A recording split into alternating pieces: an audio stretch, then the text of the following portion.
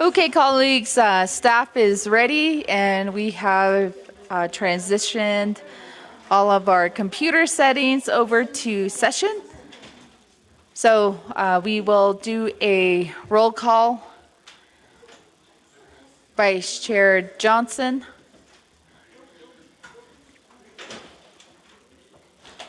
Delegate Sherilyn Yazzie.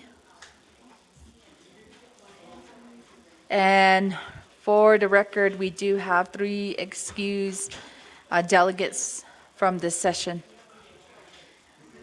With that, we do have 19 members of the council that is here with us in the chamber that does constitute a quorum. And colleagues, we're going to call this meeting to order at 3:20 p.m. Invocation.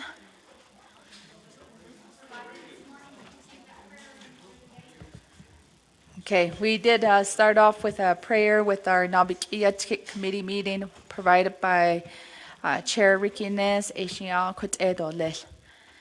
Just for those that are here, we were here in the council chamber starting at 10 a.m. this morning. So colleagues, we will move forward. We did call to order number 2, recognizing guests and visiting officials. We do have some guests in the back. Our Eastern Agency Council President, Mr. Johnny Johnson. Our former HR Director, Ms. Debbie Nez-Manuel. And we also have Tart from Water Resources, also here with us. Then many of our LDAs that are here, and also executive team staff. Adoshima, I did see you way back there in the north side. Madam Vice President Rochelle Montoya, if you could, we do have a seat up here for you, Shema, so if you would like to join us up here. And also all to our legislative branch staff. Again, and all of our viewers that are online, good afternoon. And 3, we will go down to review and adopt the agenda. Staff, if you could help read our proposed agenda into the record. Thank you, Madam Speaker. Members of the Navajo Nation Council, this is the proposed agenda of the 25th Navajo Nation Council Special Session, Thursday, September 25, 2025, 3 p.m. Presiding Honorable Crystalline Curley, Speaker, 25th Navajo Nation Council. 1, call session to order, roll call invocation. 2, recognize guests and visiting officials to the Navajo Nation. 3, review and adopt the agenda. 4, old business none. 5, new business A, legislation 0219-25. 6, close of session, announcements, adjournment. Madam Speaker.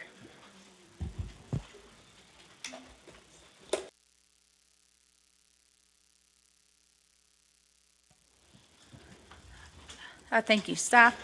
And motion? Motion by Delegate George Toll, second by Chair Vince James. And reminder, colleagues, every time you speak, it is 5 minutes. First, for the agenda, Chair James. Okay, thank you very much, Speaker, members of the council. I'd like to make a motion to have a consent agenda on legislation number 0219-25. Reserve my time. Thank you.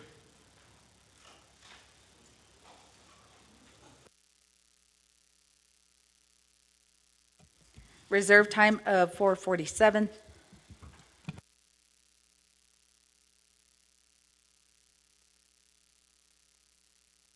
And colleagues, we will put that here on the board. It is amendment number 1 by Chair James to include legislation 0219-25 to a consent agenda. Is there a second? Second by Vice Chair Slater.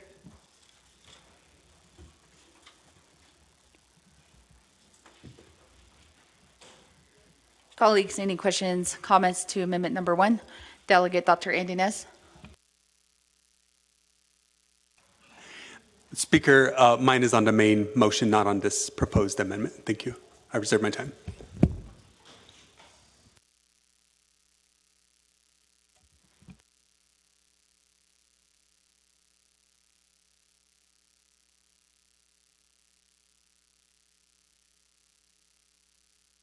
Okay, colleagues, I don't see any questions for amendment number 1, going twice and going 3 times.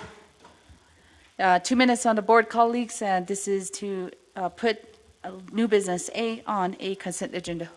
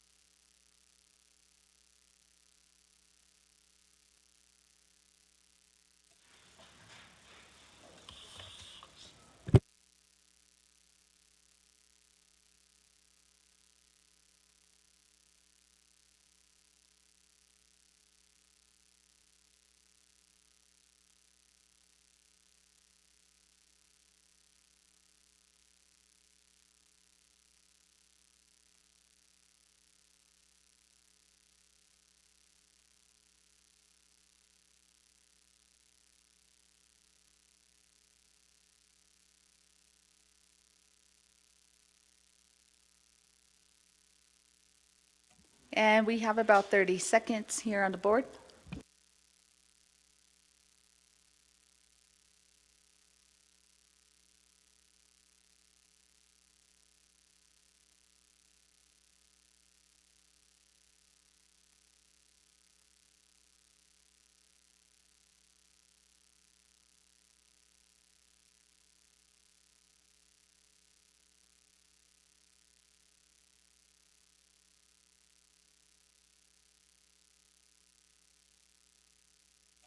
And that is a vote of 14 in favor, 5 opposed, with speaker not voting, and with 3 excused absence.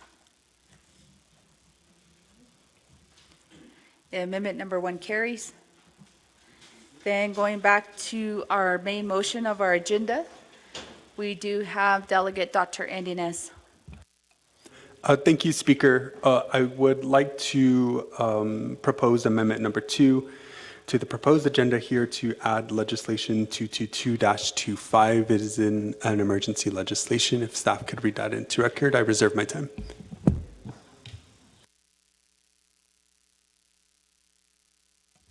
Reserve time of 4:47.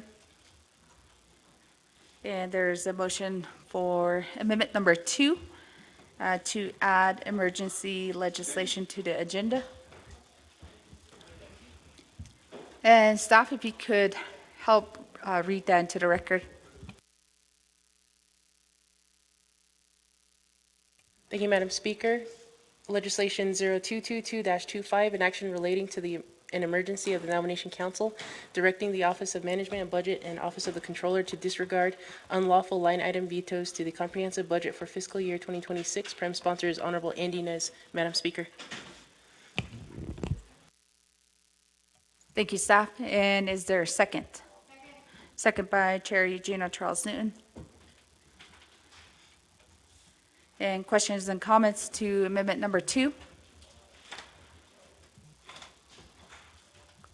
Second call and third call. 2 minutes on the board, colleagues. This is for amendment number 2.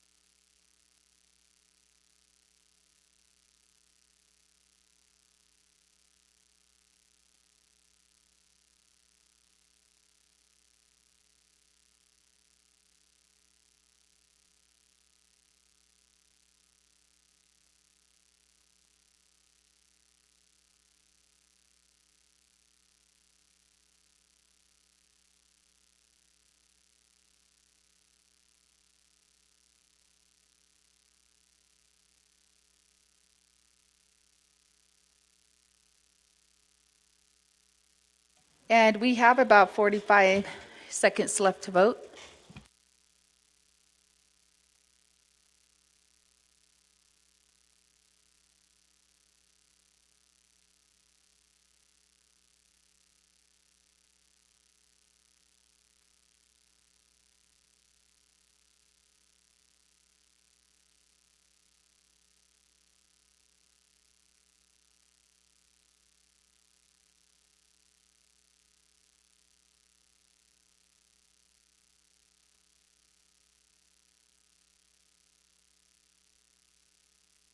Delegate Mitchell. Delegate Casey Allen Johnson.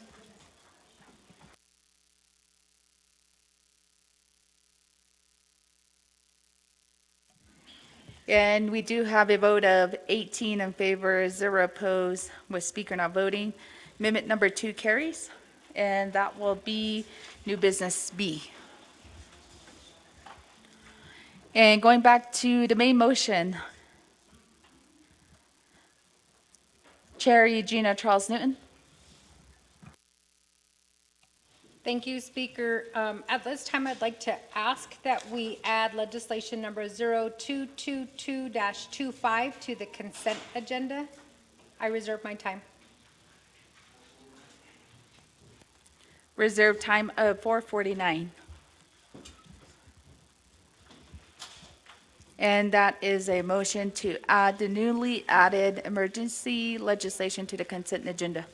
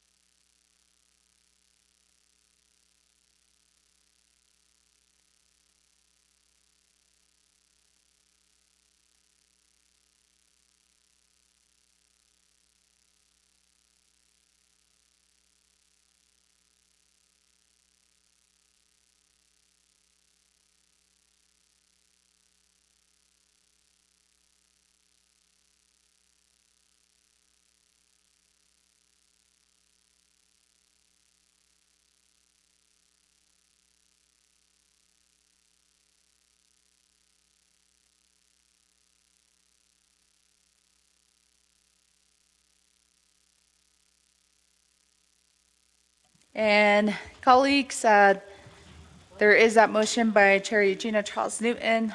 And is there a second? Second by Delegate Stephen Arviso.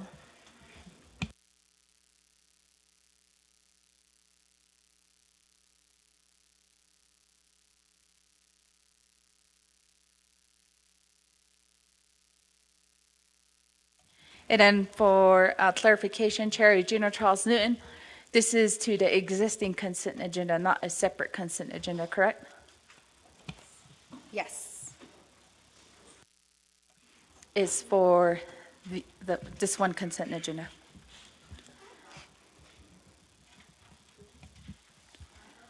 And Vice Chair Slater. To amendment number 3. Thank you very much. I guess before adding it to the consent agenda, I'd like to hear from the Office of Legislative Counsel what the practical effect would be of approving both legislations simultaneously, considering that there are directives to not have entities of the government implement the line item vetoes, and then there are supplemental appropriations essentially to make up for those line item vetoes. And I'll reserve my time. Thank you.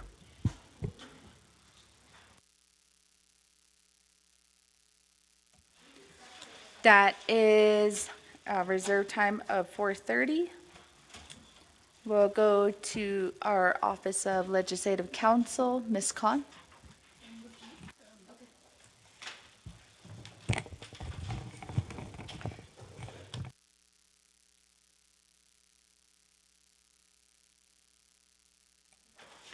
Madam Speaker, I'm going to quickly look at the emergency legislation, and thank you, if I would be given time.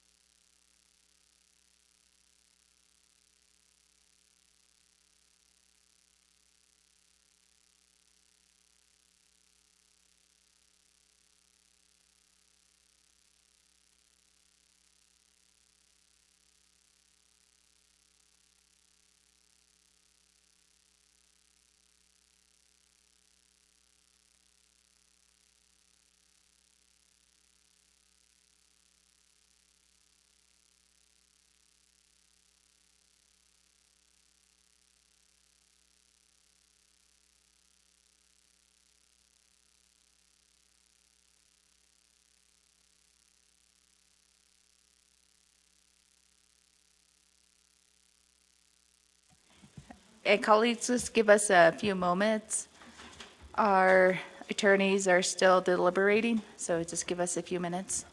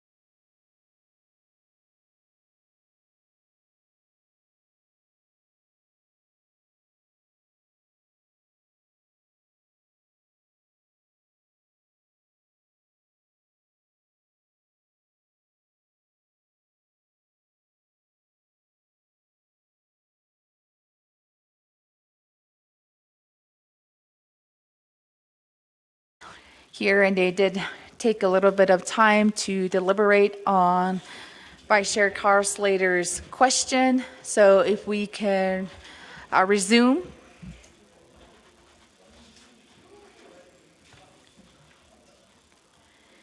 And at this time, I am going to have our legal counsel, Ms. Khan, address the council.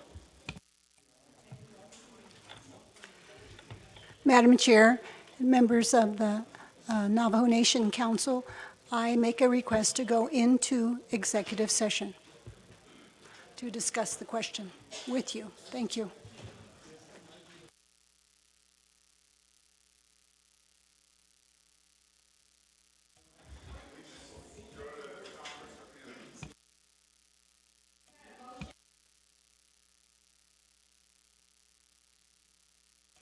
Thank you, Ms. Khan, for addressing the council. And there's a request to enter into an executive session.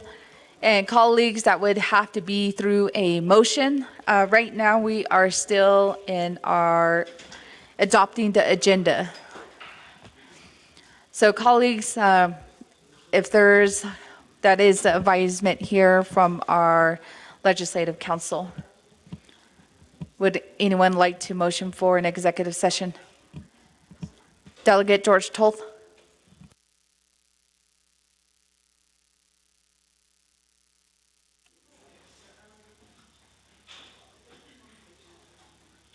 Delegate Toth, your mic is on, so we can capture that on the record. Okay, thank you, Madam Speaker. Though, now we got to go into executive session, please. Thank you. Reserve your time. Reserve my time.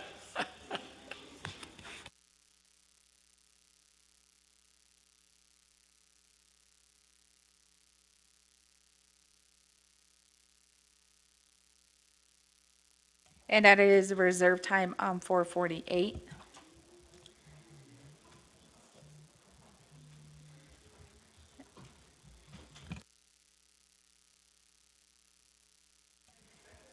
A point of privilege raised by Chair Crotty.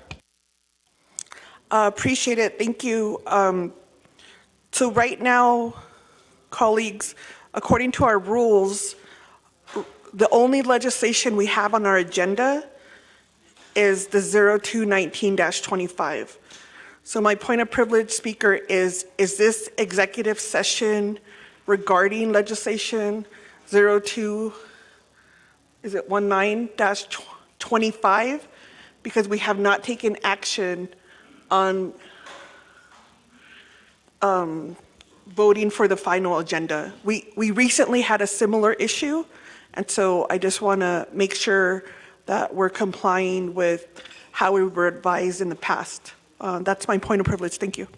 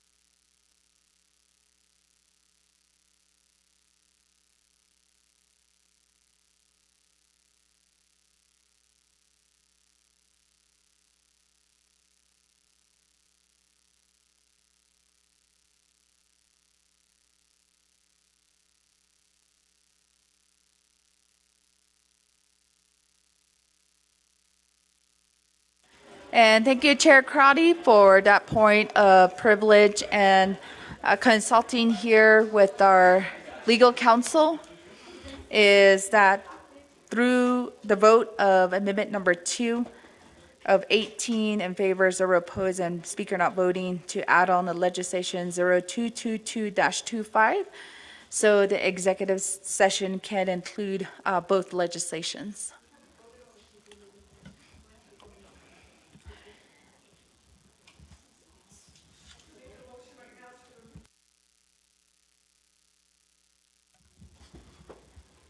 And we do have a current motion on the floor for Delegate George Toth. Motion to enter into executive session. And that will be, can you specify the time, Delegate Toth? And our legal counsel said it should not be more than 15 minutes. Thank you, Madam Speaker Ashwila. 15 minutes, did you say? Okay, I concur. Viga. Okay, thank you, Delegate Toth, and that is for 15 minutes. And is there a second? Second call for a second. Second by Delegate Yanito.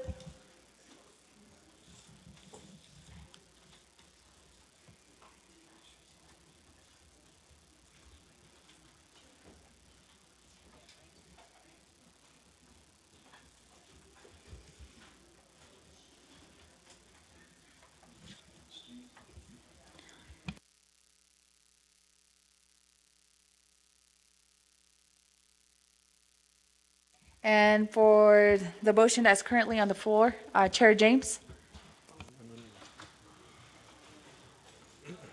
All right, that might have been for in a different lineup. Okay, colleagues, I don't see any questions for the motion to enter into executive session. So colleagues, 2 minutes on the board.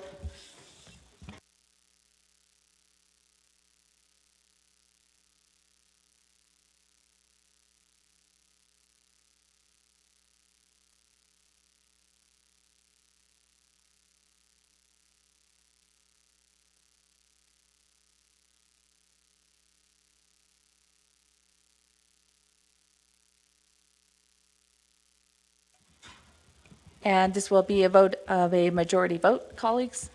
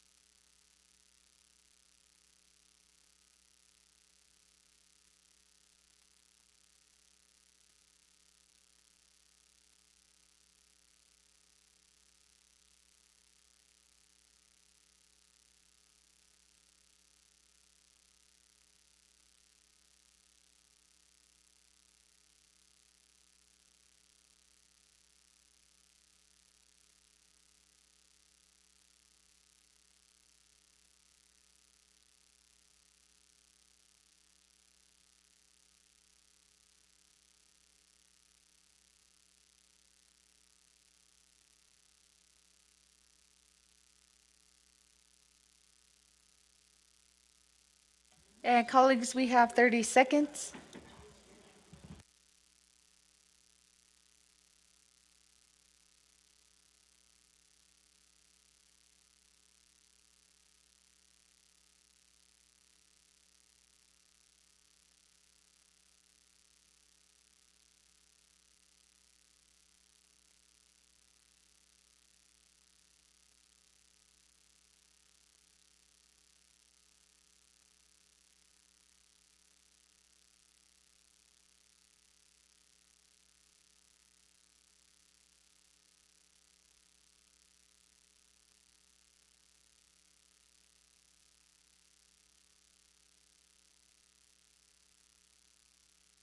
And Vice Chair Johnson, how do you vote?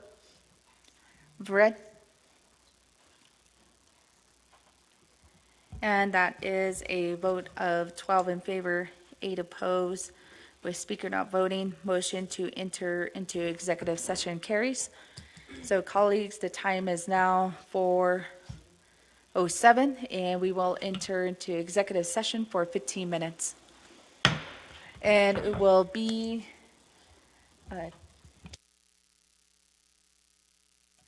South Conference Room, colleagues, and then we will lead by direction of our Chief Legal Counsels and Office of Legislative Counsel.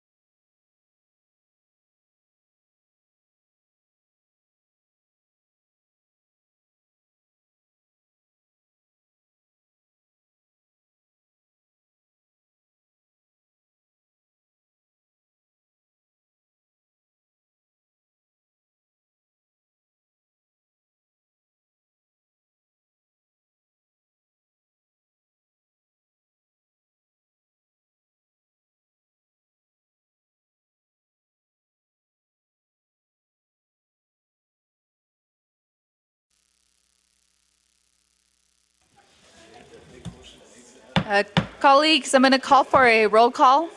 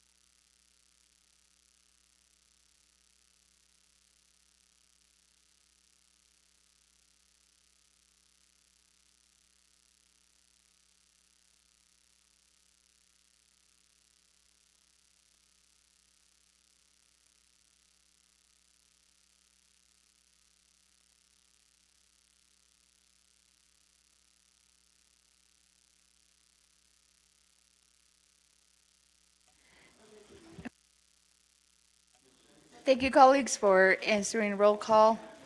We do have a quorum of 21 members here, and the time is 4:32 p.m. So at this time, colleagues, would any of my colleagues entertain a motion to exit out of executive session? By Chair Jesus, second by Chair James.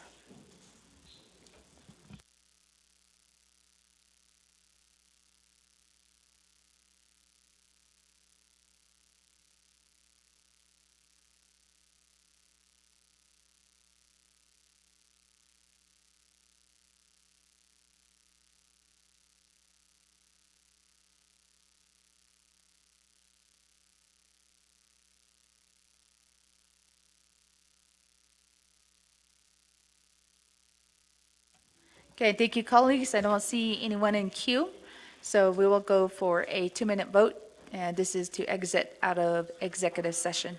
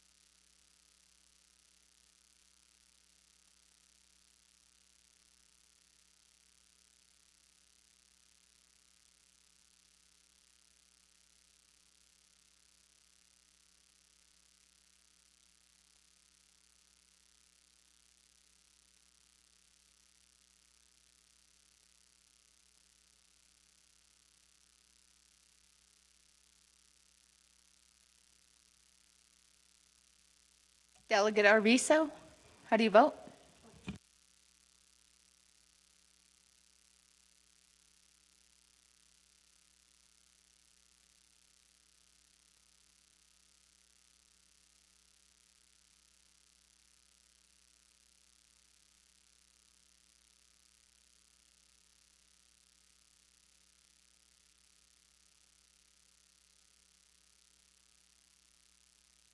And we do have a vote of 20 in favor, 0 opposed, and with speaker not voting. And we will exit out of executive session at 4:36 p.m.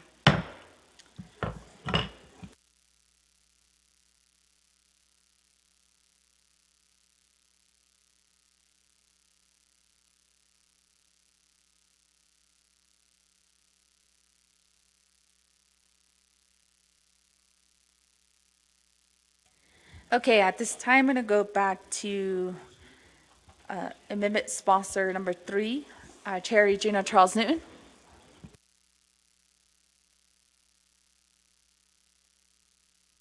Speaker, I'd like to remove my motion to add legislation number 0222-25 to the consent agenda.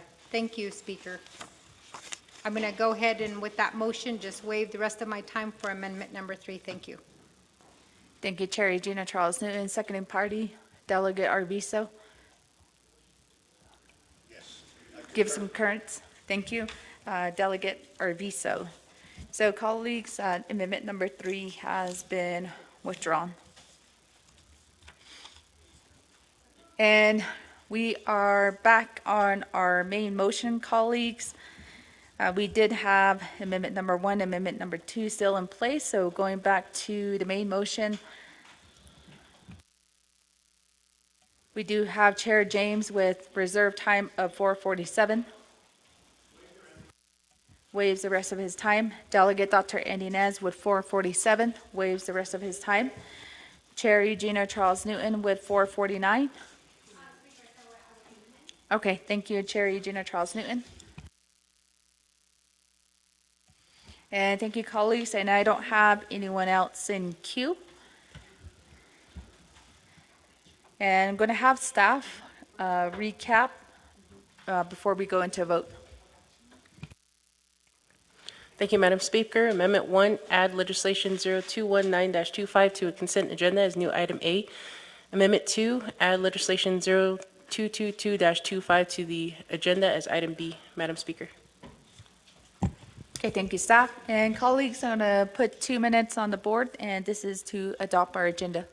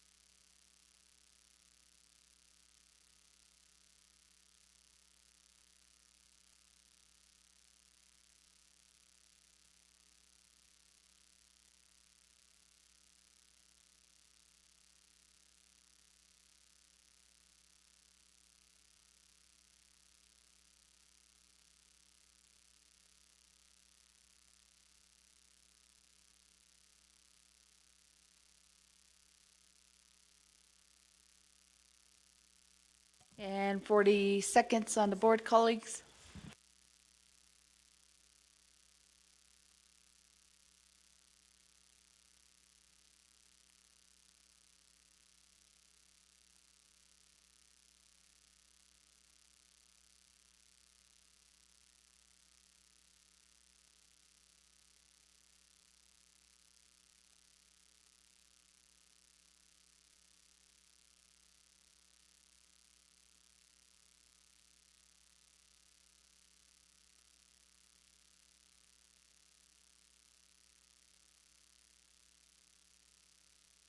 And we do have a vote of 16 in favor, 4 opposed, with speaker not voting.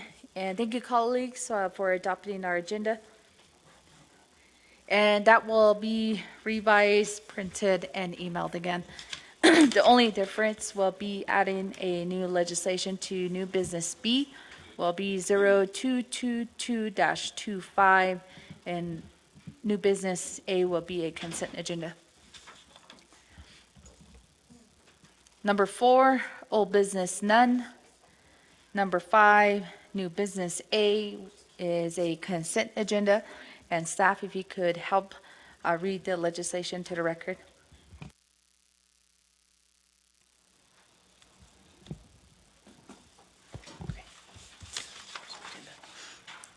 Thank you, Madam Speaker. Item A, consent agenda, legislation 0219-25, an action relating to the Budget and Finance Committee, the Navajo Committee, and the Navajo Nation Council, amending CS-44-25, the Navajo Nation fiscal year 2026 comprehensive budget. Prime sponsor is Honorable Crystalline Curley.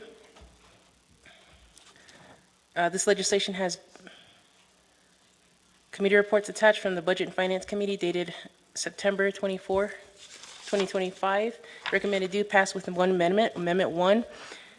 1, add after CS-44-25, Exhibit I1, Exhibit I1, new language underline, Exhibit I1, legislative concerns.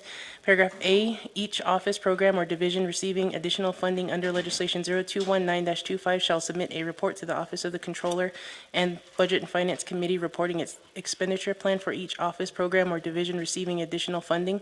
This report shall be submitted to the Office of the Controller and Budget and Finance Committee within 30 calendar days to the effective date of this act. Paragraph B, all executive branch offices or programs receiving funding increases under this legislation shall submit monthly expenditure reports to the Budget and Finance Committee and Office of the Controller for the duration of fiscal year 2026, beginning with the month following the enactment of this act. 2, authorization to the Office of Legislative Counsel. The Office of Legislative Counsel is authorized to make the necessary revisions to the legislative concerns exhibit to include the legislative concerns above. The Office of Legislative Services is permitted to make edits to conform the language in the legislative concerns in this amendment to the language in the existing legislative concerns exhibit. 3, renumber, reletter succeeding paragraph sections and exhibits as necessary and appropriate. The Office of Legislative Services and the Office of Legislative Counsel are authorized to make technical edits, including recalculating totals related to this amendment and its exhibits to implement the committee's intent. This amendment supersedes inconsistent language and any other amendments which language shall be conformed to this amendment. Committee report from the Navajo Committee dated September 25, 2025. The legislation was passed and referred to the Navajo Nation Council with no amendment. Per Navajo Nation Council Rules of Order, Rule 9, legislation has been read into record by electronic voice recording. Madam Speaker. Thank you, staff and colleagues. I'm going to call for a motion. Motion by Chair Vince James. Second. Second by Chair Eugenia Charles Newton. And colleagues, I'm going to put 2 minutes on the board, and this is for the main motion vote.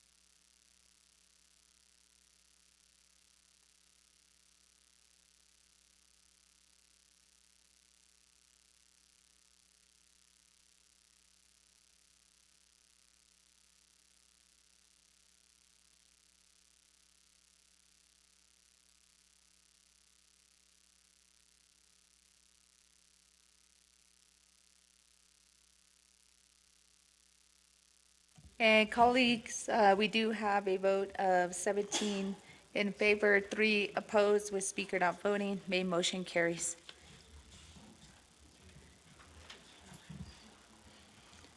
And going down to new business B, 0222-25. And staff, if you could read that into the record. And primary sponsor is Delegate Dr. Andy Nez.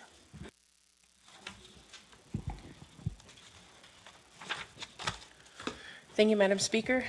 Item B, legislation 0222-25, an action relating to an emergency for the Navajo Nation Council, directing the Office of Management and Budget and the Office of the Controller to disregard unlawful line item vetoes to the comprehensive budget for fiscal year 2026. Prime sponsor is Honorable Andy Nez. Co-sponsors are Honorable Stephen Arvizo, Honorable Helena Nesbigay, Honorable Norman Nbigay, Honorable Eugenia Charles Newton, Honorable Amber Knezwa Crowdy, Honorable Crystalline Curley, Honorable Vince R. James, Honorable Brenda Jesus, Honorable Ricky Nez, Honorable Shandine Parrish, Honorable George H. Toth, Honorable Curtis Unito, Honorable Sherilyn Yazzie, Honorable Lester C. Yazzie. Now, the legislation is final authority with Nomination Council. Per Nomination Council Rules of Order, Rule 9, legislation has been read into record by electronic voice recording. Madam Speaker. Thank you, staff. And colleagues, motion? Motion by Chair Vince James, second. Second by Chair Eugenia Charles Newton.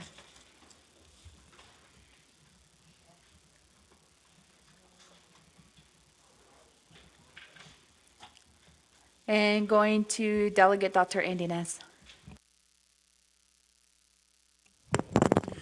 Hakoshi, yeah, Shada Kodo Chair Speaker Curley, Auto Adan Shinhat Adan Sinigi Doshi, Adan Isonals Ada Do Dani Honasi, the Yat Asen Ado Biketchen Hidini Doles, Didi El Saya di Salbe Nahudet Id, Bojihiki E Kodon El Sos, Khala Eya di Kodo, Nihelaj Sadai, President Joe A. Kwaiki, Hashin Sogo Kota, di Basin Linki Nahuja E Itzo.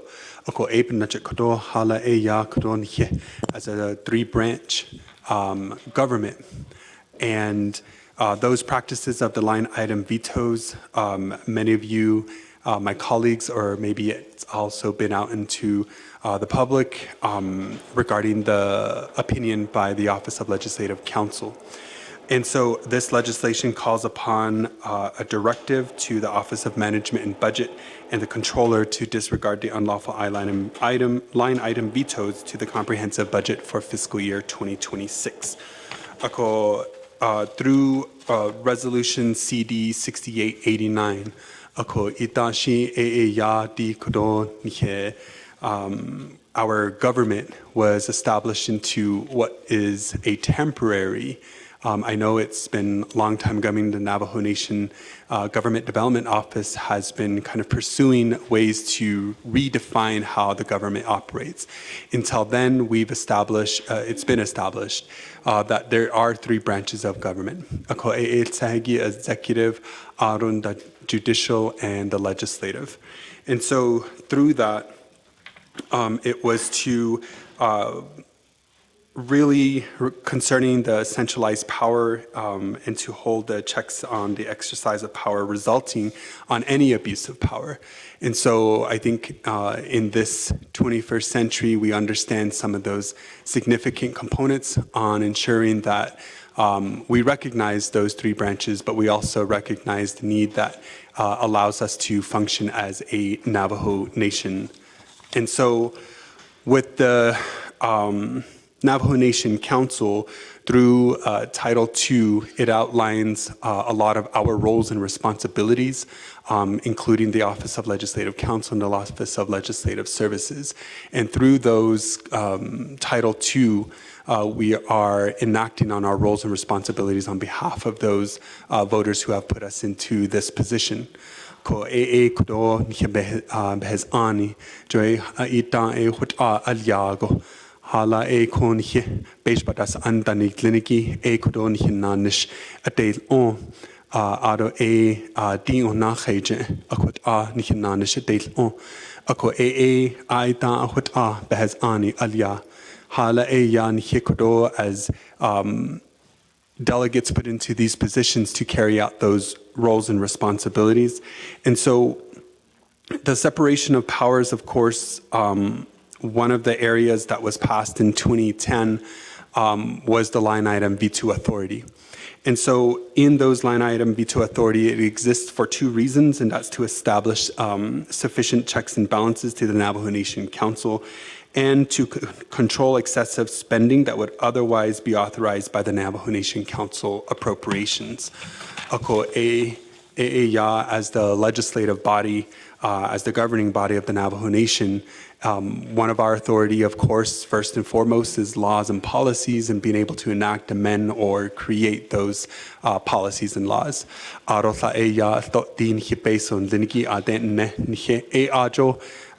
on Liniki, Hajo kon hik at the date into a Jonugo a ajo based on the projections that are provided to the Budget and Finance Committee, the legislative, the executive, and judicial receive those amounts and being able to work with their respective divisions, branches to be able to allocate those appropriate funds.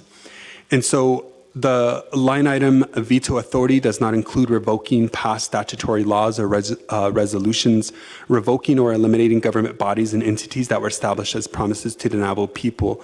Joe enidia kwa ki be hasti khala e ya di kudo title 2 guna ai da hun epaka ni has ani na aliago ako epic honi hinanish date on ako minimizing that effect to be able to exert the roles and responsibilities that we do as the legislative body are not and should not be compromised.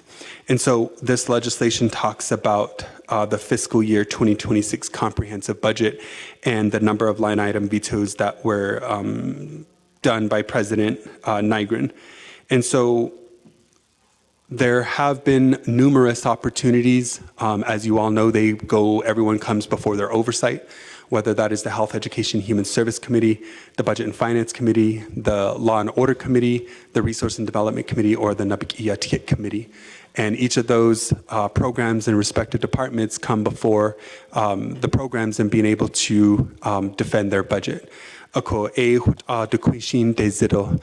A adon haniyad hala a lanjit just dato a big ehoti based on liniki hut a chodadi nidsin jo a na heje a hut an hinan shadel on bini na a ajo based on liniki ni jode ado a nat a kodo sato hut a na nishadati lito the ne hashin so hut a baka atija a git a shin a ado hut zad and the ni kodo to beispadas andani kliniki a shin ade. You know, we had a lot of conversations about the oversight and being able to move those budget figures along. And so despite a lot of different attempts to be able to convene with any of the standing committees or even the oversight committee as the Nabikiyatikit unfortunately did not occur. I know there was an exchange and series of different memorandums and other forms of correspondence, but I feel that an in-person dialogue is more important to be able to understand exactly the rationale for some of these figures that are going out for operations. And so through the line item vetoes that were done to CS 4425, it eliminated the following budget items for the legislative branch: all the funding for operating expenses for the Budget and Finance Committee, all of the funding for the operating expenses for the Health, Education, and Human Services Committee, all the funding for the operating expenses of the Resource and Development Committee, all the funding for operating expenses for the Law and Order Committee, all the operating expenses for the Nabikiyatikit Committee, all of the funding stipends to the Navajo Nation Council, all the funding of operating expenses to the Navajo Nation Council, all funding for the operating expenses of the Office of the Speaker, all the funding for the operating expenses of the Office of Legislative Counsel, all funding for the operating expenses of the Office of Legislative Services, all funding for the salaries and operating expenses of the Legislative District Assistants, and all funding for the salaries and operating expenses of the Navajo Youth Advisory Council. And so it eliminates and puts one branch at a very disadvantage considering that we do have oversight authority, not only to the OPVP, but we do have it to our respective programs within our oversight. And you are all familiar, for example, and for the public, basically, for example, the Department of Health, we have Health Education Human Services Committee and oversight. Our enterprises and others are also oversight by the Resource and Development Committee, Public Safety, through the Office of Law and Order Committee, and others. And being able to not exert a lot of the roles and responsibilities because essentially what is occurring here is you're preventing a three-branch government that was established through CD 6889 and being able to work in tandem on behalf of the Navajo people. And so those, unfortunately, have been compromised as far as the roles and responsibilities that we have here to initiate. And so this legislation then is a directive to the Office of Management and Budget, as well as the Office of the Controller, to disregard those line item vetoes for the very reason that you're eliminating essentially the statutory outlines that give us the roles and responsibilities to do the job that we need to do. And these include, as some of you may have heard, even as far as like our insurance on October 1st, not having us covered. I'm willing personally, going to risk being able to go out and still serve my community. But I know that's one liability that is of concern, and being able to minimize that as one example that I want to share here. And so, again, this would go into the hands of the Office of Management and Budget, as well as the Office of the Controller. And one thing that is important for me, and something that I had recommended as far as this legislation, was to ensure that these directives that are typically passed, that they are carried out. I know that this council, as well as the Nabikiya, has issued several directives. Ako san liniki shin to slata ya to neta. There's no action to it. There's no response or respect to it. But we're established to be able to hold accountability to ourselves and other branches, to other programs and departments, and we do our best to be able to initiate that. And so we did put into this legislation 15 calendar days of approval of this legislation that OMB as well as OOC shall provide a written memo to the Navajo Nation Council outlining the reasons the directive is rejected or incomplete. And so that concludes the portion that we wanted to share here as far as the legislation that you see before you. And I realize I do have about 8 minutes left, but I am going to waive the rest of my time. And if there are any questions, recommendations, or comments, and I look forward to the dialogue. Yeah, Shada, Speaker.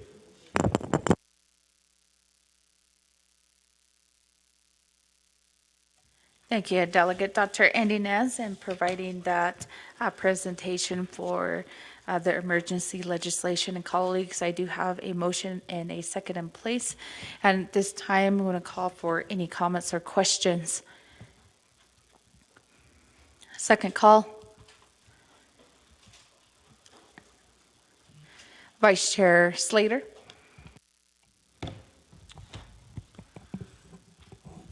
Thank you very much, Speaker.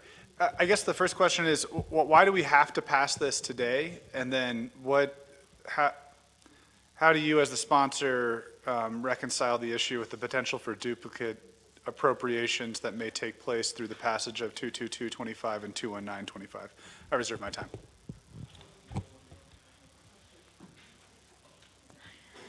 Reserve time of 4:41. Delegate Mitchell.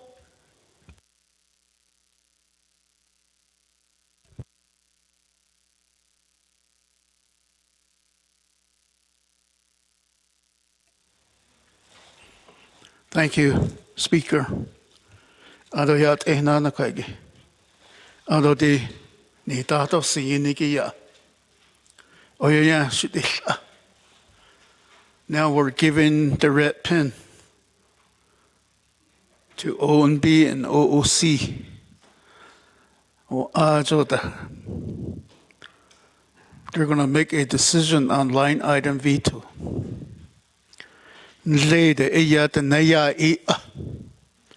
There was an initiative that happened.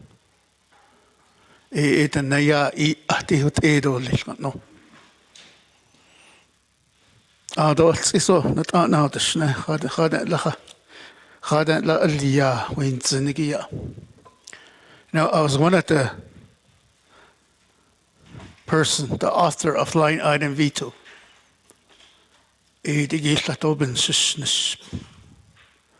Although Budget and Finance Committee back then, although when it went to the full council, so that document just turned into an initiative.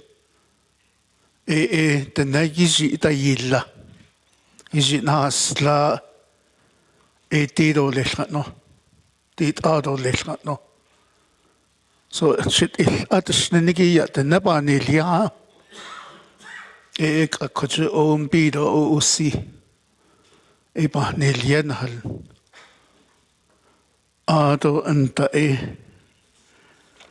since it was created in an initiative, if we want to go back and eliminate the line item V2, we're going to have to go back the same path on how it became law.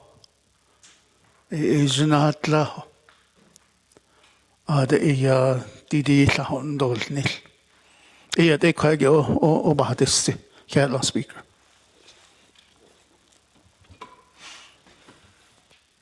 Thank you, Delegate Mitchell.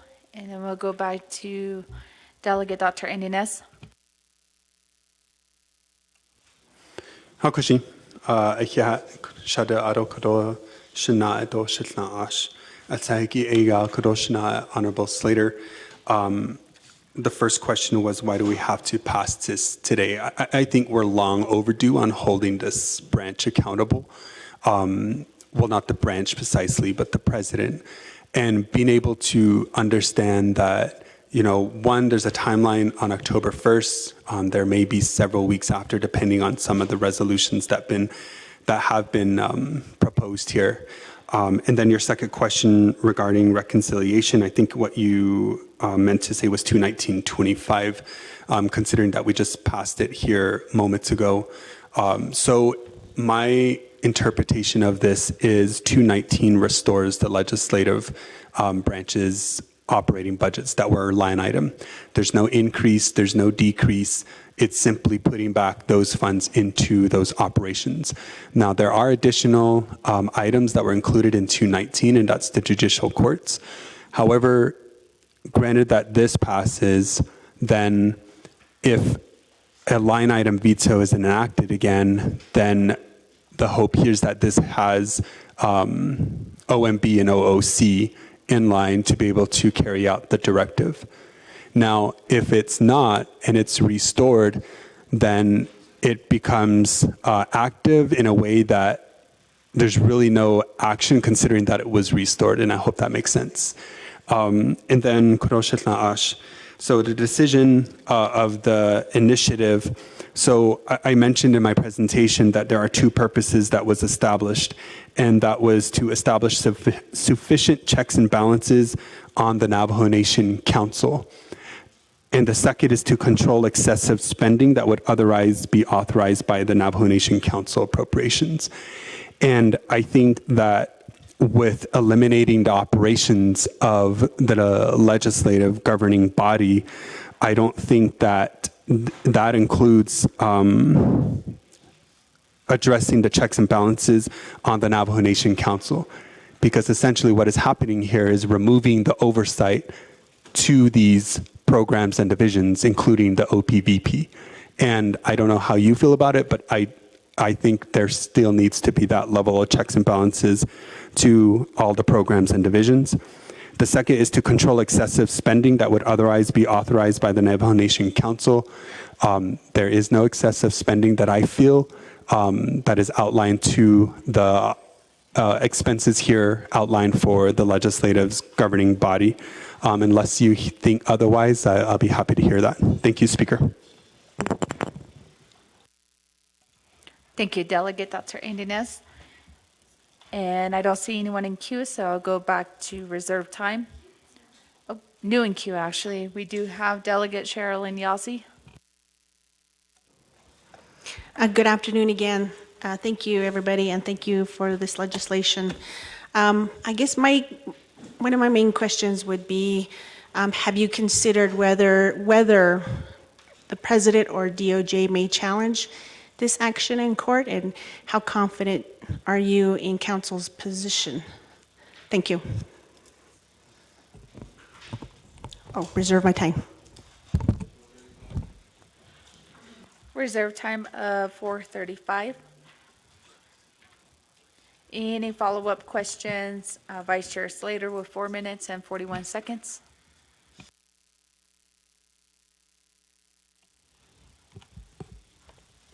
Thank you very much, Speaker. So saying it's long overdue that's not a reason. That's just describing the amount of time. What I'm concerned about is potential precedent being established and us also undermining the arguments that I think we all agree with in terms of the authorities that the president was granted in the referendum. He was not granted the ability to effectively shut down a branch of government and prevent it from operating with any meaningful effect, which is what he did through his vetoes. That obviously needs to be constrained and shouldn't need to be with whatever that signing memo was, and I won't characterize it further. But the concern that I have is, okay, we're saying you unlawfully acted over here, and if you start at the beginning, you have the comprehensive budget resolution, so then you're saying with 22225, OMB and OOC, you are directed to restore the funding that was illegally and unlawfully taken away via the line item vetoes for the legislative branch. And then we just passed 21925 that says we are appropriating almost identical amounts. If you remember, there's an error in the Youth Advisory Council, right? So now we're appropriating the lesser amount. And if you're saying you're restoring it because of that, maybe you'd have to get consensus from OMB, OOC, OLC, and DOJ to say that the 244 is what will be restored as opposed to the 289. Because the way I'd interpret it right now is that you then have a conflict between those two numbers because there's a quote unquote error in how that was all calculated. So you got the 280 something versus the 244, and we're not really addressing that. And the other thing is, what is the single unified legislative appropriations audit trail? Is it the authority that comes from OLC issuing the opinion, and then that moves on down through the implementation of OLC and OMB? Or is the business unit appropriation authority coming from 21925? And then 21925, of course, they have the judicial stuff, and that can be excised from this whole discussion we're having right here. But it's almost like 21925 would have been stronger if it had included other, supplemental appropriations or whatever else needed to be handled. So I don't think that other delegates from the conversations that we've had share my opinion, so I'm not going to seek to amend the legislation and try to make things crazier than they are right now, but I'll reserve my time for the time being and look forward to hearing other delegates' thoughts. Thank you.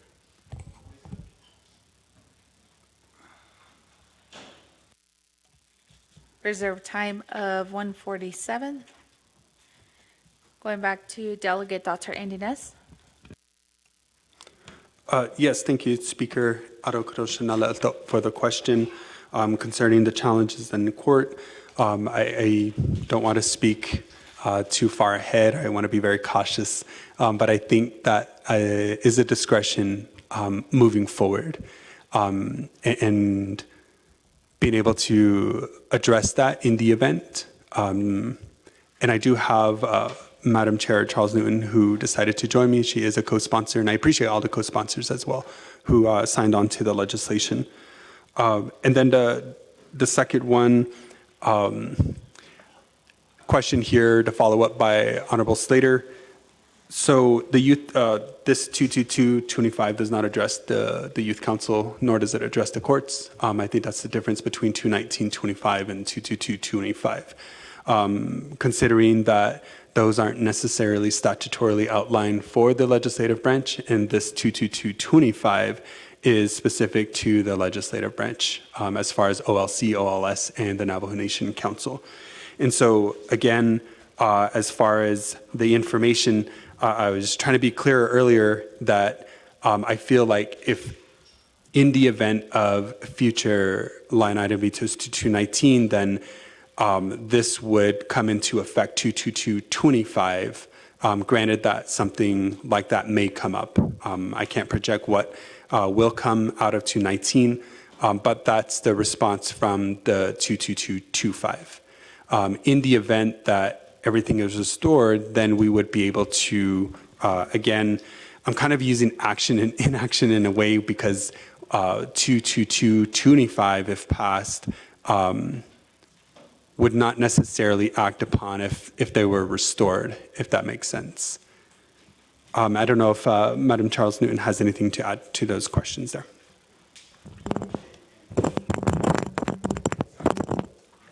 Thank you. Thank you, Delegate. Thank you. Thank you, Delegate Naz. I appreciate this opportunity to address some of the questions. I did sign on as a co-sponsor to this legislation because I believe that the statements that are made within the legislation do stand true to what is happening at this point. Looking at your code, 2 Navajo Nation Code clearly states the responsibilities of council as well as the responsibilities of us as oversight being assigned the various committees. I do appreciate Delegate Mitchell's concerns regarding the line item veto.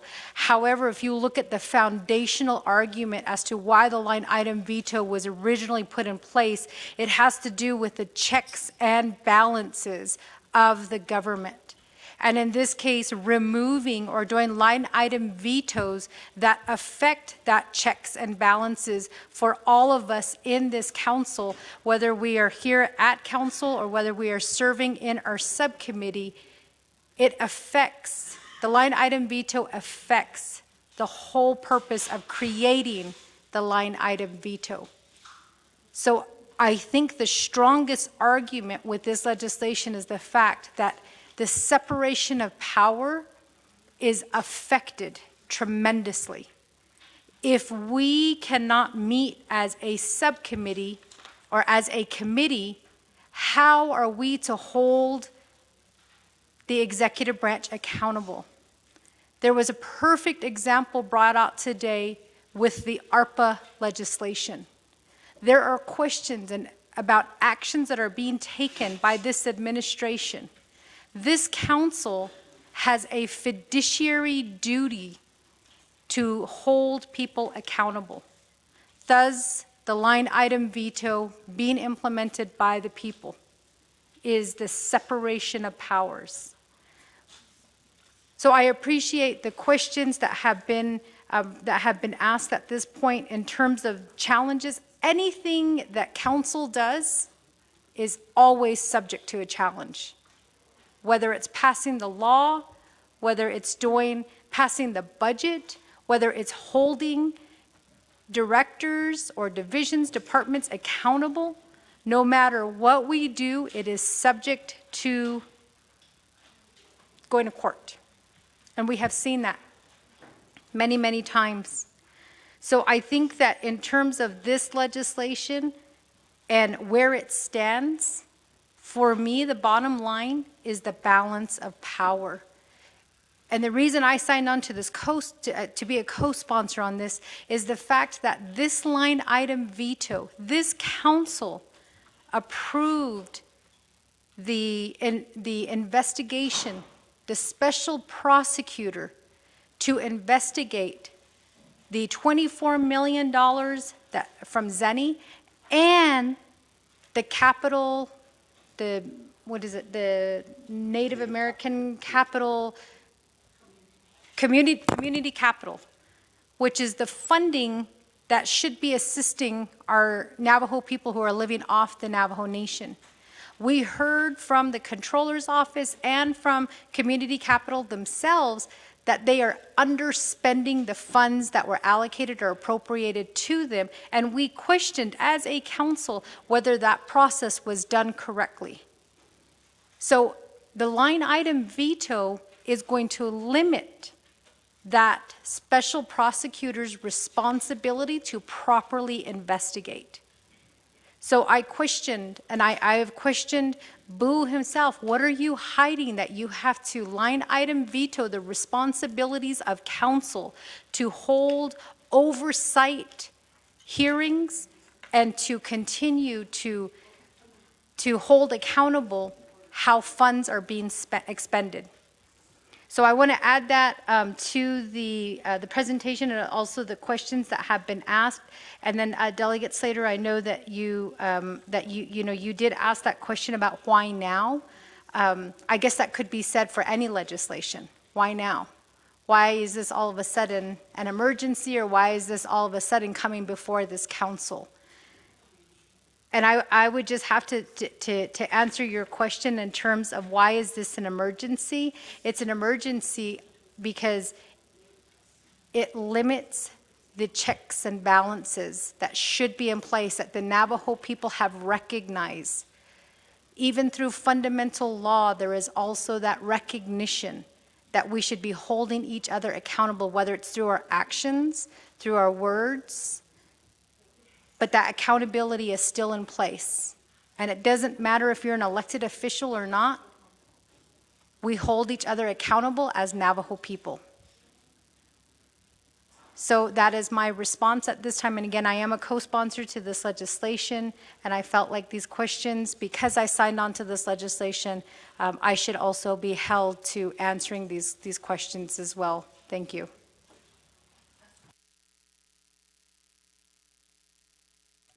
Thank you, Delegate Dr. Inez and Chair Regina Charles Newton. And colleagues, I'm going to go back for questions back on the floor. We do have reserved time for Delegate Sherilyn Yazzie with 4 minutes and 35 seconds. Thank you. I do understand, a lot of this is strategy, and so there's a lot of things that, we don't know what would happen after this. Everything, I feel like, just my experience with council, a lot of our laws are 30 years and plus older, and times have changed. Even politics, at the federal level around the world has also changed. And so I think these are important times for us to really challenge and also find solutions, new solutions. And so maybe this might help us do that. I don't know. Everybody on this council, every elected official thinks differently. But I do understand where, the president's veto does contradict the intent of his veto powers for this, because the original intent, my understanding, is that people gave him the power to make sure that there was no overspending by council. And I don't think, we're not doing that as a budget. As an individual and a member of the Budget and Finance Committee, we did our best to go through and make sure, we're checking expenditure rates.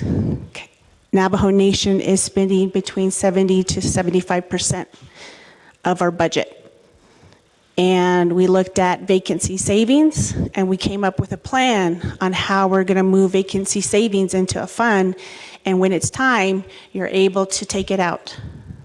So a lot of this, to me, is just safeguarding and protecting the people's money. We want to ensure that there will be a future for our nation. And so I, too, also signed on as a co-sponsor. So I do appreciate that as council, we're going into this new territory of trying to really understand our laws in this current time. those are my comments for now. Thank you. I'll waive the rest of my time. Thank you.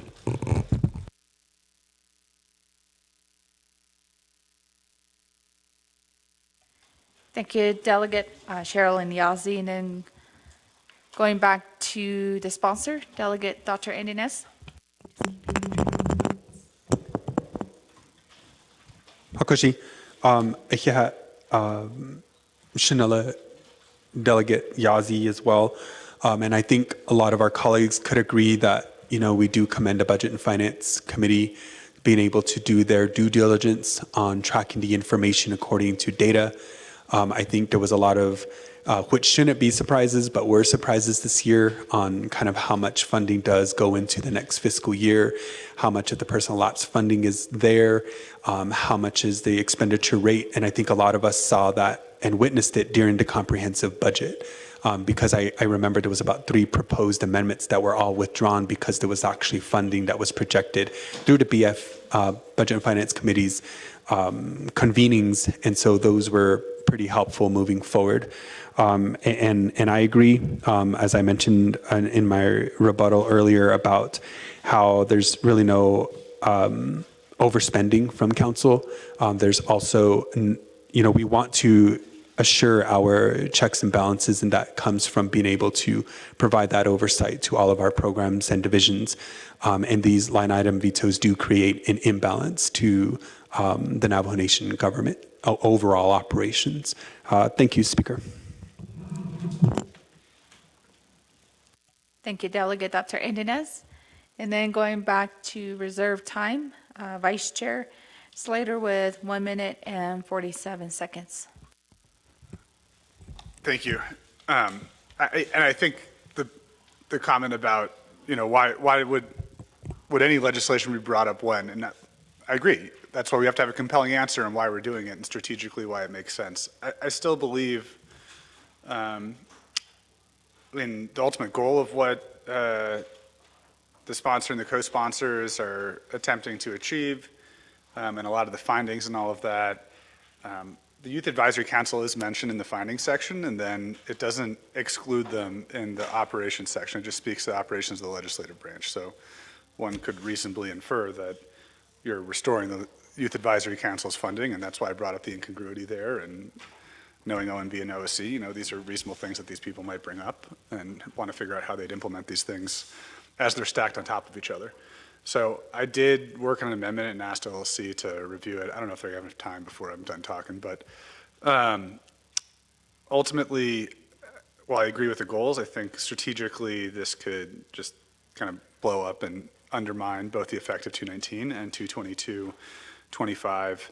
And I think that when there are serious challenges that deal with the 3-branch government, that unless there is an immediate emergency where lives are going to be lost or something to that effect, or the safety of the Navajo Nation is at risk, we need to be more deliberative and sober-minded in this, and that this should have gone to the Law and Order Committee. There should be potentially been some input from the Department of Justice, et cetera. Functionally speaking, passing this today is not really that different and could compromise things compared to passing it next week or 2 weeks from now. So I'll reserve the last 3 seconds. Reserve time of 3 seconds. Delegate Dr. Inez. Thank you, Speaker. And I appreciate, again, I think a lot of us, based on our respective committees, the information that we're provided, granted, comes out from the forms of suggestions, recommendations, questions, and other matters that are brought forth before any legislation. And so those are well taken. And, we just look forward if that amendment is reviewed, then we can certainly entertain that as well. But that'll be my response. Thank you, Speaker. I'll give some time to Madam Charles Noon. Thank you for that, Delegate Nez. So what I will say is that as a council delegate, again, we do have responsibilities. And this line item veto, I understand, Delegate Slater, that your concern is that if this legislation is passed to restore those funds, that the recent, or the legislation that we just now passed regarding the budget will also be, if it does get signed, that those funds would also be restored as well. So we could look at it in basically maybe two different ways. Number one is we run the possibility, or we run the risk that that Boo will line item veto this amendment again, but just give judicial their funds. So this legislation could technically serve as a fallback in the event that does happen. But if he does sign it and he does restore those funds, then I think that this legislation just makes it very clear, as is stated in the purpose on the front page of this, on the front page of this legislation. This proposed resolution is an emergency and directs OMB and controller to disregard the line item vetoes to CS-44-25 as unlawful and invalid. And so I think that in that case, if the budget, or if the amendment does get signed and this legislation does go through, we as a council, if it, we could easily just rescind this legislation, or there's other avenues that we can go down as a council. But I think the ultimate goal is that that these funds be restored, because as a council, and with the many delegates who have signed on to this legislation, this line item veto does really affect our responsibilities. And I've been doing some research on council. So technically, council was established on September 23rd, 1922. And the first council meeting was held in Tuajalina, New Mexico on July 7th, 1923. Since then, council has operated on behalf of the Navajo Nation, working for the best interest of the people. And I really appreciate what Delegate Yazzie stated in terms of the line item veto and the way that this is supposed to work, in that Budget and Finance did what they could to ensure that funds were not being, just being thrown out there for the Navajo people. And I think about what the president's, what he has all over his campaign slogans, which is think for the future. And this is a mechanism to think for the future. And I hope that he's listening. Because as a council, we are thinking for the future, in that we are saying that this line item veto has limited the responsibility and the authority of this council to serve as oversight. So I just want to state that, Delegate Slater, I know your heart is in the right place, and you're thinking, in terms of like, okay, what if they both pass, then what do we do? I think that this particular legislation, as I co-sponsored, is making it very clear that the line item veto, his exercising of the line item veto in this case has overstepped that boundary that was established in creating the line item veto. The fundamental, the foundational argument being that checks and balances are in place. And he's eliminated the operation budget of council, which has taken away our right and responsibility to hold them accountable. So I want to add that much to the comments that have been made by Delegate Nez, and I really appreciate this legislation, because I think it really challenges that question. And I think Delegate Yazzie, made a really good point, in that we have to start looking at the laws. Some of them are old, some of them, do need to be changed, but that in the end, it's safeguarding the people's money. That was her words exactly, and I'm going to use that because I think that is a great way of thinking about this budget, is that it's safeguarding the people's money, as well as the responsibility of council and holding them accountable. We are safeguarding the people's money. Thank you.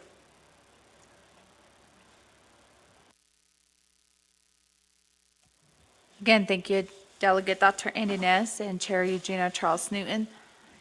And we'll go back to the floor, colleagues, for questions.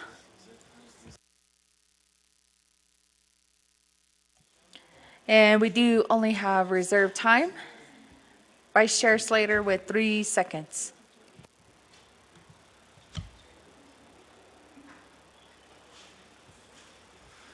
I can't speak that fast.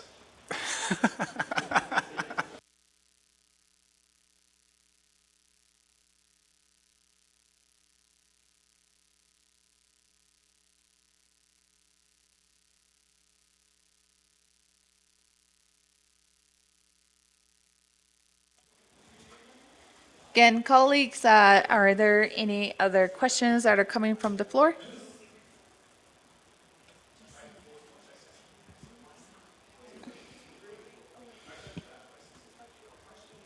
Okay. All right, second call. Oh, Chair Crotty? I appreciate it. Thank you, colleagues. There was a proposed amendment. I just wanted to see, in terms of if Legislative Council needs more time, and if we could then recess and review the amendment, and I'll reserve my time. Thank you.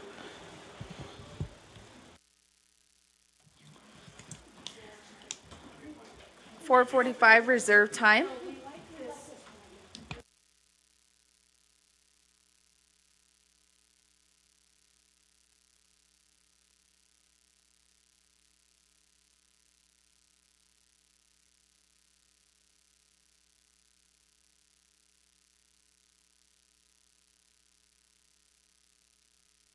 All right, colleagues, they are finalizing an amendment that would require about at least 10 minutes.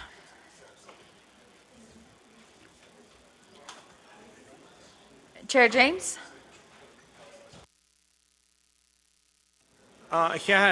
Speaker, other members of the council, do hati sitan zine 10 minutes na that no benak ok atananasi. Ado shin point of order shin hati disht ihtoko. Akot ashin ado hat na 10 minutes adoli. Ako kodo shinant no thanigi the line item veto. 2009 at da be la azli. Ndede nihinant dan linigi discretionary funds bed sitting a state. Beninat ya line item veto adult ni jokot ben hit na hasne. Do kodo na it ige in hitaton nils edon sad linin haalia. De ya to ochoto nida. Le nasko yites cargo be hiots eto le. Ada ochot be ishane en hitiliad en da eat na ligi. Akotik at kote nihilhol jiste. Nachin hadatzes dahi ben hitchets Obe hwe et lako. Tlachio tatna natzo. Ek at hot aba yika. Do bin ya kot aba at ye neldant eko. 2009 at da. Hajo a hilnach nesto le. Kodo agatit ahi hashke has ando. Adonana kojin ha large da has tahigi bilta anish na has anje. Beshma has anet bilna anish. Hajo not ani no theni ehil na nesto le. Hajo besot aba hazenonan deho ino senon hiten ne eben nach. Jo kot ben hit yat hi o khashi dot ne krego. Sad ya yadalt hi o kot ben ya da yet nen. Adet ehit ben hitchets ni hiten ne et that o hayu benetjich Da anish has anje hweya da anish has ane be bitzits ho kwanza de benet da jich not an in hajelon ha lange that's da. Kheshe kotedonich aten kheshe kot aya hatotze aten. Beni ya kot do line item veto be hiots to lechet adon hito nida. Ako yego itich kodo Shisizidok a Kodopesh Mas Ananit Lenit Ida Altro Beta Anishton Handa and Nashens Ida Altro Obik is Ezo. Ado Beso Chahna Nel. IDC the Nigo Yini Jericho indirect costs. Naten Kinal Gaideba Beso Nante Eda Zilatope Hohodni Hilto Eda Zilatope Kast or Zohobe Hua Hot in Echo. Jokodat Eho Ado Hajoban Sahas Kesda Ado Hajo Be Hatat Zita Shat Shin Jot O Kot Don Hilya Hajagatan Not Ani Jelon Do Kodon Higa Todat Zdada Shemad Edaha Aka Jobago Yan Higa Toho Jelonle a Janshi to Sachin Ade Hoko Hot Nida Den de Kodon Higa Toho Jelon. Ako dishes zido eedik at hajoto le. Jokot a eedik kodonal sos ni hitato nil sozi ki eekot a nal nesto lehigi it eko. Our priority at this point is to try our best to fund the legislative branch back. That's our priority. Eben saha kesi be it eko. Ehis neil nesto leh odi not on his ad. Do eka shimpe na ho ishtane it nil zenda ako. Ako kodonat anit linits that ede ya. Do eka da na nation linibits an kodod nilo en CKC gipini na ekodo e hot asad linisha ako. Beso chahna nil indirect costs not to put the Navajo Nation in jeopardize situation. Eben the Ecuador legislation hitato nil so do plato shije isla. Ede hot eba hasti do le here.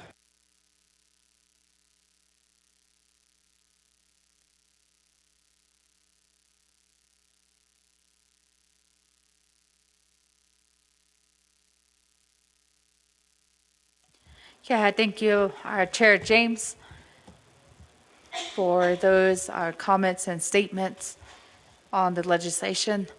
And colleagues, the amendment is being sent over to staff, so just give us a few minutes. But in response, go back to the sponsors.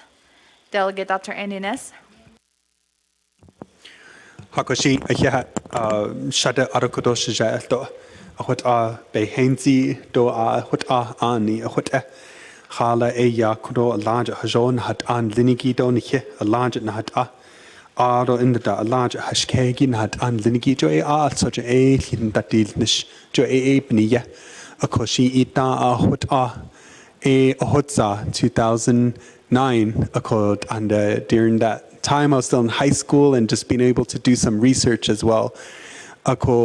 Being able to be in this position and being able to see and understand what is out there, what is before us. And I think each of us took a position, and we even took an oath, right, to be able to hold ourselves and other branches accountable and being able to carry out our fiduciary responsibility to uphold the checks and balances that ultimately affect our Dene people. Jo biniya ako hut akadoshaje ani dene do hut asan lingin jono di tsatla ako ba hin sindo ba hele shikodo shisizino ako hut do le aden neshik da isno tsado kodo ni hanali hut jo bininadi sa bena hut hin lini that they linigi join in so ko nas do cash do le needsin hut be cases empty Aro kodo shaden linigi alto hashin soko kodo san linigi shi alto nat hardo alto. Madam Chair.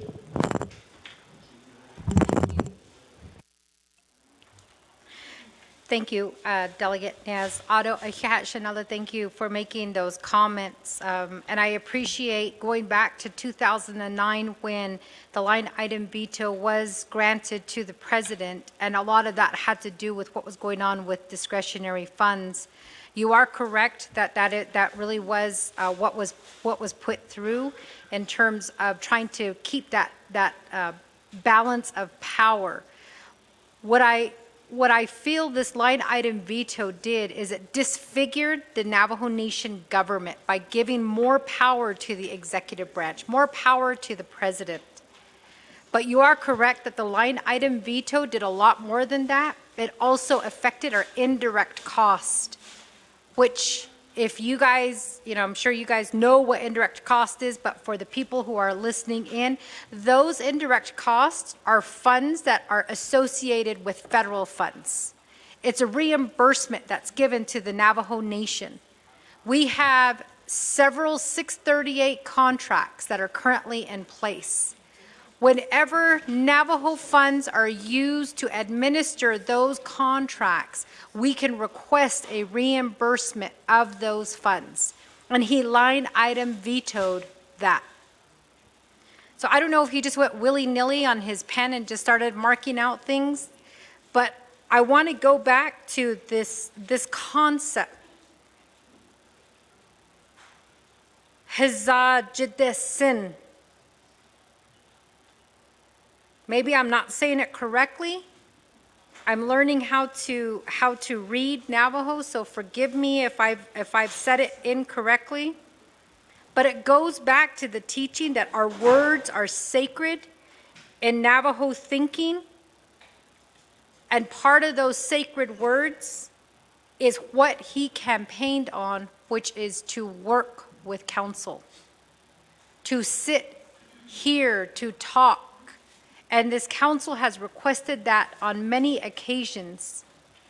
What really bothered me about the line item veto is not only the fact that he's created this imbalance of power, but 27 lives were affected.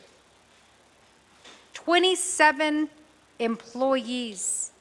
The Budget and Finance Committee worked hard to ensure that nobody loses their jobs, that not one Navajo would have to go home to say, I don't have a job anymore working for my Navajo people. But he went ahead and he line item vetoed that portion of our budget. So in terms of what Delegate Vince James stated, the line item veto, it's supposed to address corruption, which it did in 2009 with the discretionary funds. The abuse of discretion and the lapse of judgment coming from council. We increased his budget by more than 60%. I feel like this council, we gave him that. He never came to sit down with us. He never asked us for anything more. We all saw emails where he was inviting us individually to come and meet with him. And I appreciate one of the comments being made that this is backdoor or backroom dealings, which is how the old council or maybe old politics used to work.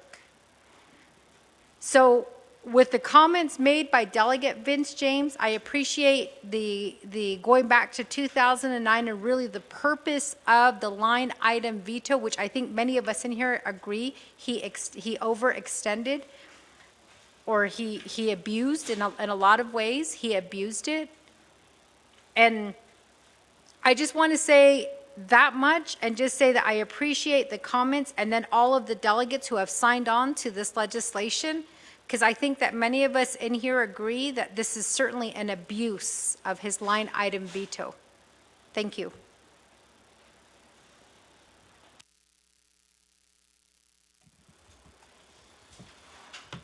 Okay, thank you. That completes your response, presenters. Biga, yeah, okay. All right. Amendment lena khaylat ya equagi amendment nina khajis my son Honorable Amber Crotty.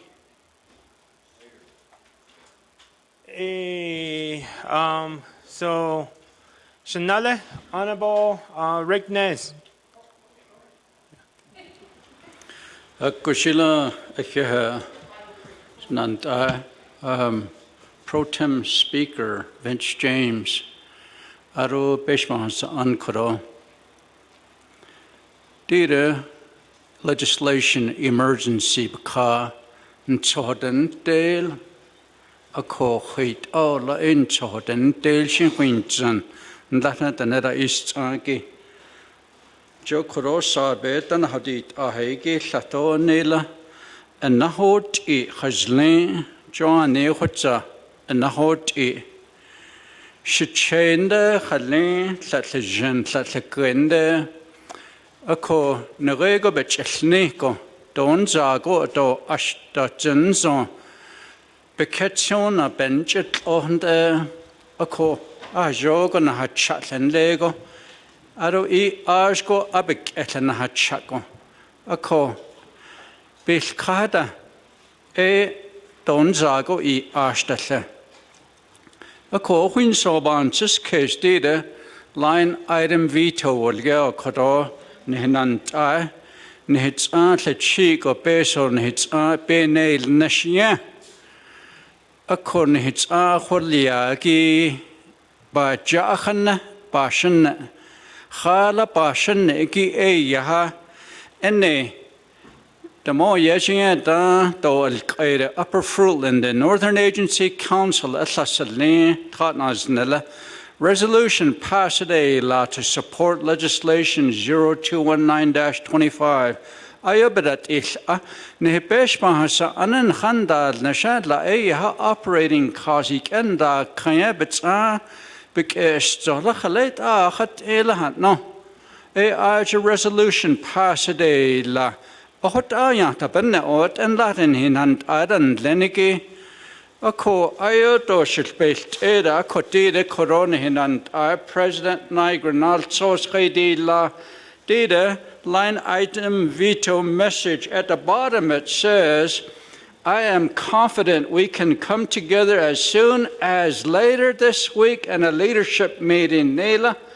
And this letter was dated a while back now. Then I am confident we can come together as soon as later this week in a leadership meeting. At the Narondinal Sosnich Elia, a leadership meeting, Conejo, your Casto or Kisco, I don't hit on Neda under email, Sashanana Lewis. Dear President Quaggy, what I would like to meet with you 15 minutes, Ado.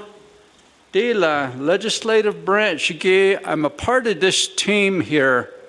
I don't handle the legislative branch. I say LDAs that could up base of its arches kalbalchen the halno. Yoda yotnido coach I seek and handle the shamp base of its archolian so bon case go. I passion and a codidiki a hakodo. Khalait ado gesip elchidatani pendala President bet coronal sos hono la ado talanso ado di coro legislation hit that also sos page 8 line 12 again Nela. This is part of the President's responsibility, duties and responsibility. Recommend to the Budget and Finance Committee an annual operating budget or amendments thereof for the executive branch and advise the Nomination Council on the annual budget recommended by the Budget and Finance Committee. Budget and Finance Committee that show Jackie, President Khani Yadok and Hidini, Dohot Ashautlen, Hitlos, Nanhos Kant, Adots Adota. Khala ta hot in la na di horat eyen dan hitel kit khalet to hajo nda nesta ero tagoda tashnela delegate nes ha ishbana is taga hot sand dashnela shehnist and dashneho ashenilsko kodo ben hite nelko benina hot ada nei dan hin obi gabane khana halon khayat ke jashin queen nkhana nishidel enan hits peso elcho has khala ila ande shletlan so nda ta shio inst khanda ashin de kuiba hadole onizin Here dan snelle honorable Nez Kodo Sad Nibe Hananinzi, though there's no time left. So with that, let me go to the lineup. There's no new lineup. Reserve time. Eshide Ya Ecuador Shamasana Honorable Amber Kanazbat Kradi. Honorable Amber Kanazbat Kradi.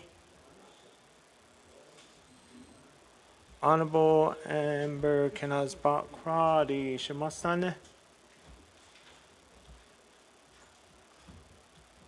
Jashin Shashin.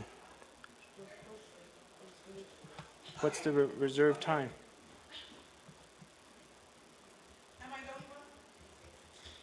Oh.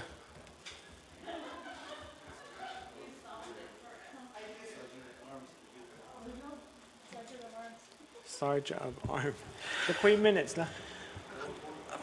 4:45. Okay, appreciate it. Thank you, colleagues. So I wanted to see, we have the director of OMB, Mr. Bial here. I don't know if controller's on the line, but I would like them to review the proposed amendment language and get an idea of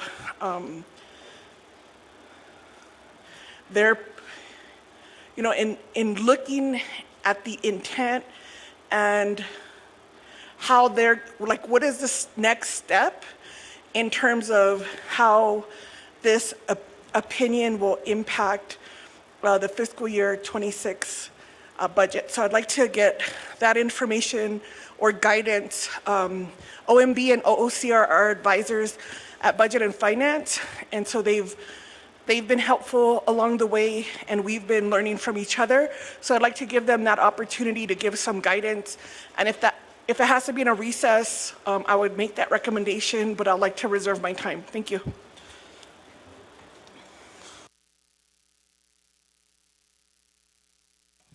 Reserve time at 3 minutes and 43 seconds. OMB.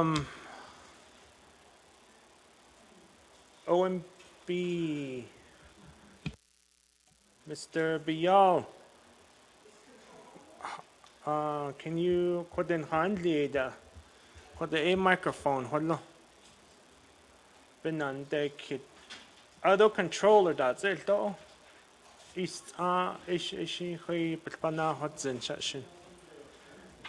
Is controller McCabe on the call?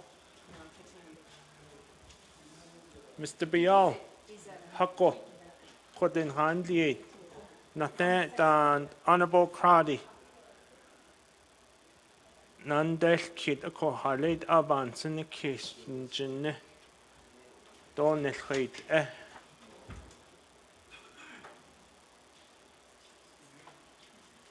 Kodashin Honorable dan Dr. Nez do Honorable Eugenia Charles Newton. Biga. Bigate.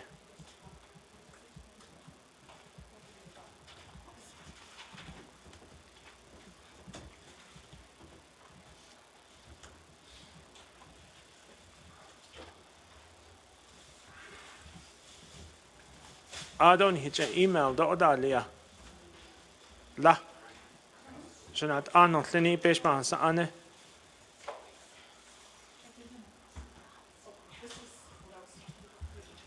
Floor is yours, Mr. Don, to respond to Honorable Crowdy, Dudley.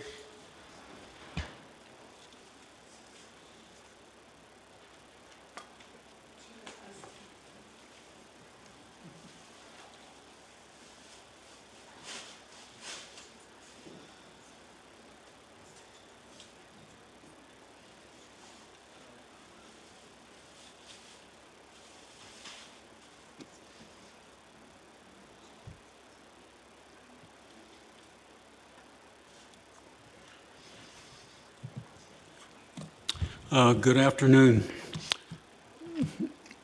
members of the council, Speaker, Delegate Nez, Charles Newton. In response to the question posed by Delegate Crotty, I was given a sheet of paper. I believe that's the propose amendment. And the question is, what does OMB think about it? Does it appear to be reasonable? I guess that's one word to use. And then that's the amendment.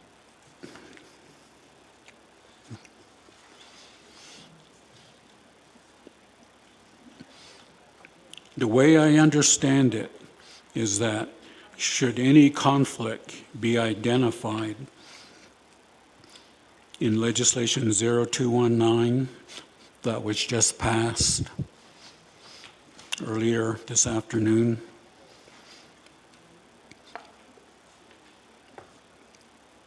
that the controller will determine the amounts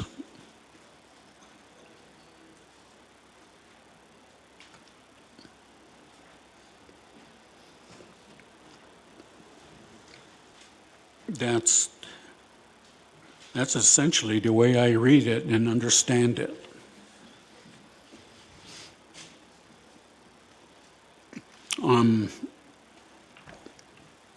One way of looking at it, it's good in the sense that when conflicts are identified, and from time to time they are, that in this case, the controller would be the referee to make the call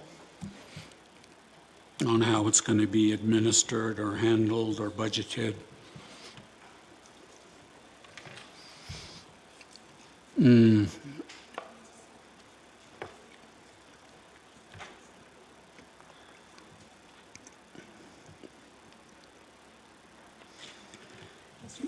This is what the legislation said, that you, that OMB, you have to disregard President Biden's final veto, Yeah.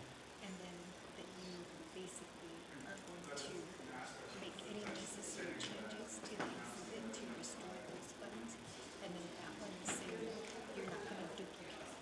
So if the budget legislation amendment passes, and then this one passes, that you're not gonna, Mr. Bial, are you done with your response? this is your directive. Thank you, Delegate. Charles Newton was providing further clarification. Do we need to take a recess so you can review it? Because Amber's asking you, what are your thoughts on I know. and how's it gonna impact the FY26 budget?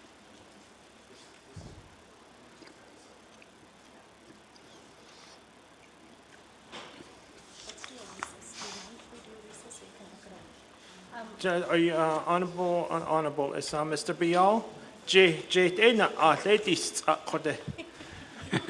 Are you done with your response, Mr. Bial?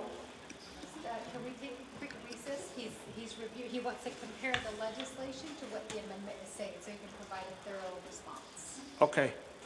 So recess, the question, 5 minutes, 10 minutes? There's not a ginger. Recess to late Janelle, Tanaho. Not on Janelle, get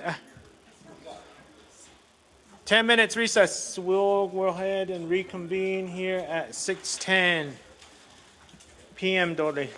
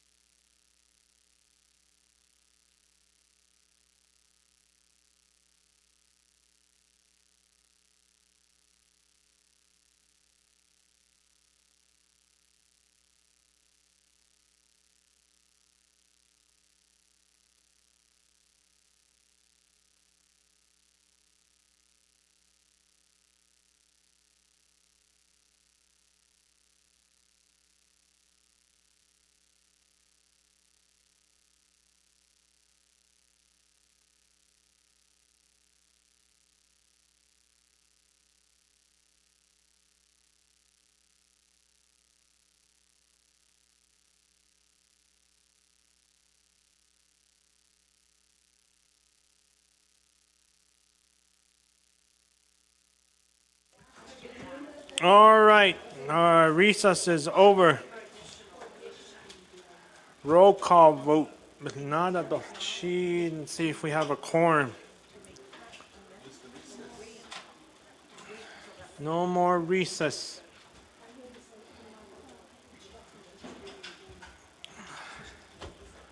Time to put our $60 back in order.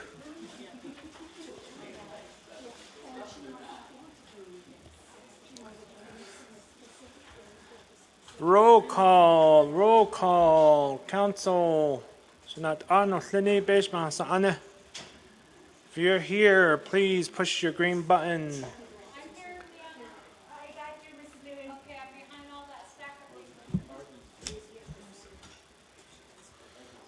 There should be no red on this roll call.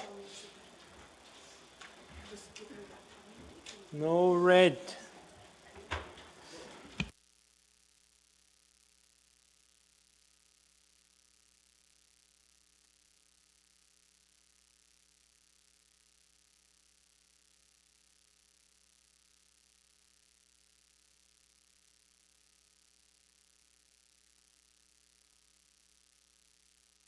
All right. Based on we do have 15 members here. That constitutes a quorum, so we'll go ahead and get back into our special council session here. And we are on legislation number 0222-25. So with that, let me go back to Mr. Bial for your response to Honorable Crowdy.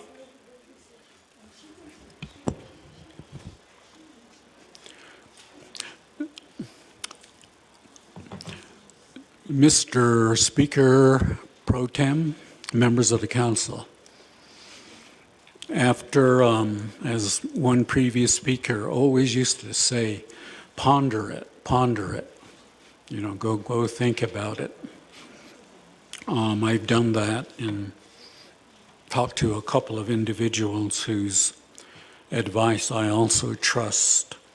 And with that, I would say that I don't have any problem with the amendment, the language that's used.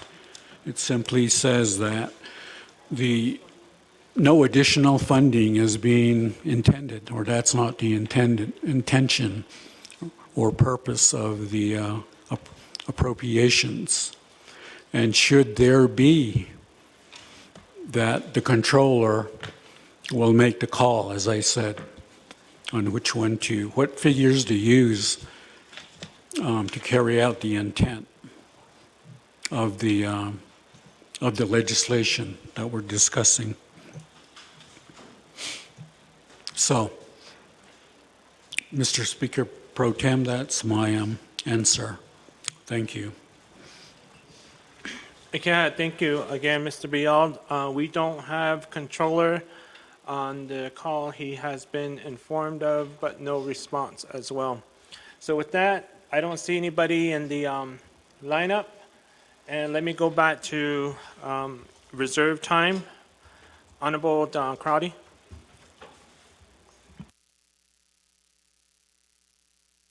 Minutes and 43 seconds. Appreciate it. So I'm going to ask a question to sponsor on page 11 or 7 of 11, starting at line 10. Could you help me, what is your understanding of what items or what action from the president's line item veto is covered in this opinion? I've asked a few of our subject matter experts and I'm not getting a clear answer. If anything, I'm getting some conflicting information.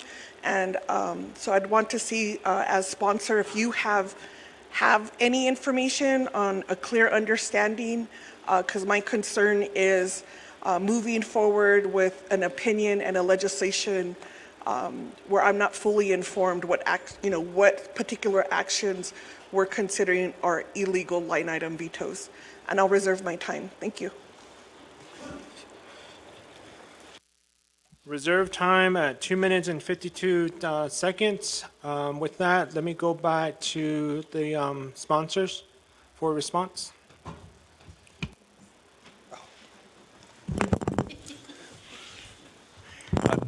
Thank you, Speaker Pro Tem Arokuro Shimato Nadikiriki.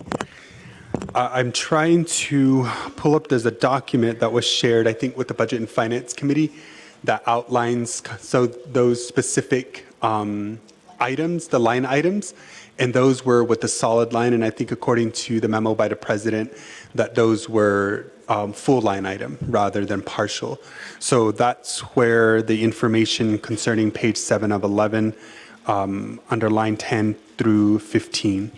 But there is a document, I'm trying to pull it up here, but I'm assuming you know what documents I'm referring to. Those are the ones that are kind of expanded here on page 7 of 11. Thank you, Speaker Pro Tem. Yeah, thank you. With that, nobody in the lineup, so let me go back to reserved time. Honorable Crowdy, 2 minutes and 52 seconds. Okay, appreciate it. So I'll just refer to Exhibit A. Same question. Of the opinion, what specific line item vetoes are identified here? I do have conflicting information, and I want to be clear. And if we need more time as sponsor, I'm also willing to provide, additional time to get that information, and I will reserve my time. Thank you.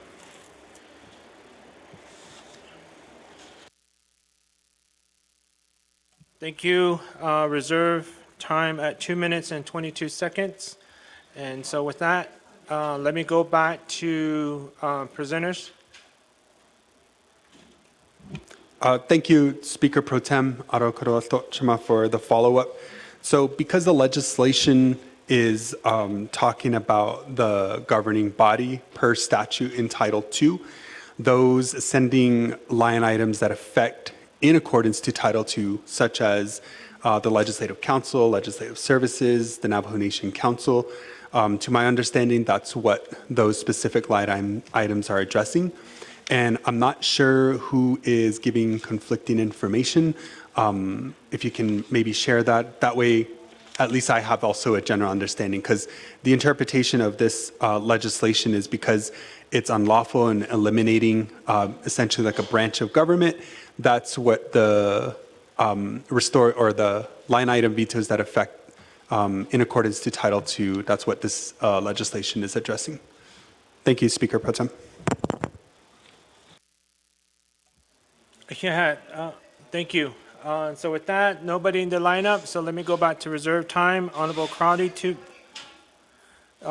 Delegate Crowdy? Point of privilege, okay. Point of privilege, Honorable Crowdy?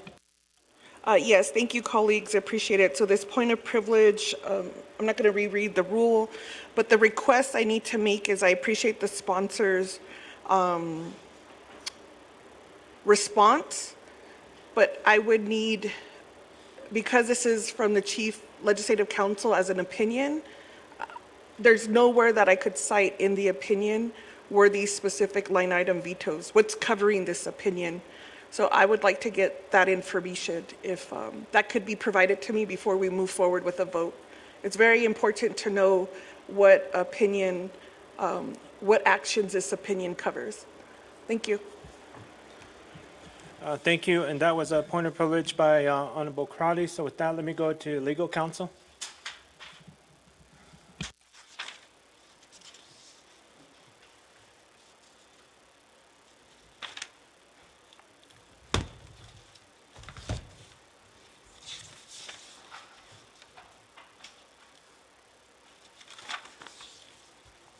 Mr. Pro Tem, Speaker and members of the Navajo Nation Council, I am looking at Exhibit A. Exhibit A is the opinion of the Chief Legislative Counsel, and I just want you to know that Chief Legislative Counsel is currently not available to be on today's meeting. She is not available, and she was intending to be here and she would discuss her opinion. It is the opinion of the Chief Legislative Counsel. The The question is as to specific items in the budget that are covered by her opinion. On the last page of her opinion, the Chief Legislative Counsel's opinion, it states that it references the President Nygren's line item veto, and it lists three areas that were line item vetoed. And the first being the interference with essential functions of government performed by essentially in the entire legislative branch of the Navajo Nation. And second one is preventing the nation's legislative branch from providing any direct services to the residents and citizens of the Navajo Nation. And third, the line item veto rendered impossible the Navajo Nation Council's duty to oversee the executive branch of the Navajo Nation's government. And she further states there can be no reasonable dispute that the President's line item vetoes exceed any possible scope of authority permitted under the initiative, the Navajo Nation Code, the doctrine of separation of powers, and Navajo fundamental law. Therefore, President Nygren's use of line item vetoes to defund the legislative branch violates the separation of powers between the branches of the Navajo Nation government and exceeds the line item veto authority granted to the President by the Navajo people. Therefore, line item vetoes to CS 44-25, eliminating funds for operation of the legislative branch, are unlawful and invalid. She references eliminating funds for operations of the legislative branch being unlawful and invalid. Pro Tem Speaker. Okay, thank you for the response. And so with that, Delegate Crowdy? Thank you. So it's still not clear, Pro Tem. If I could, we have a document that Delegate Yazzie created from our discussion at Budget and Finance. So we have the listing of line item vetoes from the legislative branch. I need someone to verify which ones are covered in this opinion.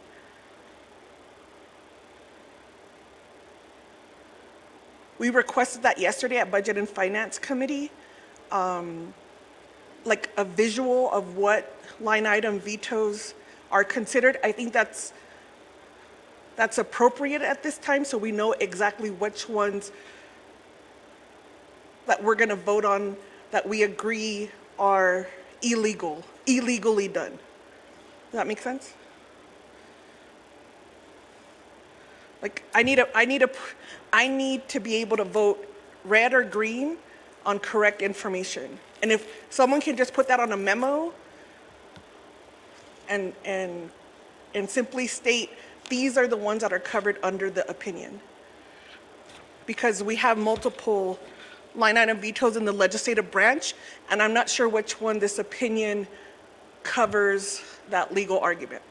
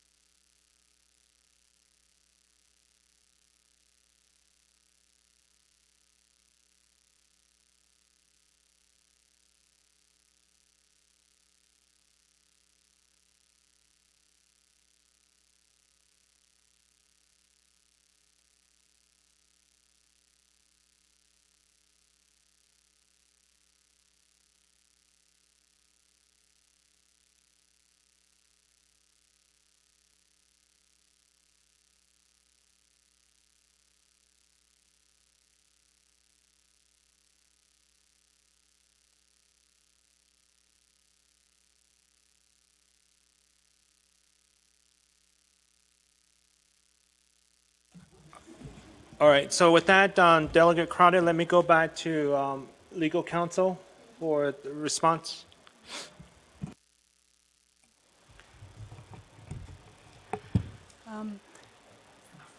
Pro Tem Speaker, Madam Crotty, and members of the Navajo Nation Council. As I've said before, Chief Legislative Counsel is ill today. She is not able to be with us today, and this is the opinion of the Chief Legislative Counsel. I am an attorney with the Office of Legislative Counsel, and what you are asking for would come from Chief Legislative Counsel. The opinion does say, as I have pointed out, her opinion centers on eliminating funds for the operation of the legislative branch as being unlawful and invalid.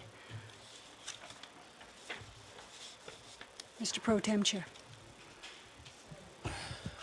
All right, so thank you again for the response. So at this time, the request coming from Delegate Crotty, it's difficult to have somebody come and go and through the listing of document that you had on how it's corresponding with your question on the last page of our Chief Legal Counsel's opinion, because she's not here. So with that, there's no other person in the lineup. Back to Honorable Crotty. Point of privilege. Delegate Crotty.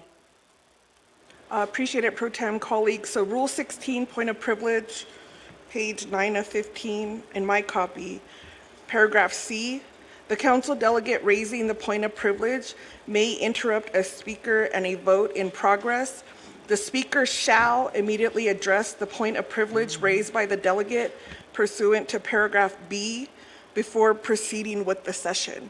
So I requested, Pro Tem, so let me read B for everyone, any council delegate may raise a point of privilege to receive additional, and according to CJY 3913, it doesn't say comments, it says documents. That's what I'm requesting. From the sponsors, raise the safety of the council and maintain among and between all members of the council and the public, and to maintain the dignity and integrity of the proceedings. Point of privilege shall not be used to engage in additional debate. So Pro Tem, I am asking for a document on what line item vetoes are specifically covered with the Chief Legislative Counsel's opinion. I understand she is properly excused, but I'm requesting that document, and we cannot proceed forward without that document I requested. Thank you, Pro Tem. Yeah, thank you, Honorable Crotty. We are in a very unique position at this point when our Chief Legal Counsel is not here, and that's who would be responding to your requests, which is unavailable today to be provided to you. At the same time, we don't have the listing that you have up here as well, and we don't know what you are referring to regarding the listing that you would like to have someone to review on how it's corresponding on page 8 of 8 of our Chief Legal Counsel's opinion.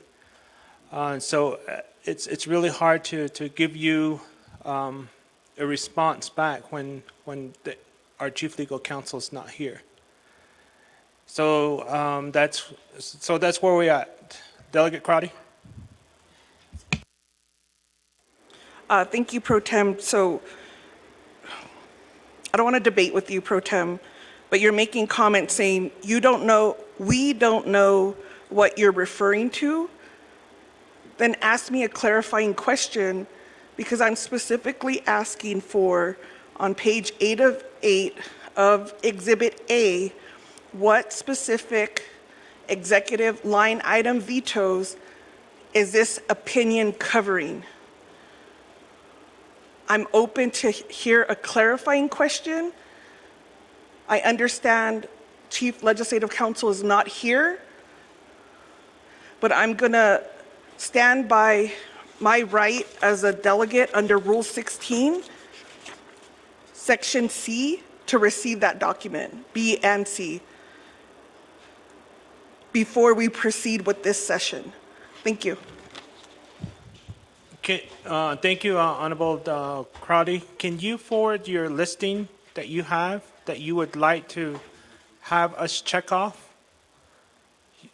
You were just showing the listing that you would like for us to check off, and we don't have that document here. What was generated by Delegate Yazzie? So we don't have that up here.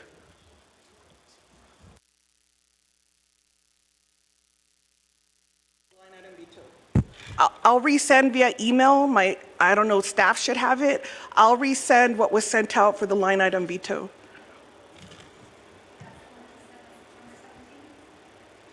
Let me check.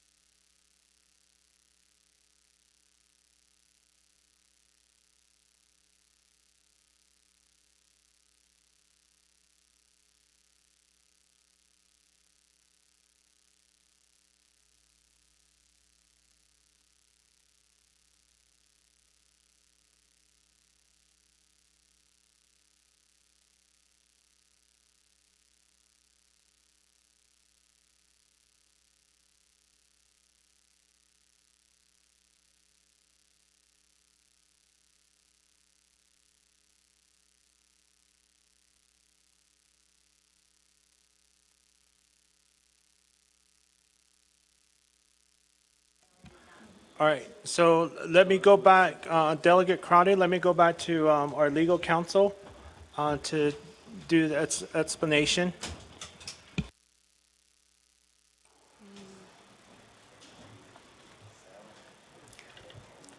Pro Tem Speaker and members of the Navajo Nation Council. Rule 16, point of privilege, refers, in my reading of the point of privilege, paragraph B, any council delegate may raise a privilege to receive additional documents from the sponsor. The additional documents that can be requested, in my reading of this, is documents that currently exist. If you're wanting a listing that is not attached to the opinion, that is something that doesn't currently exist. We cannot generate that right now during the course of this meeting. The request would need to be a document that currently exists that can be requested and passed out at this moment.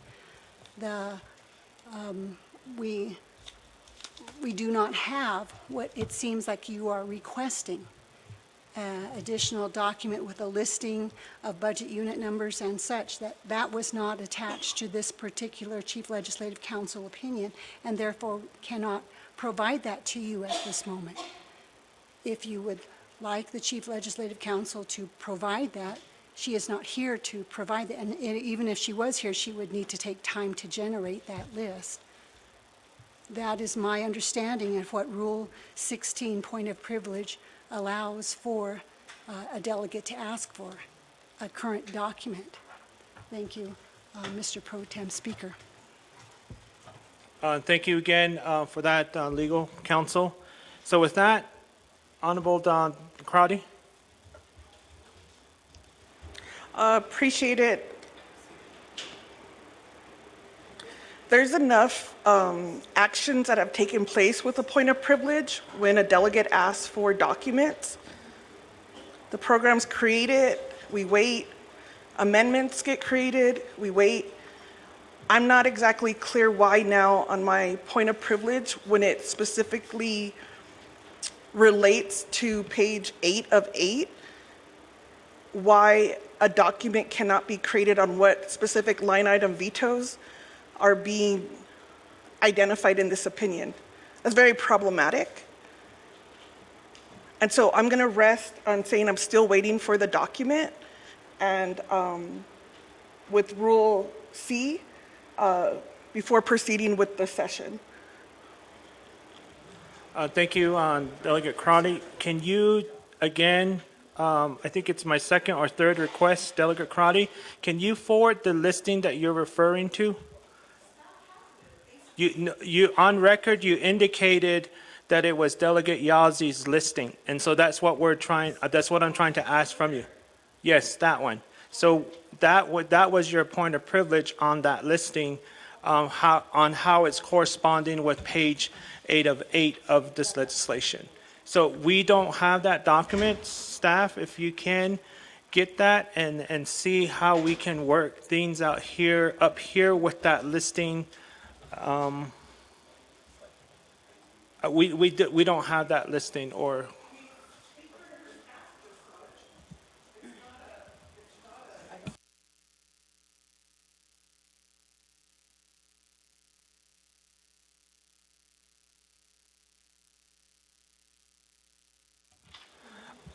All right, so with that, let me do a 10-minute recess while copies are being made that can be shared with council and then with us up here, and then we'll see what we can do on our end up here, corresponding to your requests of how it works with page 8 of 8 on the legislation.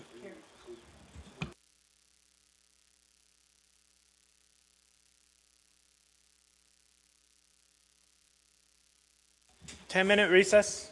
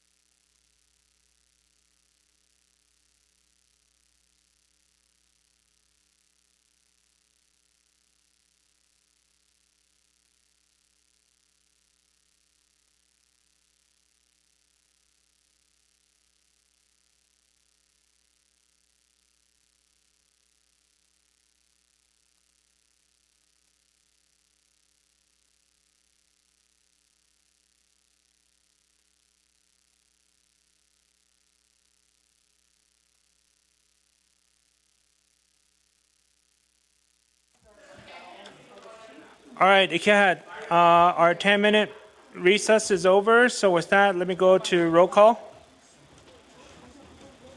Council, roll call.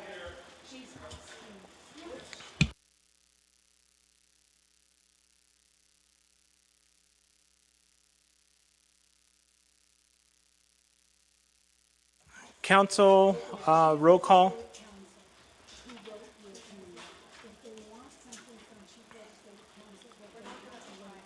Roll call. Shinandano Tlinigi, roll call. Roll call to see if you're present, not present. If we have a quorum. Honorable Unito says green.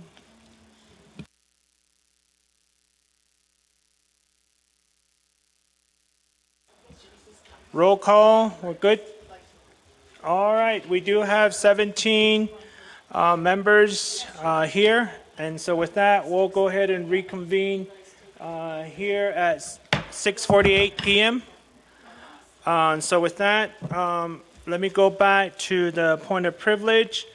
And so we did receive the listing, Delegate Crowdy. And so we did address your point of privilege with you providing the listing that you would like to have it correspond with page 8 of 8. But with the current listing that you use for your point of privilege, there's some incorrect information on that listing. And so OLC is listed twice. Ethics and rules and auditor generals were not part of the line item veto. Again, under 10 legislative branch, legislative oversight offices, they're not offices, they're committees. So with that, this is business unit numbers are incorrect on the listing. So with that, we respectfully address your question to your point of privilege. And so with that, we took care of that business, and we're not going to eventually move forward with your request at this point. And we'll go ahead and move on presiding with our council session at this point. Okay, so we addressed your point of privilege. You provided the listing, and so with that, again, you have the orders in place. So with that, we'll go ahead and move on with our council session here.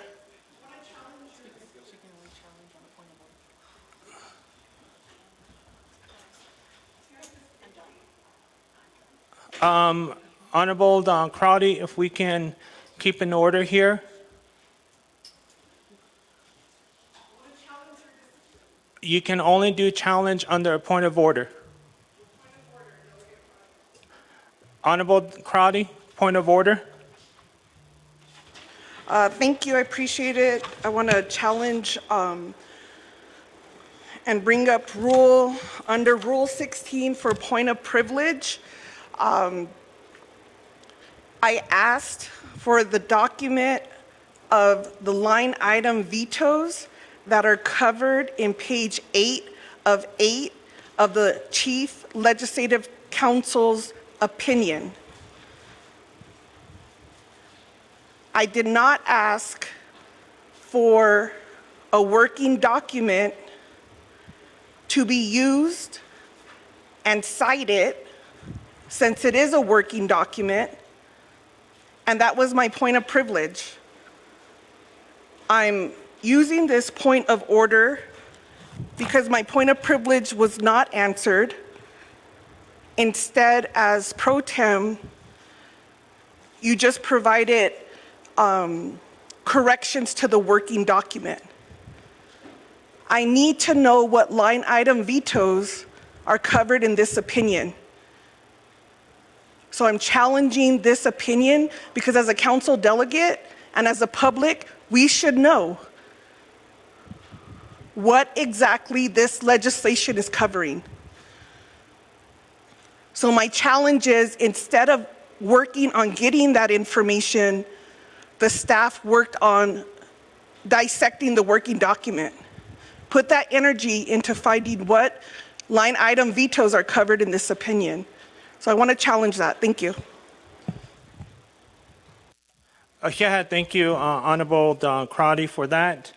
Again, we did address, legal counsel did address your question in regards to the listing, and it is a chief legal opinion. And at the moment, at the time right now, chief legal counsel is not here.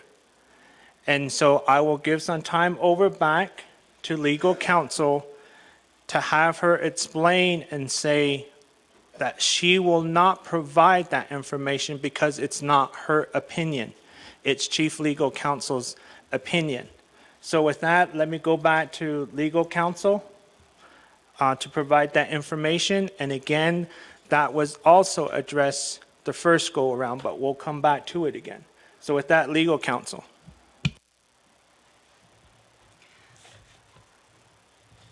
Pro Tem Speaker and members of the Navajo Nation Council. Again, I say our Chief Legislative Counsel got ill today, and I'm hoping she is all right, but she is very much not available. I think we need to look at her opinion. This is the opinion of the Chief Legislative Counsel. It is, the reasoning is there. And she did, as you have noticed, as has been pointed out, in the opinion, it does not say specific business unit numbers. She does refer to the operation of the legislative authority that the council at standing committees and support staff use to support and do the functions of the legislative unit of the Navajo Nation government. And I do not have there is no addendum to the Chief Legislative Counsel's opinion that lists the specific business unit numbers. That is all I can provide at this time. And Mr. Speaker Pro Tem, that is all I will provide at this time. Thank you.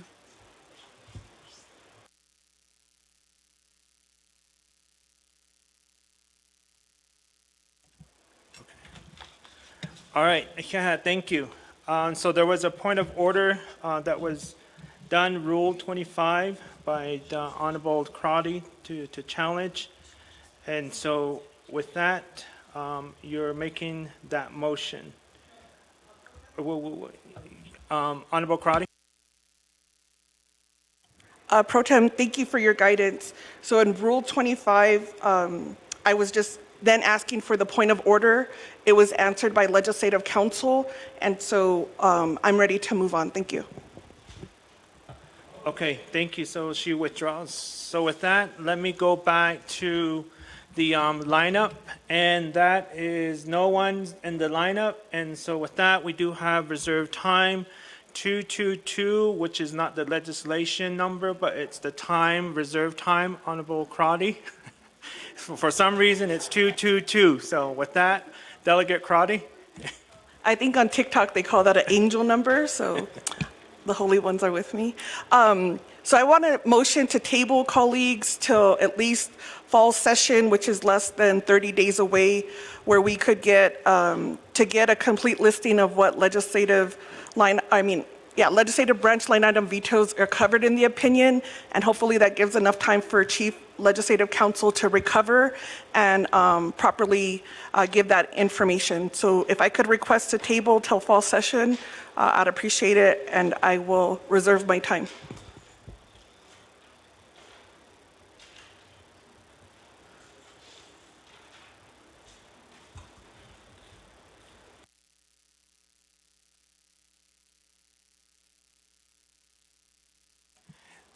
All right, so with that, reserved time at 1 minute and 43 seconds.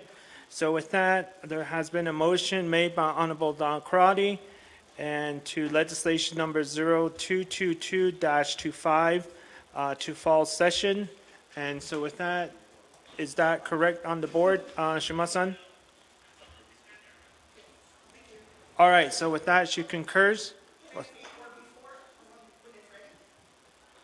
It's your motion, yeah.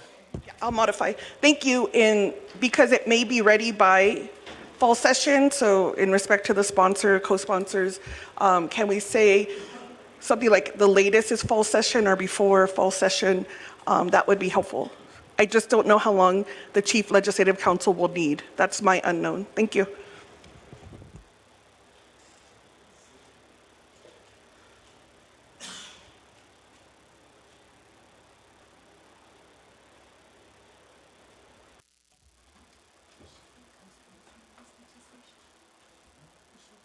So with that, is that okay, Honorable Crowdy, on the screen? Motion to table legislation 0222-25 no later than Navajo Nation Council fall session. Biga? All right. Okay, so with that, do I have a second? A second made by Honorable Sherilyn Yazzie. And so with that, per our Navajo Nation Council Rules of Order, sponsor has 3 minutes to respond to the table legislation of 0222-25. Honorable Dr. Ness? Yes, thank you, Speaker Pro Tem, and to the motioning parties for the tabling motion. So I did check in with staff, OLC, with Delegate Crotty, just to try and get an understanding.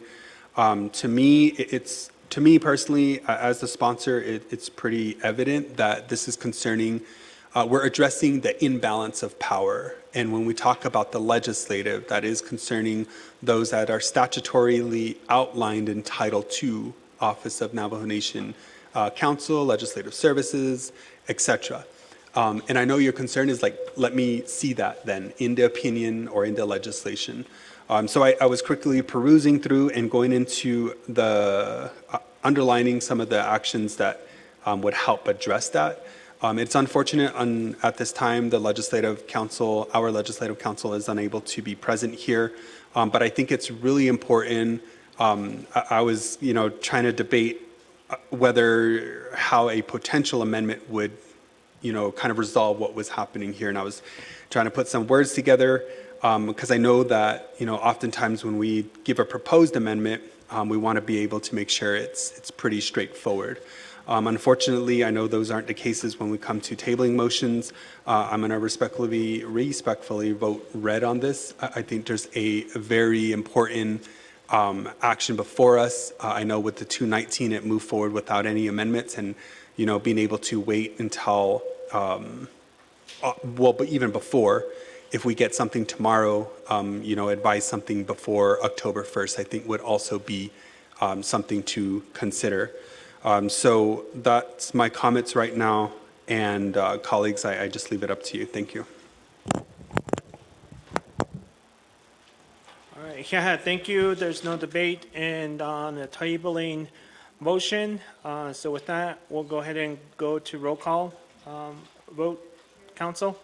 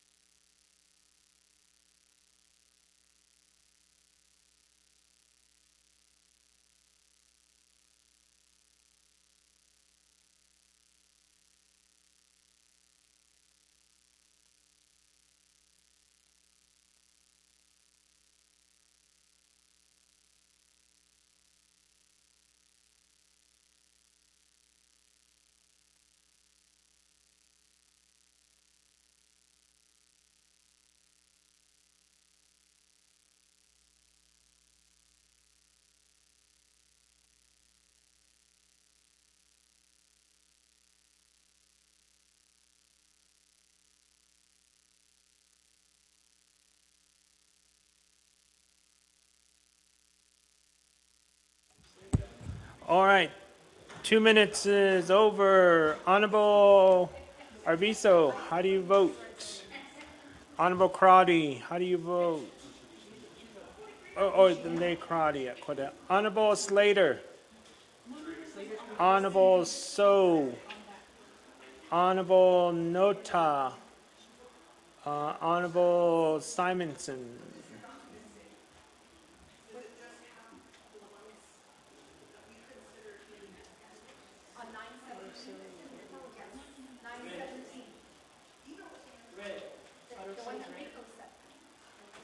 Stephen Arvizo is red too.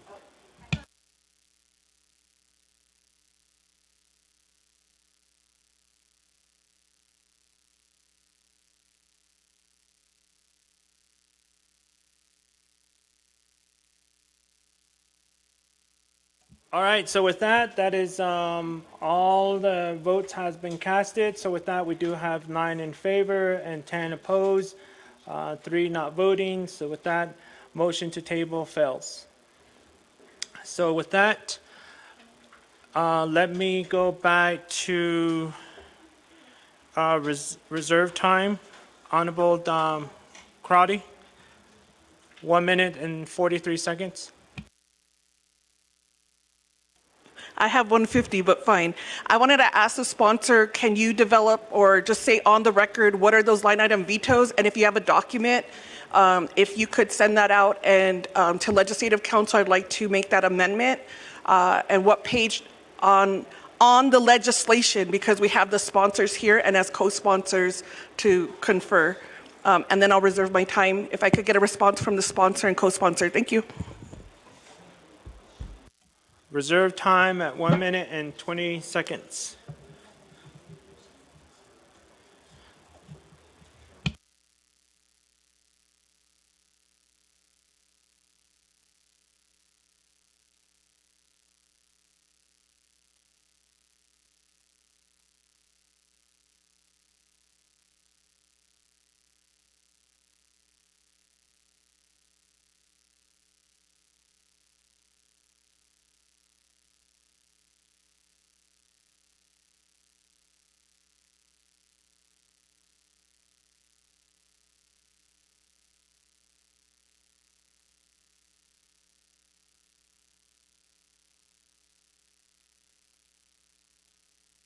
Okay, so with that, there's nobody in the lineup. Let me go to response. Honorable Dr. Nunes.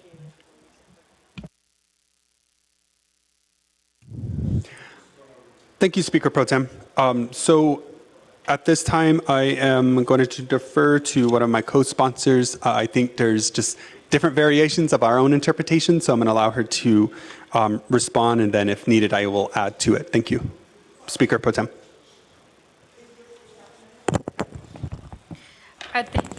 Thank you, Delegate Nez. So number one, Mrs. Spino is very ill, so she apologizes for not being here. However, I'm texting her at the same time trying to get clarification, as Delegate Crotty has been asking. And I just forwarded this document to you all. On September 17th, we all received an email from our Chief of Staff, Manuel Rico. On that, there was a line item veto breakdown of what was line item vetoed by Boo. There's partial line item vetoes, and then there's complete line item vetoes. Partial line item veto for the Navajo Nation Council, it states stipends, $966,861. That total, $966,861,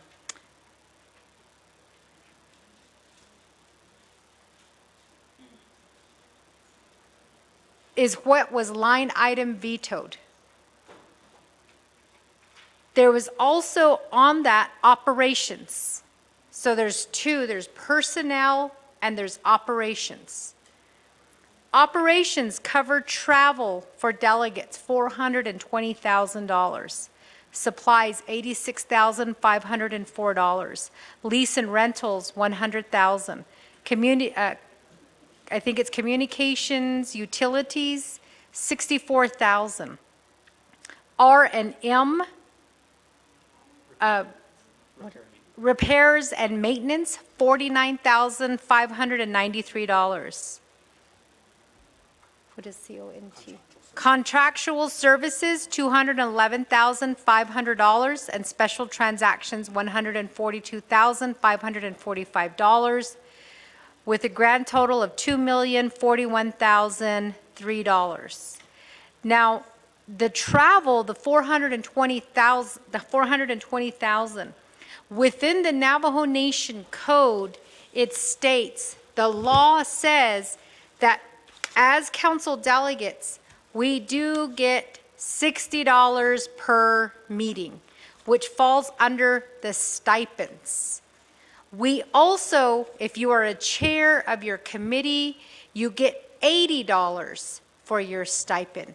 In addition to that, the Navajo Nation Code also states that as council delegates, we also get paid mileage, which we all know. So when we're talking about the stipends, when we're talking about the travel is listed in the Navajo Nation Code, specifically at 2 Navajo Nation Code Section 106.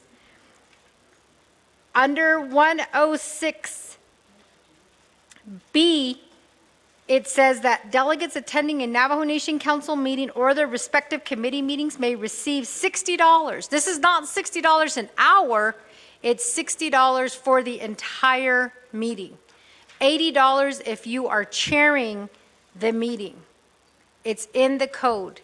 That is specifically stated in the code, and it's a partial line item veto. Budget and Finance received a complete line item veto where their stipends at $19,038. Their travel, $38,609. Their special transactions at $2,727. We know the stipends, I just covered that. Every delegate is entitled to those funds. If you want to dispute that, then you're welcome to do that, but it is within the law. Travel is also covered, so every time Budget and Finance Committee meets, their per diem mileage is covered. The special transactions, I'm not sure the $2,727 special transactions, what that covers, but that was also line item vetoed. The Budget and Finance had a complete line item veto. Within the code, Budget and Finance is recognized as being a committee that is under 2 Navajo Nation Code 300, Budget and Finance Committee. It's established as a standing committee of the Navajo Nation Council. Office of the Speaker received a partial line item veto.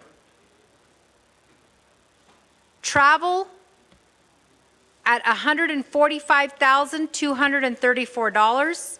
Supplies at $58,000. Lease and rentals at $23,200. Communication and utilities, $29,600. Repairs and maintenance, $11,200. What was the other one? Contractual services at $98,399. Special transactions at $112,704. We know travels. We know that travel is important to the Speaker's office. Her supplies at $58,000 were line item vetoed. The lease and rentals at $23,200. As I understand, this covers in the event where there's a request to do work sessions and we have to go to Twin Arrows. This funding would cover that as an example. Of course, that's not the only example. Communications and utilities under $29,600. This covers part of the, like we have certain programs that Speaker's office uses. I think one of the ones that comes to mind right now is Acrobat or InDesign. Acrobat being, PDF documents. We all see these documents coming through. Sometimes those documents, we can manipulate those. Those do come through from the Speaker's office, as well as InDesign, which we use for our speaker reports, for the reports that come out to the Navajo people, and it's not anything like what we see with Nigrin News.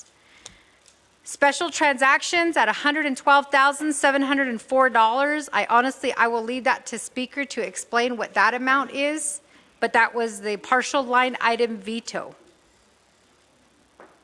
Office of Legislative Counsel received a partial line item veto. Travel at $104,916.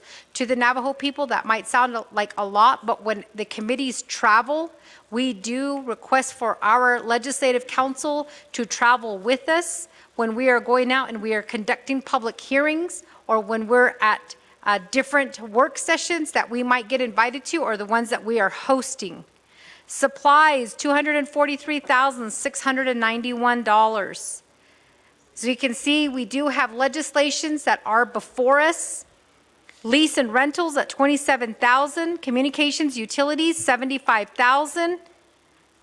Repairs and maintenance, $139,500. Contractual services, $323,100.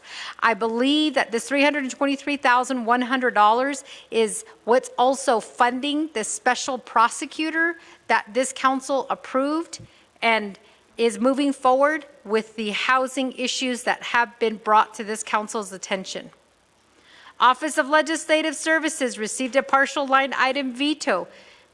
Travel, $96,500. Special transactions, $15,707.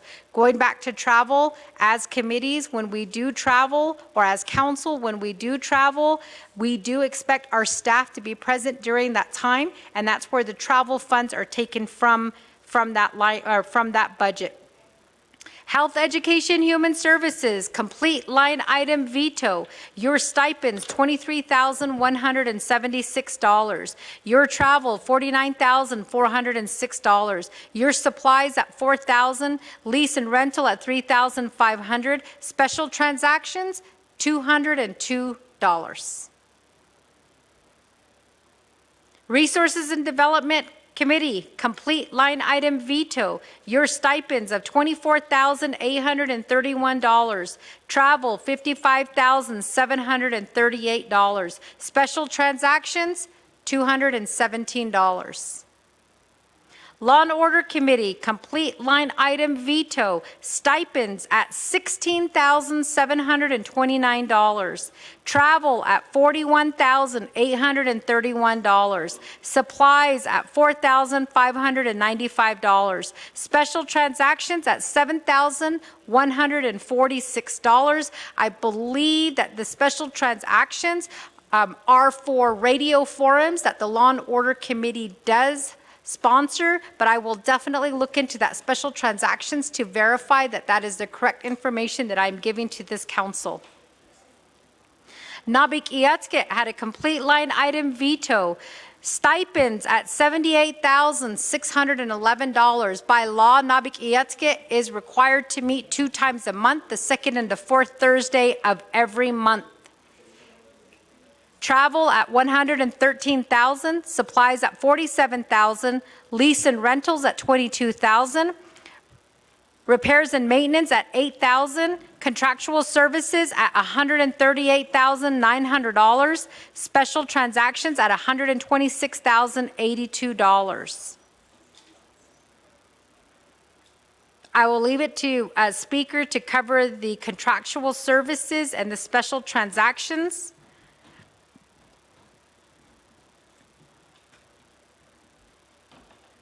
And that's what we have. So I do want to make clear that the Chief Legislative Counsel has stated that the opinion attached does not mention that LDAs are part of the operating costs. It's mentioned that the LDA salaries and operations were vetoed, but it doesn't say that it's part of the operating costs. It's just part of the legislative branch. So to answer Delegate Crotty's questions, those are the operating costs that are specifically tied to Title II in the, that have been sent to us. And I would recommend committee members, or council delegates, that one of you sponsor an amendment to include this document that I read from, so that it's clear to the people that these are the amounts that have been partially line item vetoed or fully line item vetoed. Regardless, the argument that this legislation has made and Delegate Naz has made clear is that it's about the imbalance of power that has been created. Doing a complete line item veto for the committees that perform oversight of the executive branch and the funds that are attached to the executive branch is an important part of our responsibilities as delegates, and it's noted, and it's, I shouldn't say it's noted, but it has been accepted in our Title II.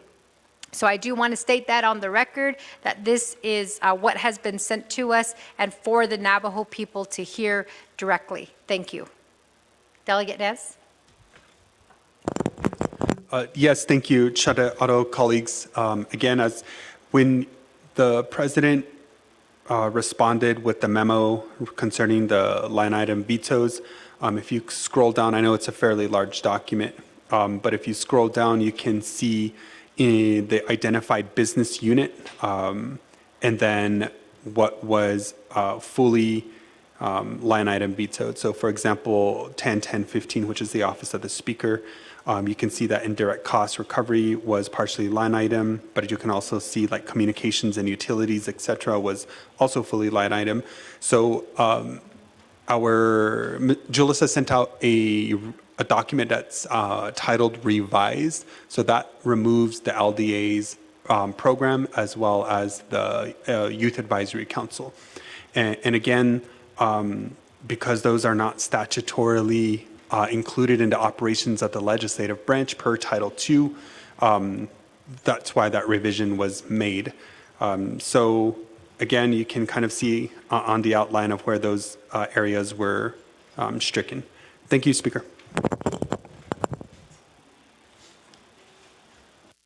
Okay, thank you, Delegate Dr. Indinez. And going back to Chair Eugenia Charles Newton's statement for special transaction, just for clarification here, that does include for gifts and awards for any recognitions, promotional catering for any of our council events, refreshments, radio, newspaper ads, training, registration fees, also insurance, which includes for property, tribal vehicles, policy payments, and also workers' compensation. So it's a whole gist of what that line item includes. So again, thank you, sponsor Delegate Dr. Indinez. And then we'll go back to the main motion. Colleagues, we do have some reserved time. I don't see anyone else new in queue.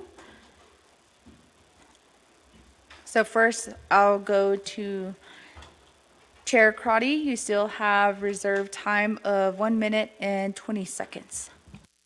Thank you, Speaker. Appreciate the sponsor and co-sponsor's patience. So I'd like to make a motion for amendment number 1.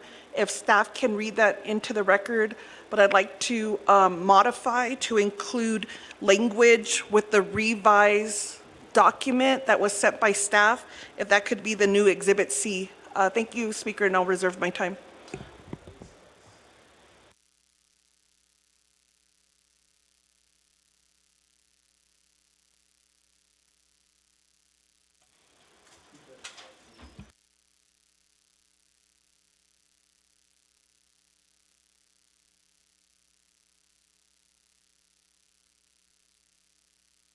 Okay, colleagues, that should have been emailed. Let me get the time here. It is at 7:05 PM, and staff will also make some copies of that.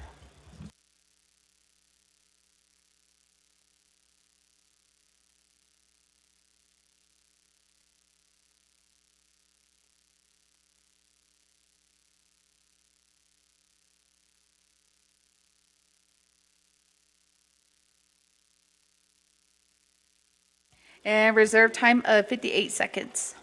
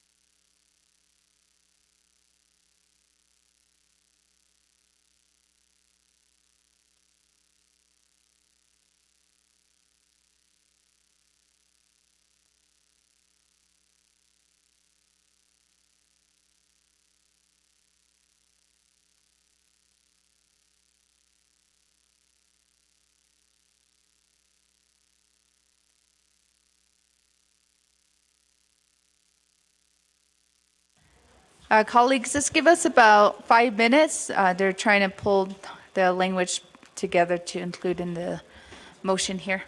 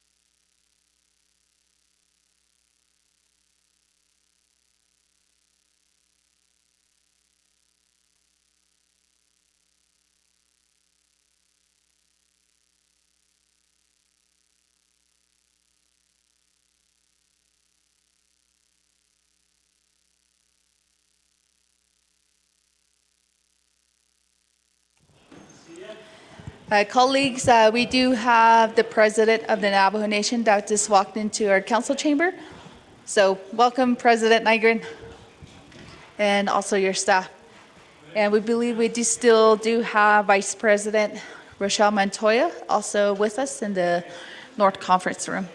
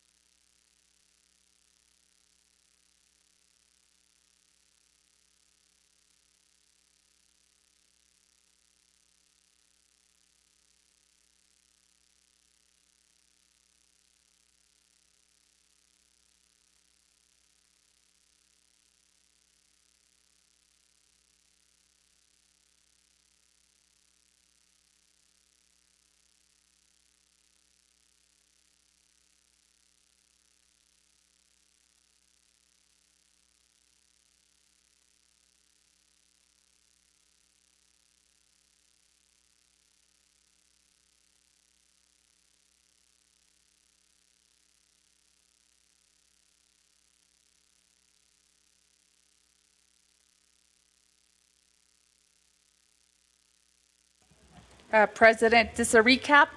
Right now, Office of Legislative Counsel is preparing amendment number 1. So we're having our attorneys work on that language. So we're right in the middle of an amendment. So is a motion in place? I haven't recognized a second yet.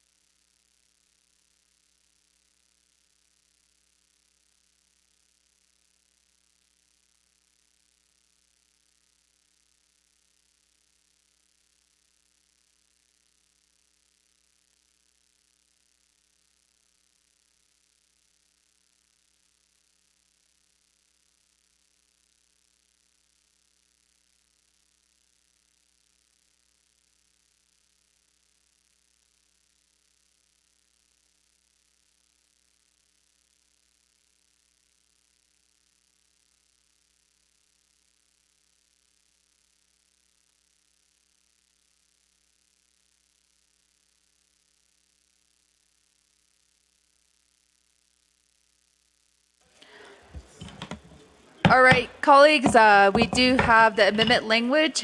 So I'm going to, if we can quiet down, colleagues, we are still in session here.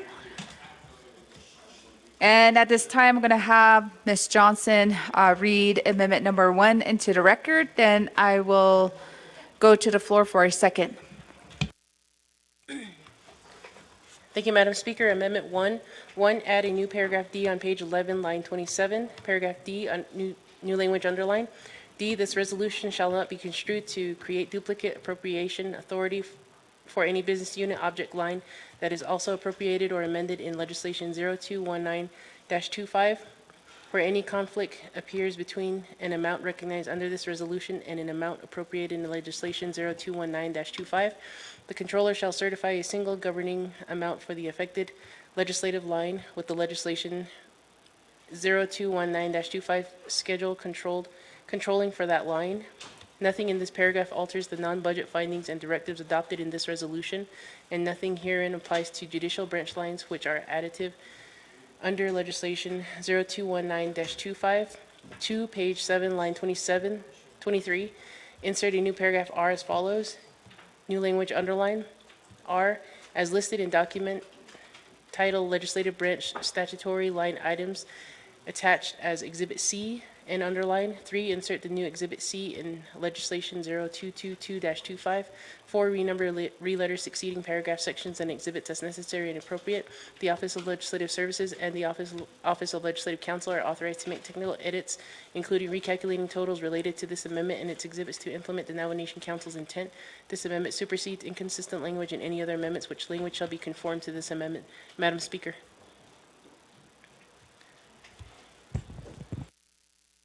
Thank you, staff. And colleagues, is there a second? Second by Delegate Sherilyn Yazzie.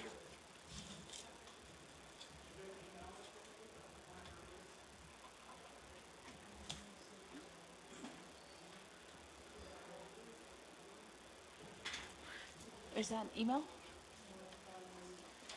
And colleagues, do you see in your emails? No? Okay. Staff, if we can email that amendment out.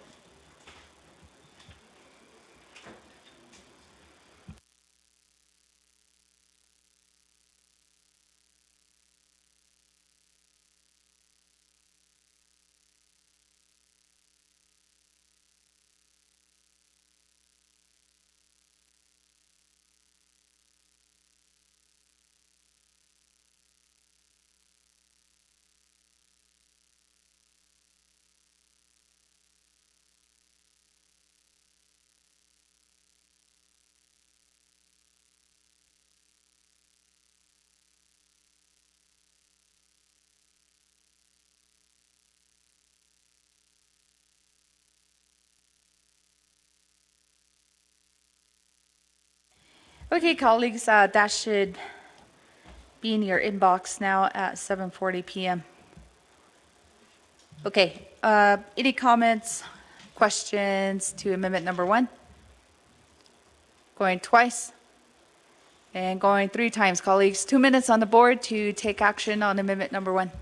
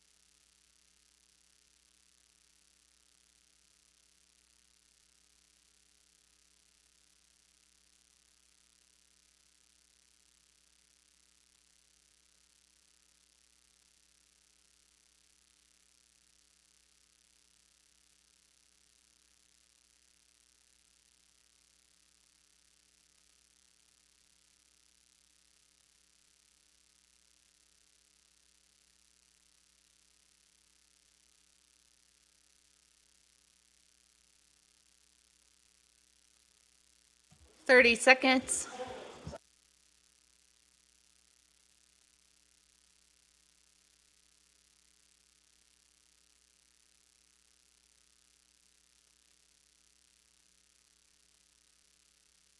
Delegate Nathan Nota. Green. Vice Chair Simonson.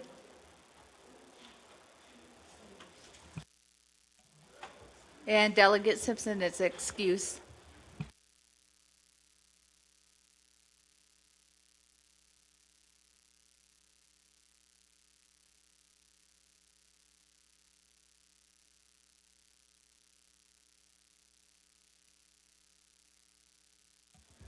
And that is a vote of 19 in favor, 0 opposed, with Speaker not voting. So amendment number 2 carries. And back on our main motion, colleagues. New and queued, Delegate Toth.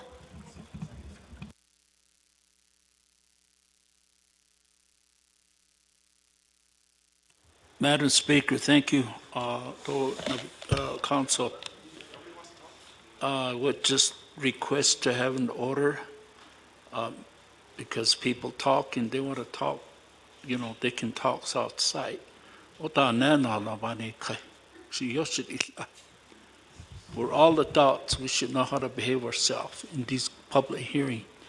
Speaker, do council na tlenigi, ni tlenigi, ni kinat ani bohot sa kon liahia, achait ara tsabaho dos al ilan ye, ako koroha shi hodati na hajati no. This is a good opportunity before we take any action. If we can recess and haven't addressed the council, he might have a solution. I don't know. I would request that if what are that ilgin junginat ani that no ha shin koro e bayel kikaded or nor il eko halit a don kaibahito atat unsun. What if we can grant that speaker or the gano or kitchen stahal not stop. Ideya korobe hat this with all due respect, Bishwas Anni Tlengi, let's get calm down and let's listen to our president, see what his idea for coming over. Ideya, thank you, Speaker.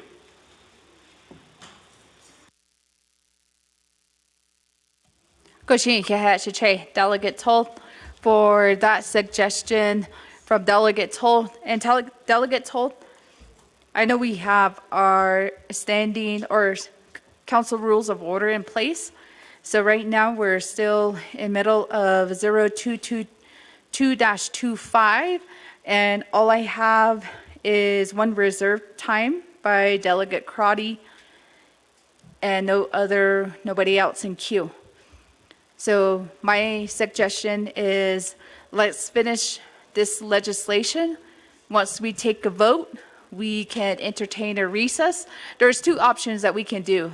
A recess to hear from our president, meaning that we can't lose quorum because we would have to reconvene and exit out of recess and then finish our agenda. Another option is finish our agenda and then have a leadership meeting in here in the council chamber with our president. Another option is after we take the main motion vote, we can suspend the floor rules and add him officially onto the agenda as a report. Those are some 3 options that we do have. Again, maybe we can go to Delegate Crotty. If you do have more comments, I know you have 58 seconds left for reserved time, and I don't have anyone else in queue. You're okay with the recess?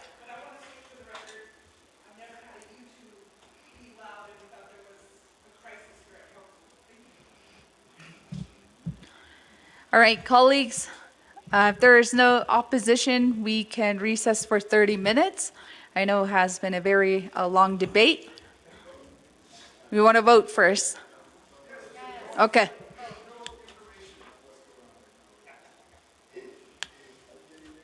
Okay.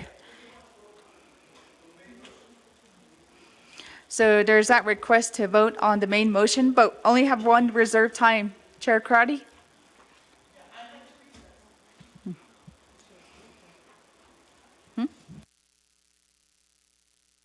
So Chair Karati does want to keep her time, 58 seconds. Colleagues, and there's that request to recess.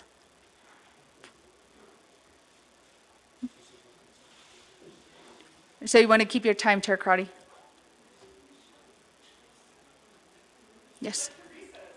Okay. So we can recess, colleagues. A point of order raised by Chair James. What are we recessing for? That will be my point of order.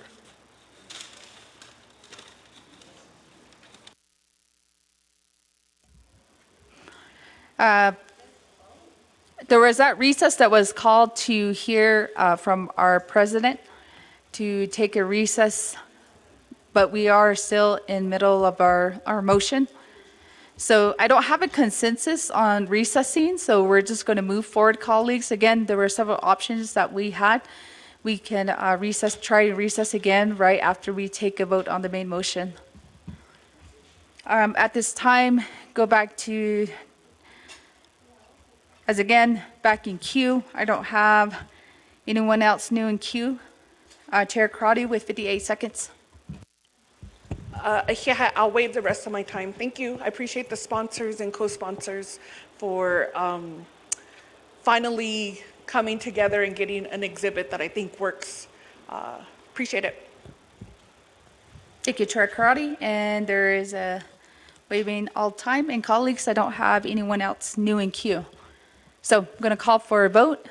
And staff, if we can do a second reading, and we will go for a 2-minute vote.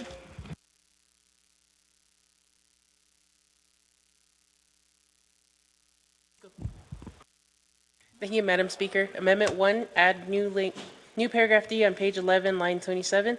New language underline D, this resolution shall not be construed to create duplicate appropriation authority for any business unit object line that is also appropriated or amended in legislation 0219-25, where any conflict appears between an amount recognized under this resolution and an amount appropriated in legislation 0219-25, the controller shall certify a single governing amount for the affected legislative line with the legislation 0219-25 schedule controlling for that line.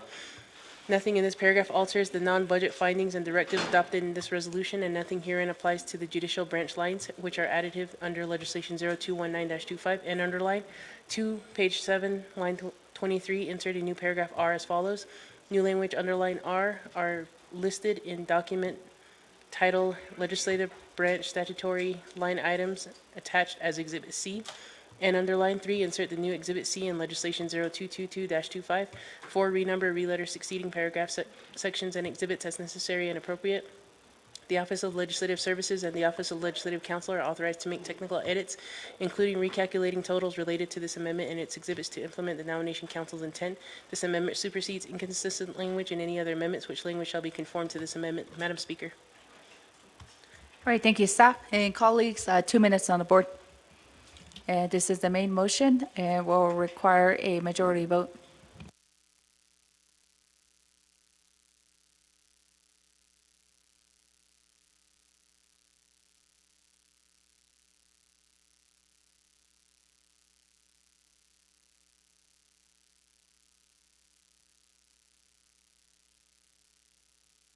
Point of privilege raised by Chair James. Here, Speaker, members of the council, Kodo, Mr. President Nygren, Kodo, Naoshkato Dide, Nahat Andliniki, Betlati Tleti no Bahanetzi Ako Hajo, Kodo E Sad Liniki.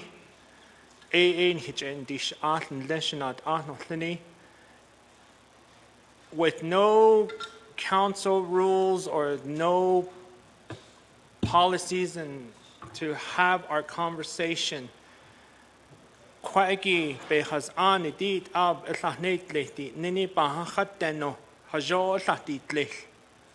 Ebenina Ecuadon Hidishkil to see if we can adjourn the meeting and then come together and sit down with our president. Ako hot Eban this case. The on him meeting be gonne ekoko we have to follow our council rules non-dodli. Ako Ecuador point of order, do point of privilege, not additional be hanahasti dodli. Ako Ebenina additional let's adjourn the meeting and let's be adults about it. Let's be leaders about it and come together and have a discussion with no rules or anything like that on the record. Thank you. Thank you, Chair James, and that is an option that we can do, colleagues. We are at the end of our agenda towards announcement and adjournment, so we can consider that at that time once I do review and call for the vote here. Chair Karate? Also, Chair Otto So, how do you vote? Time did expire on the board. Votes green. Chair Otto So? Green. Vice Chair Simonson? And colleagues, on the main motion, we do have a vote of 18 in favor, 1 opposed, with Speaker not voting. Main motion carries. Thank you again, sponsors, Delegate Dr. Andy Nez and Chair Eugenia Charles Newton.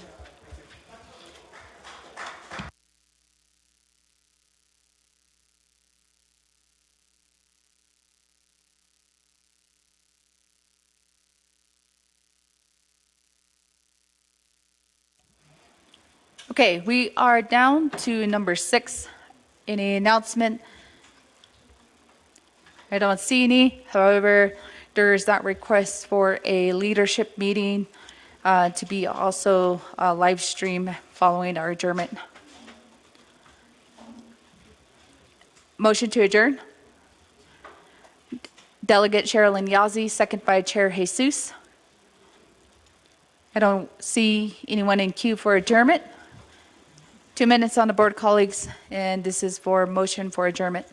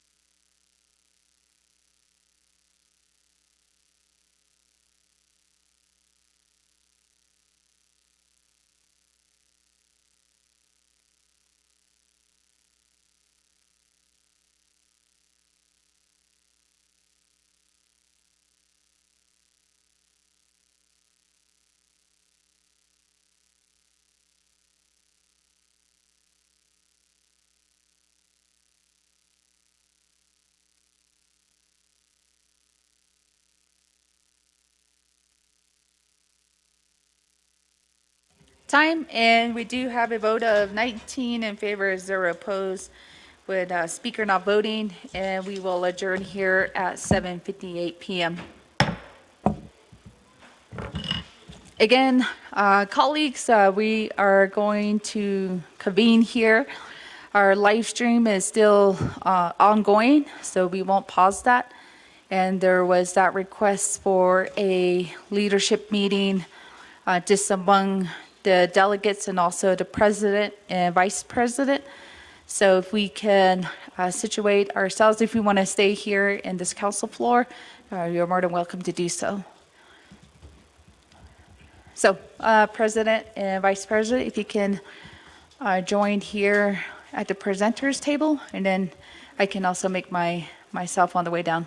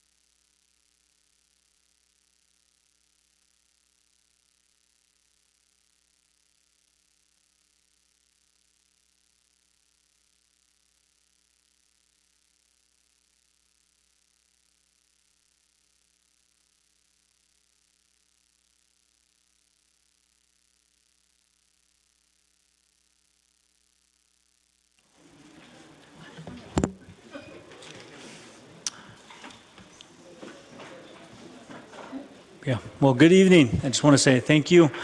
I know that I was across the street, and I know that I spent some time over in Lagajagay earlier today and a few other locations on Navajo. But one of the things I was thinking about today was, as I was getting updates about the meeting today, obviously we've sent some documents and some amendments and budget forms and things like that that were related, and I know that and I appreciate this leadership discussion where obviously we can just have a cordial discussion. I'm glad it's also being recorded too, which is really good. I appreciate that. And so the main thing was just to come here and talk about the budget, right? Because I know that you all passed 219-25 earlier in the day. I'm very happy that you funded the judicial branch, which I'm very excited about. Seeing that go through. And then the other thing that I think about too is obviously on my end, as you're all well aware of, we've got the earlier a couple of weeks ago with the first legislation, we were given $283,000, but as you know, the $250,000 is for the K-9 unit that we're going to try to help the missing and murdered Indigenous unit, and really just making sure that we use that. And then the additional $33,000, as my team has informed me, those are for insurance, and we quite don't have enough. So it's going to be negative $700. And that was one of the things that I was really a little worried about, because I was also very hopeful that it's hard to operate anything with negative $700. And so, as you know, the only way I could get back to the table and have these discussions is so that we're all in the same boat, right? You guys don't have anything, I don't have anything, and how do we make things happen? And so, as you know, that's the only authority that's given to me by the people through the initiative process. And so I had to use it. And then this week, I had my team really work with all the divisions and the programs and really evaluate some of the amendments that were were considered during the initial budget session, and really chat with them and ask them, do you really need this? How much of it do you need? How can we make sure that when we propose this amendment that we don't look like we're asking for way too much? And so they vetted that. I know that a lot of that fund was for Doty and then some of the other programs as well too. So again, so that was my hope, is that with obviously the legislation already passing earlier in the day, it was like I was hoping for an amendment. And so again, and then I also have hope too that we've got 5 days left too. We got 5 days before October 1st hits, and my hope is that I was also hoping that you didn't adjourn. There was that possibility of amending the previous legislation too, as well too. So obviously you adjourned, so a new special session will have to be called.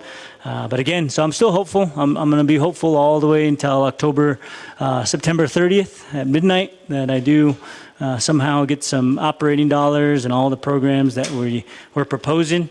We'll go from there, and then obviously, then after that, I'll definitely consider the legislation that you guys have passed as well after October as well too. So again, that was the main thing, is just that really to have that one-on-one discussion of really how do we get to just funding an adequate budget for the Navajo Nation. Obviously, I've heard the comments about your budget as well, the $8.1 million and the needs and everything along those lines. I don't have an issue with it as long as we can get me at the table as well too. So that's the main thing, is making sure that you get me at the table, because if I'm not at the table, it's really hard to have any discussions. And I would put yourself in my shoes as well too. It's like, what would you do if you were in my shoes? And I really don't have a lot of options. It's just one of those things where if that's the cards that are played, then that's the cards that are played. And then we just kind of go from there. And so my hope is, like I said, we've got 5 days. Let's see what happens over the next 5 days. And then from there, we'll, obviously I got 10 days after certified legislation comes my way. And we go from there. And I think that's where I'm at, is just really, we don't have any operating dollars, and then as you guys all had I don't have it memorized, but I know my bless you, that you consider it. So that's just my plea, is that we get past this, because we got a lot of other things to work on too. So that's kind of my comment, is just really, I'm not going to ask you about your budget. I'm not going to go through it and make you go before me before I consider it and things like that. But it's just like, as leaders, we should know that this is what's right in our hearts, and this is what we feel like is going to help us function as a nation, or programs and things like that too. So again, that's kind of what I wanted to say. I wasn't really expecting the speaker talk, but thank you for allowing me to sit here and talk, and really have just what you guys are thinking. But my stance is, again, thank you for funding judicial. Appreciate that. Look forward to seeing that go through. And then my hope is that over the next 5 days, we come up with a solution to help solve my problem too. So that's it. I'm not sure if Vice President want to share a few words as well, because I know she really worked on the Doty budget forms as well too. So that was really exciting, because one of the things since our last meeting, I pointed a lot of the things that are happening with education. So Vice President is head of education. She's appointing the board members. She's at the head of everything education related. So again, she's been very helpful, and I want to say thank you for actually working with Doty to get a lot. I seen your signature on all those budget forms, so that was pretty cool to see. So again, thank you, Vice President. So I'll give some time over to you.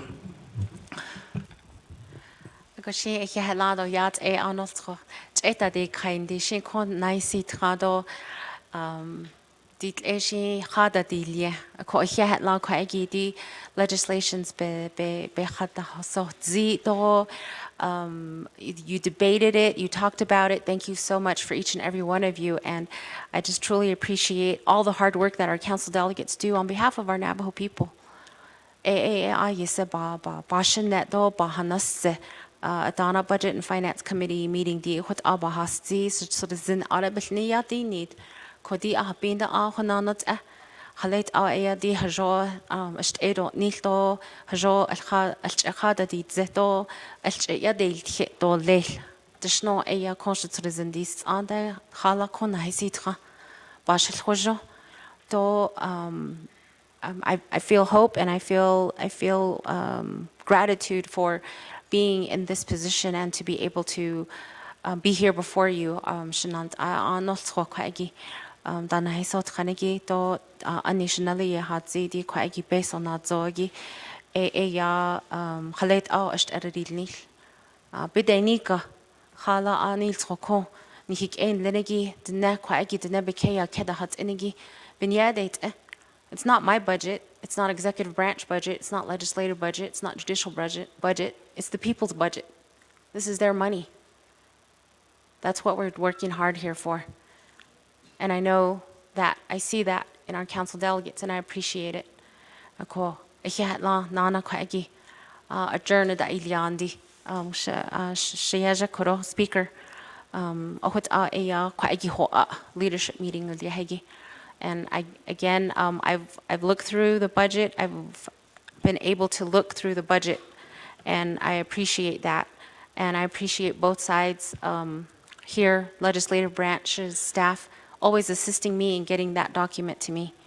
But it's things like that that I have a discussion with Shanella, President Nygren about, to have the staff of Office of the President and Vice President assist also the Vice President.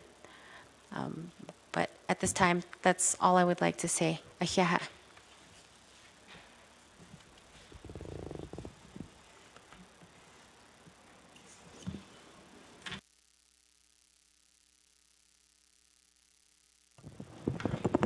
Again, thank you, Kadosh, and thank you, President, Vice President, for coming over to the council chamber. It's been a long day for us. Though the being that 10 o'clock we were waiting for your arrival since 2 weeks ago during the fair when we were considering the budget. Though it being that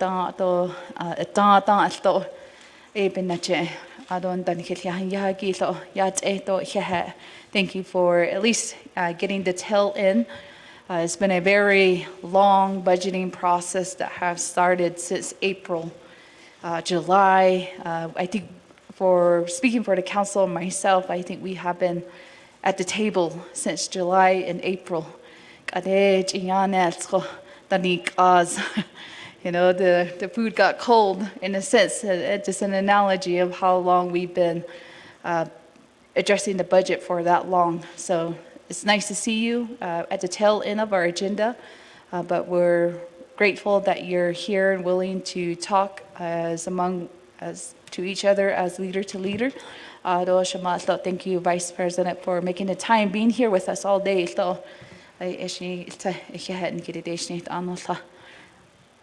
And we'll go in order of the delegates. You did have a request to speak. So staff, if you can just go one by one. So colleagues, if you do want to speak, just press your request to speak, and then staff will turn on your microphones.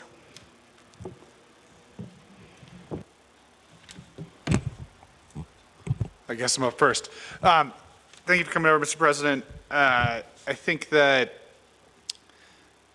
they're just, your office and yourself, you keep repeating this thing like there has been constant engagement, and there are multiple reasons why your request for $7.125 million was not approved by the council.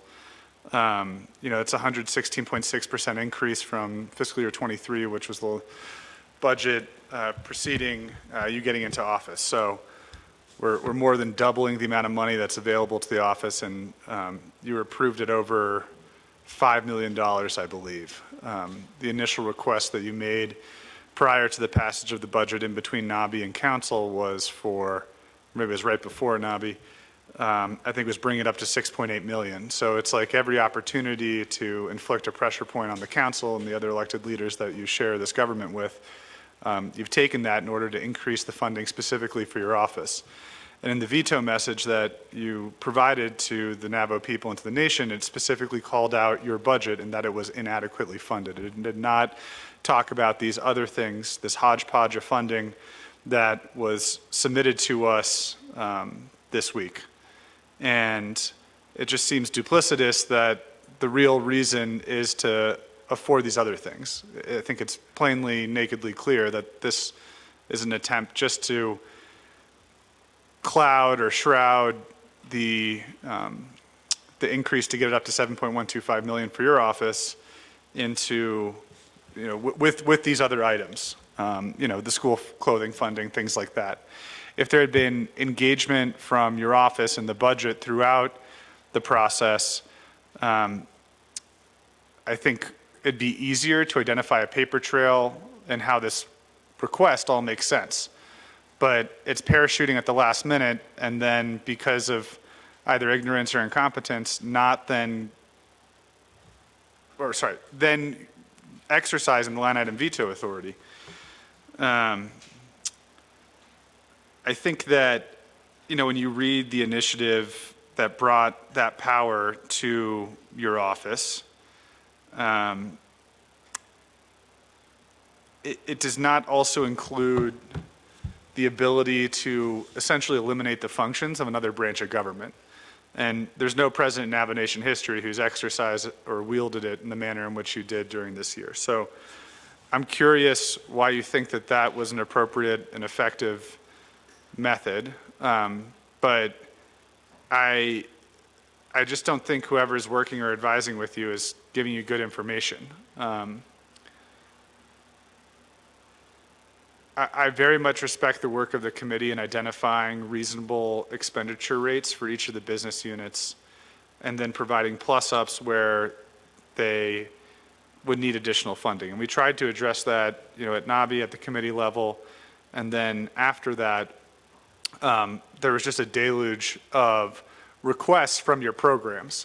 So the sort of discipline that you're talking about where you are saying, do you really need that money, was not actually exercised in the budget process. And what it did is it created a chaotic environment during NABI and during the council session whereby we couldn't focus on, say, the last few remaining programs that legitimately needed additional funding, like the judicial branch. So the lack of discipline and the lack of, really understanding how the budget was moving forward, starting from the top down, from both the judicial and executive branches, and also the legislative branch as well, contributed to this. And since the line item veto message and that, I know that the speaker has repeatedly reached out to your office to conduct some sort of meeting.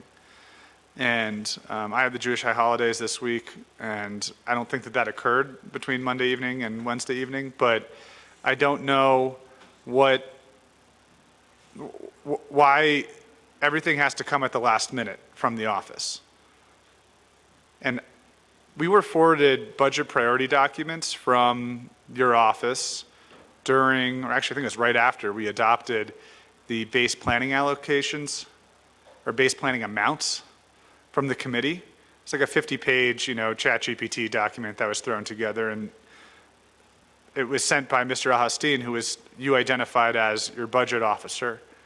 Then we received someone else who was new. Is it Gishi? No. I don't remember the gentleman who's assigned to the committee, but Largy, not Gishi. Yeah, Dwight Largy. What is being submitted now is inconsistent with prior documents. So again, it just, from the limited paper trail that exists, there's been like a fundamental misunderstanding despite so much information being provided on the record, both in terms of budget expenditure reports averaged over the past 5 years and going back even beyond that. And then, the performance of programs, increases to programs and what that has meaningfully yielded for our people. And then just throughout the process, like what the actual priorities of the administration are. Like there's general nebulous goals that everybody can agree on, youth, elders, infrastructure, just a robot could say those things. But when it comes to actually implementing them, there isn't the same consistency in the paper trail. And so it makes it hard to believe that this is about these other additional services when there are serious issues with the consistency. So, for those reasons, it's just very difficult to take this seriously because you'd spend, I don't know, was it an hour, 2 hours, when you could have been over here talking with us, even prior to that. And I shared with Ms. Littleben that I have commitments and I'm here to vote, and I couldn't be at my Lukachukai chapter meeting, nor with the meeting that you scheduled with them after.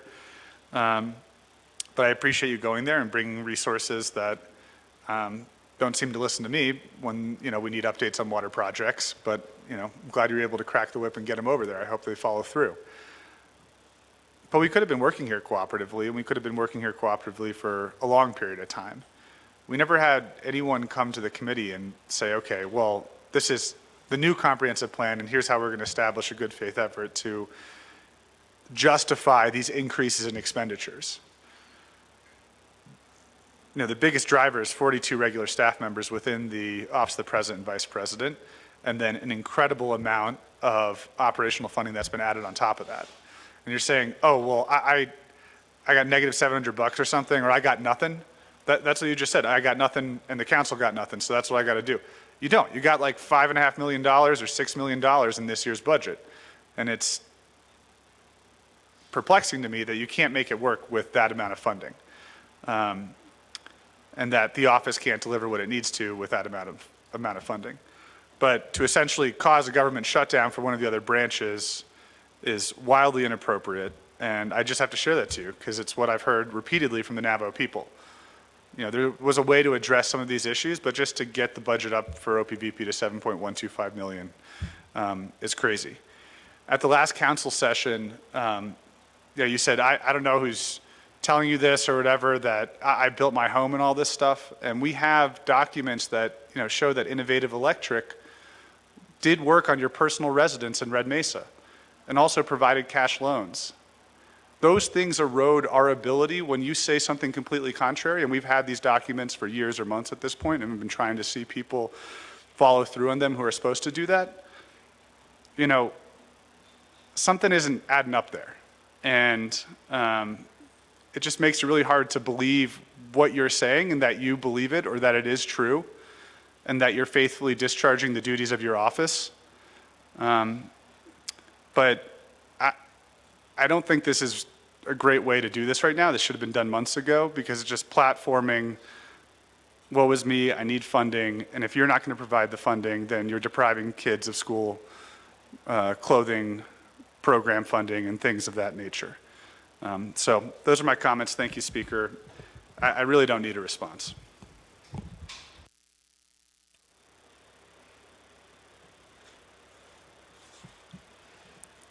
Thank you, Speaker Curley, and good evening to my colleagues on the 25th Navajo Nation Council. Good evening, President Nygren, Vice President Montoya. I echo a lot of Vice Chair Carl Slater's questions and comments. I'm just going to point out 3 items that the Budget and Finance Committee has covered on record. The 3 items is number 1, the Navajo Nation public hearings that the Budget and Finance Committee covered, and I'll go over a little bit of those results that we collected from the public. The second thing is a question I asked to the branch chiefs yesterday, or not just myself, but members of the committee asked to the branch chiefs about resulting decline in revenues. And the third thing is your definition of stating to the public and press releases and letters to the council that we are not giving you adequate funding. And I do have data to support that we are giving the Office of the President and Vice President adequate funding. The first item, the public hearings, back in July of 2025, the Budget and Finance Committee accepted a report from the Office of Legislative Services, a report that recorded the Budget and Finance Committee's public hearings from June 4th through the 11th of 2025. At every single Budget and Finance Committee, we ask for a representative from the Office of the President and Vice President to attend those meetings. That is all documented. That is a part of every quarter's Budget and Finance Committee's report. So that is also documented for the public to see how many times there has been a representative at our Budget and Finance Committee meetings. We also have the Budget and Finance Committee also had a one-on-one meeting with your office back in March 2025. So we have been talking about the fiscal year 2026 budget for more than half of a year. It's been quite an extensive amount of time that the Budget and Finance Committee and the Navajo Nation Council has spent on this fiscal year's budget. And we spent a lot of time on FY25 and the continuing resolution, but I'm only going to focus on the FY26 budget. In the data from the FY26 comprehensive budget hearings, we went to all 5 agencies, we went to all 3 states, and at every single public hearing, we offered a questionnaire to the public. We actually documented what the public wanted. There's a question in the questionnaire. It states, is there a program or service you would like to see improved? 72% of the people said yes. The number 1 program that they want to see improved is the Division of Community Development. The number 2 is the Division of Public Safety, and number 3 is Veterans. The next question says, is there a program or service you believe funding should be reduced or redirected? 71% answered the question, and 35% said yes, 36% said no. In those that said yes, the first program that the public wanted to see a reduction in was the Office of the President and Vice President. Number 2 was the Department of Justice, and number 3 was the Navajo Nation Council. Other programs or services indicated include the Human Resources, the Community Development, Telecommunication, Veterans, Public Services, Transportation, Social Studies, Health, Judicial, and so on and so forth. That report was heard in front of the Budget and Finance Committee. It's also been published on our website as well. This is no secret information of what information we refer to when we say that we're talking to our constituents. I'm sure multiple council delegates also receive resolutions on where they want to see funding directed. And I point that out because you can't continue to use the press releases or comments to the public as just it feels, it is political, and there's no data supporting a lot of the comments that are being made through these press releases. And I do want to say that the decisions that we made to develop this budget was not only based on expenditure rates, budget transfers, budget revisions, budget modifications, our close eye in working with the Office of Management and Budget, the Office of the Controller, even the Department of Human Resources on how many vacancies still exist. We also saw invoices that haven't been paid, but we also took to heart the public hearings, and the public comments were directly uploaded to the very first FY26 comprehensive budget. So I don't know which one of the staff members is not giving you that information, but that has been publicly documented.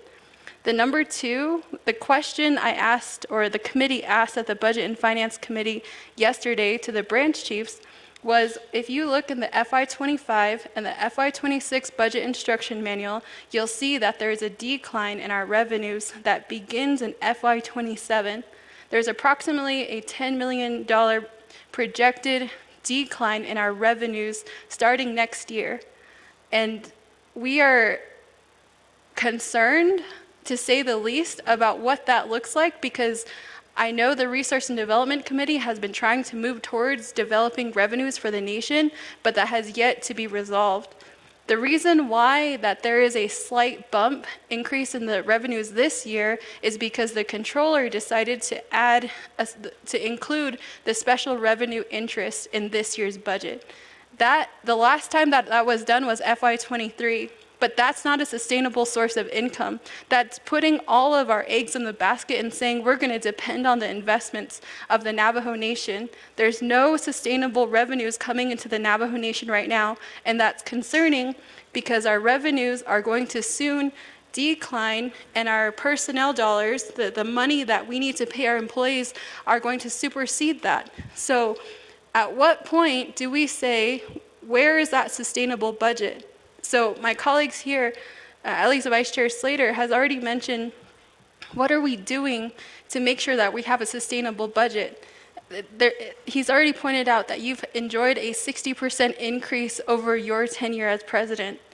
The third thing is, when we talk about adequate funding, I would recommend that somebody from your staff or yourself sit down with the controller and go over the pivot table that we created when we calculated how much every single branch, every single program, every single business unit should receive in unmet needs, because according to the variance, which calculates how much you spent in FY25 and then compares it to the request that you're making for the FY26 budget, you're actually $1.1 million over budget already. And it's the office of the president and vice president's choice to park $5 million in personnel. That's a choice. There's no law, and I've heard it stated that you're trying to pay a premium salary. But my question is, then who governs that? Who governs it? Clearly, the Division of Human Resources is not governing how much these employees are making. There's no operational chart. There's no accountability to the Navajo Committee. So I don't know how there's checks and balances in our government when that decision is made solely by the Office of the President and Vice President. These are outstanding questions that I have heard not just at the Budget and Finance Committee, but also the Navajo Nation Council. So those are the three questions and points I'd like to make, Speaker. Thank you.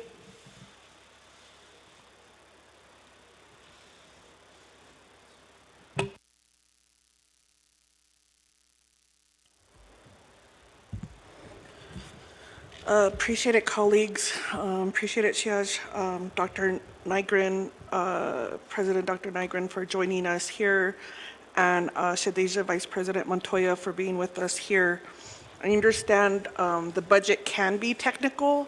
It does have a lot of moving pieces, and as a committee, we spend a lot of time trying to understand the dynamics of what are best practices and how we can understand not only our investment portfolio, but looking at the impact of having a projected revenue. What does that mean for programs in terms of how they do long-term planning? At the committee, we do have strategic plans that is available online and your staff can pull up, going to a 2-year budget so that programs can properly have, the funding, or at least know the funding that they'll be receiving. And the reason why I'm saying that is because although there is surplus in some of our funding, with the reduction of revenue in the future and today's memo on a possible federal government shutdown, we have to take that into consideration as a nation on what is going to be the impact of our BIE schools, of our IHS funding, and talking to BLM and BIA, all of these federal partners that the executive programs work with and receive federal grants. Like today, I was hoping to get a summary from the executive programs who receive federal grants. Have they talked to their grant manager, and what do they anticipate if there is a federal shutdown, what's going to be the plan?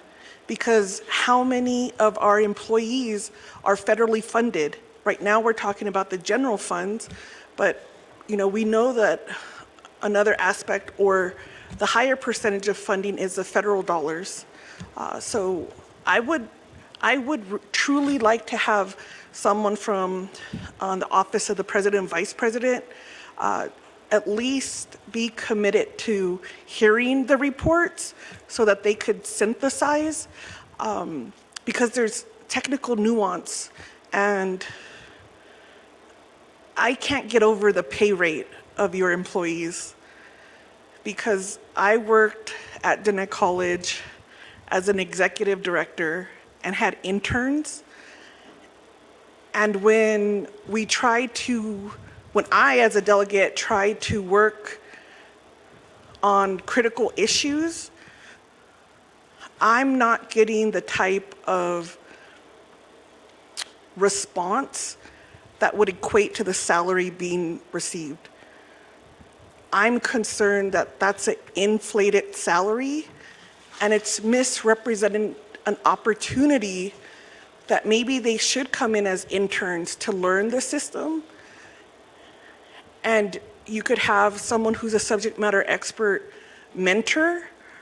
But when there's questions that I have to continue to respond to, chapter level regarding executive programs, I feel like the executive staff should be there or build up a relationship with the chapters, build up a relationship and understand the programming. Like, who do I speak to about my road priority funding we spoke about earlier? Who is the individual that I could work with on elder issues as we want to develop and going through the Vulnerable Adult Act? Who in the office can, I know MMIW has been a big strong point of your office, but I've had to send, memos to get just basic information. And I don't understand why I have to send memos to OPVP staff to provide information that they're getting paid to provide, to communicate. And so I've also now told Navajo Nation programs, talk to OPVP staff on these issues. I appreciate when the office does get involved. There's some critical time issues that does need leadership attention, but your staff should then be providing that type of, I was legislative staff before. I was a policy analyst for Navajo Nation. And, for them not to understand some of the basic components, it's fine then to learn, and maybe we talk about onboarding and some technology, but it's really a disservice if they can't engage at the level that we need them to engage. I'm not sure, and I would love to observe a staff meeting, because maybe I'm missing some critical communication, and I'm willing to say, okay, maybe I'm not communicating correctly. Like, if you ever see an email from me, it's like the first request, the second request, the third request, the fourth request. And so it's at what point then do we say, this is not effective, or why can't this simple request be answered? Yes, it may take some critical thinking, maybe searching, maybe asking questions, but that's the type of staff we all need. And because what I want to say is, and I spoke about this yesterday, because everything I'm expressing to executive, I would want to see a solution on my side. I'll put this in writing, and I'll get the notes, because I think when we wrote, the memos, it was clear. I do have to say some of the departments still haven't provided, like CHID, what type of TA did you provide to the chapters? I don't know, I'm on my fourth request. I think I gave up on that request. But I would want to sit in on a staff meeting to hear from your staff how they come, like, what is their moral and ethical guiding light? Where is their North Star? And I would like to know that from leadership to make the decision to line item veto 28 positions.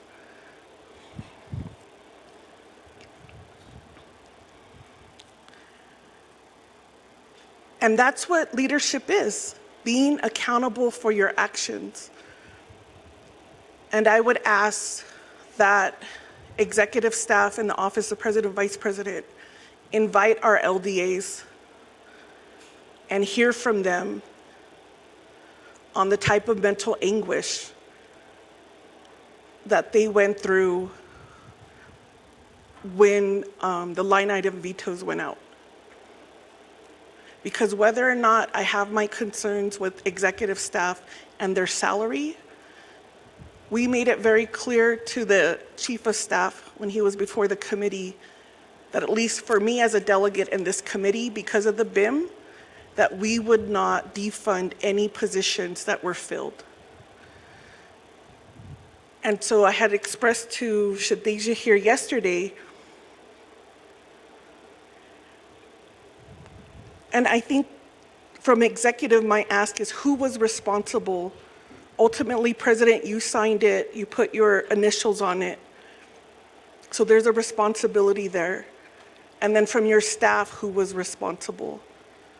And I'd like to have a future conversation to say, how can we protect political at-will positions in the future? Because they're not disposable. They're human beings. If there's, equal concerns with executive on our legislative district assistants, I'm open for that conversation and how we could work and communicate. I thought I have a really good communication with your Northern Agency reps. And so I thought there was not an issue. And so to use them as political pawns is not something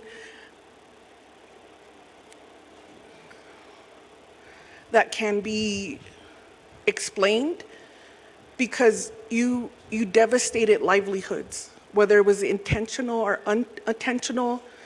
If the recommendation was just to go full throttle and to have conversations with the council and committees, which all of our meetings are public,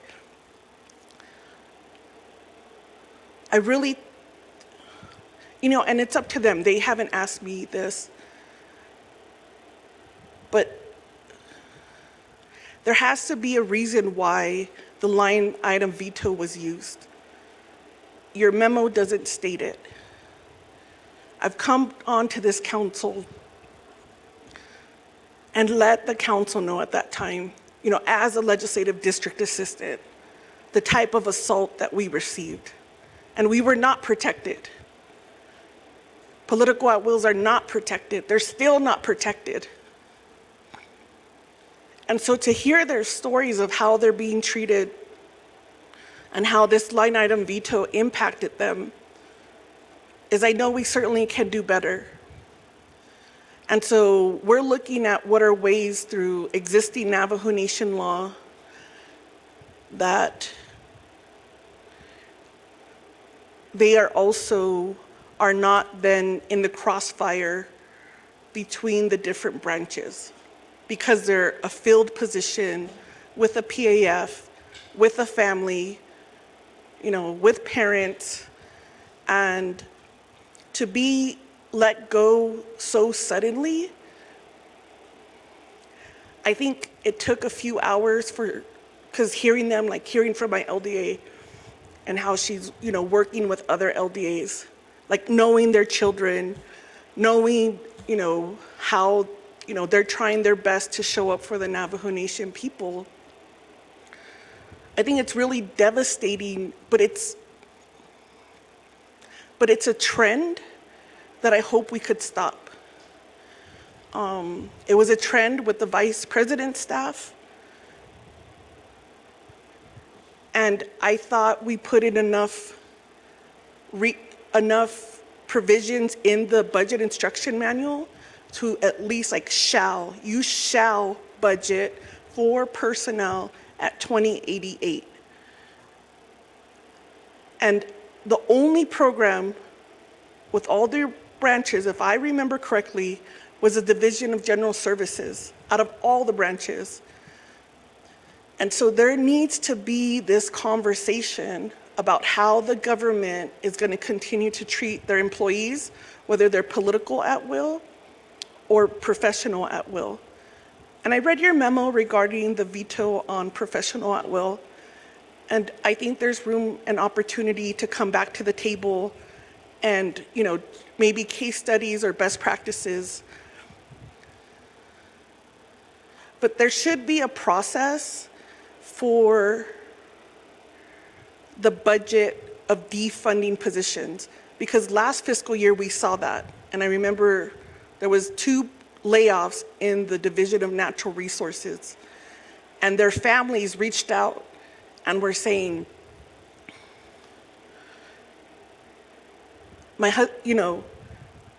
if you lay off my spouse, we're not going to be able to afford college for our kids.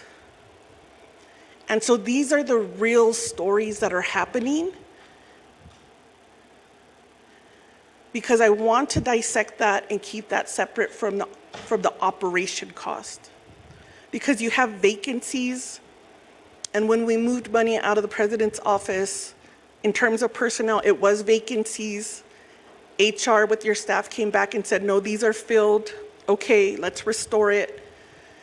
And so I felt like there was a lot of amendments, and that's why we're here now on what programs need additional for operating, because they didn't fully fund their personnel, and we had to move things. And I understand this isn't, we're still not done. But I just wanted to let you know, like here in the room, like nobody else is saying this, and I'll say it time and time again. We really need to come to the table, because so many of the former employees, like executive, will come and provide their side of the story. And so we really need this holistic plan on. It can be very traumatizing working in Window Rock, no doubt about that. But with that in mind, and we can't change social media, we can't change, like you can't change me, I can't change you. That's the whole thing, right? Let go, let God. But what we can do is create an environment where when someone is employed here,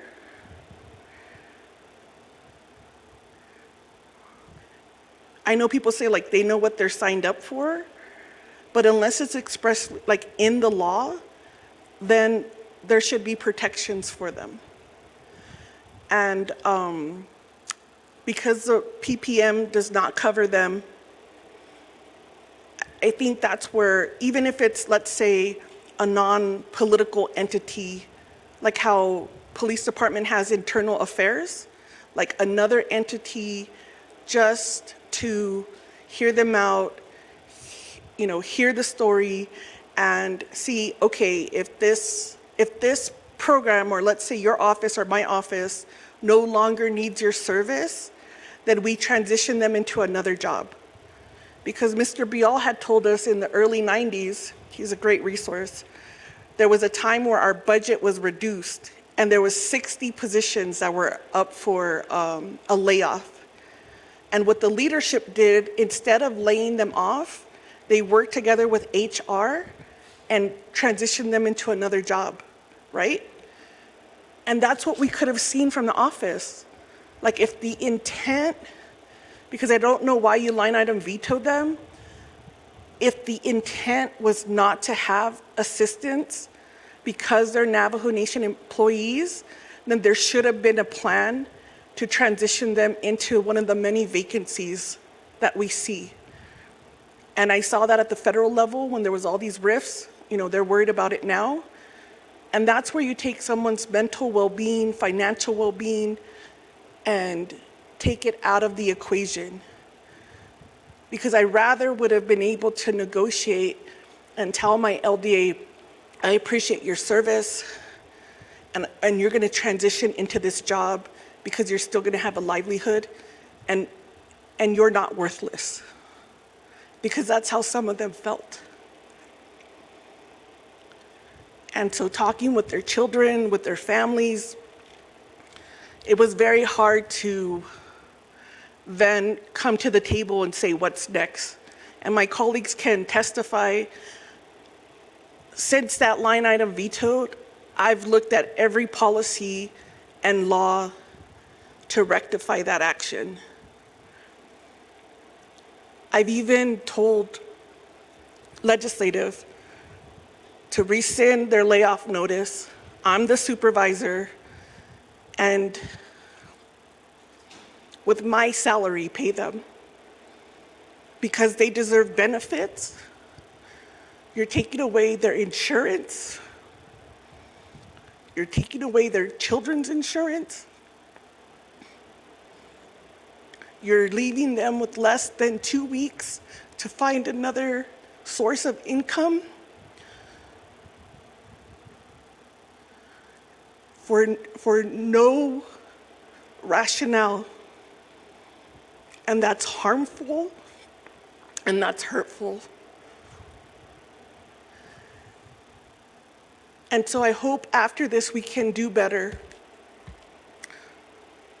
And what I hope in the future is that we have a better base budget and HR can give us all the field positions so they're fully funded with their fringe, with their insurance.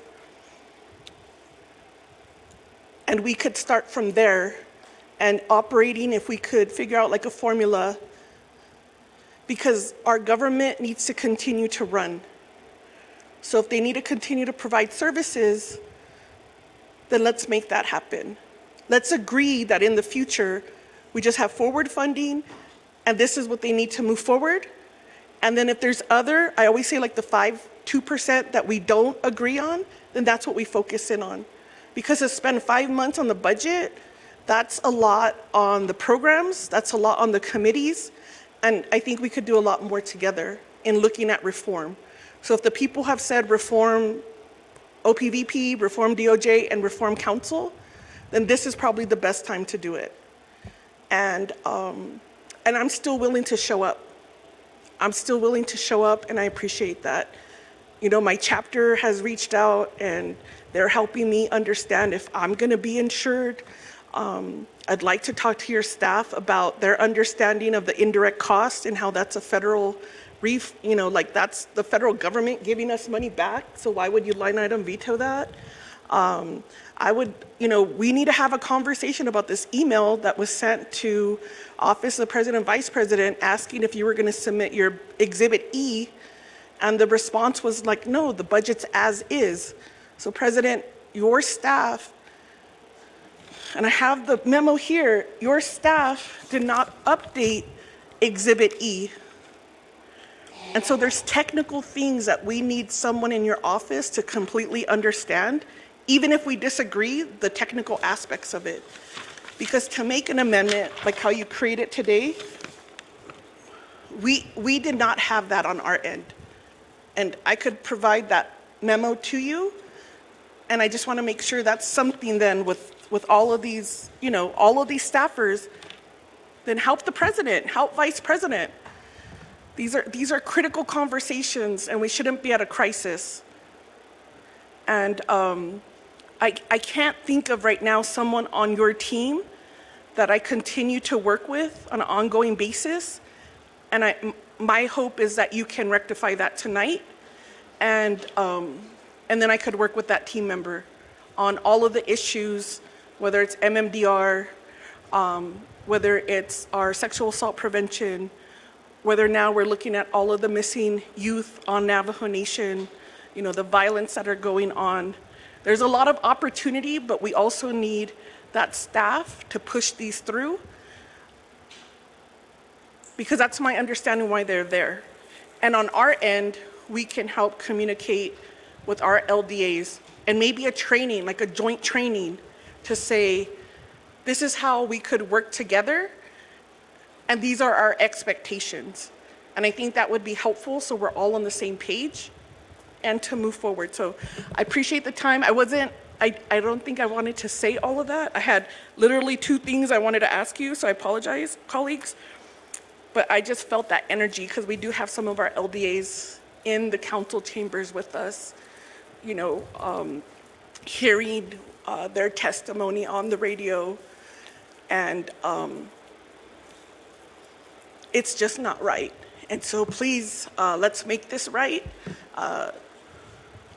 because they're devastated. And I'm okay. I think because of the nature of my job, I'm okay having these hard conversations about line item veto if it impacts our operating budget, but don't take it out on staff. And a call out to all of the executive staff in the room.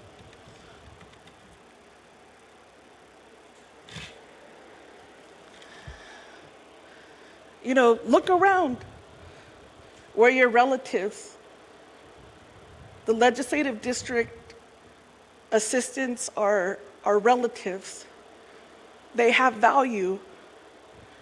They can partner with you and work for the people. They can partner with all of us and be that communication gap. And if in the future, stand up and say when wrong is wrong. And I do have my LDA tell me that sometimes. Remember your focus. Remember why you're there. Remember we went to grandma's house and her needs. And I think sometimes we need that harsh teaching, and sometimes I get it wrong. This time I think it was wrong, but we could work together to get it right. So I appreciate you all, my colleagues. I know we're missing, family moments, dinners, but if the nation is going to be unified to address the federal government, we have to be ready to have these hard conversations, and I'm okay having those hard conversations or feedback. I think I just have that curious mind to be like, okay, well, tell me a little bit more. Okay, all right, let's do it. Like a collaborative approach. So help me understand how we could be more collaborative. And I appreciate both of you being here tonight and my colleagues for being here. But I don't need a response.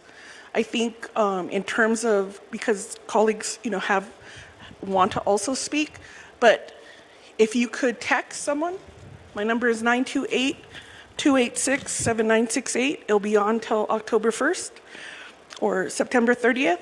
Text me right now and just say, okay, we're gonna meet, if it's weekly, because I meet weekly, we're gonna meet at some time, do a check-in, and we're gonna move forward. Like if you send me an email, Delegate Crotty, I will be the one to follow up and get you an answer.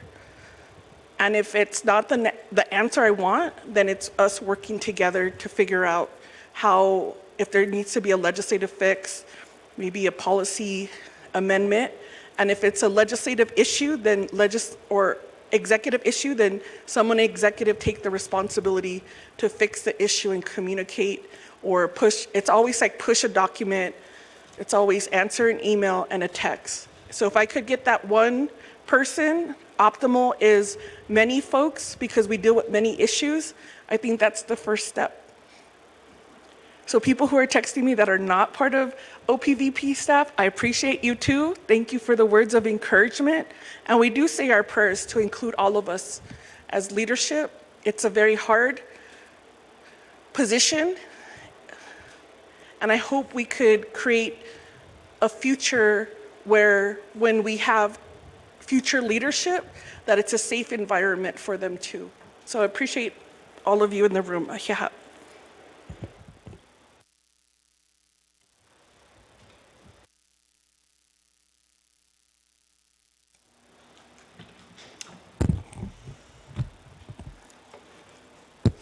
Good evening again. Thank you, President Nygren and Vice President Montoya for being here, and also to all of the staff, your staff, everybody here in the room, all the way around, those that are sitting behind me. Thank you again just for being here and taking the time to just hear us out. I do appreciate that you do the best you can for the nation, but I can be optimistic, but I also know, we have to live in this reality. And for me, I still feel like, the budget that we just passed, it will be vetoed again. But that's just me, how I feel about it. And for me, I think also I want to ask the question for all of us in the room, maybe even those that are listening online, when is going to be a good time for us to be good relatives to one another, to really stand up and be leaders? Because we need that at this moment. I feel like even in the federal government, there's so many things that are coming that we're focusing on here and our little fight, but the fight is going to be further out from us. We have our water to think about. And I know for me as a farmer, water is just the most important thing for us, for our future. And I know that's, your motto is to think for the future. And so I'm doing my best to think about that, is how do I think about the water and how am I going to make sure that our people, our community is able to have that. But like I said, that's for me. I wasn't able to listen to your live this evening. I don't know, I will have a moment later to listen to it, but just some of the text message that I receive, like I said, this is politics. I know you're bashing us, you're saying it's our fault, and I think as a whole nation, we don't communicate. That's just our problem. We don't talk to one another. We take things personal. I mean, I'm going to say I do that too. But I'm willing to listen. I'm always willing to listen. I'm always willing to just hear anyone out. I'm friendly. I'm willing to talk to you.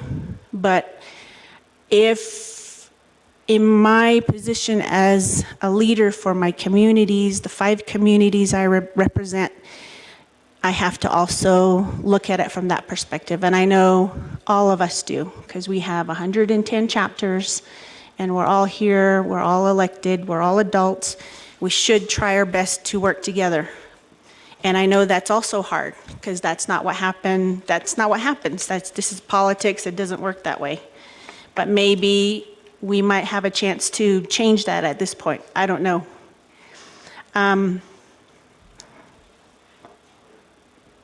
So I wanted to know, maybe at some point, you're able to summarize, your live with us. The other thing is I know, and I'm going to be realistic too, is I know that my vote on the budget, I will be blacklisted.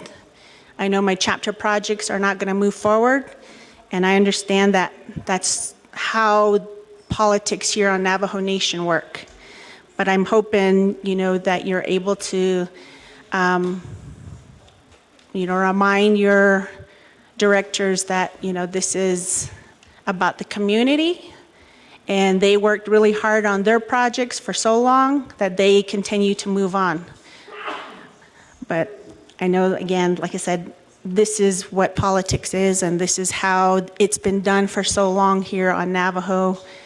And I don't know at some point if we're able to break that trend, to break that just the way it was done a long time ago. We have, as my other colleagues mentioned, we have done this. I'm new to this budget committee. I started in January, February. I've had to catch up and learn very fast.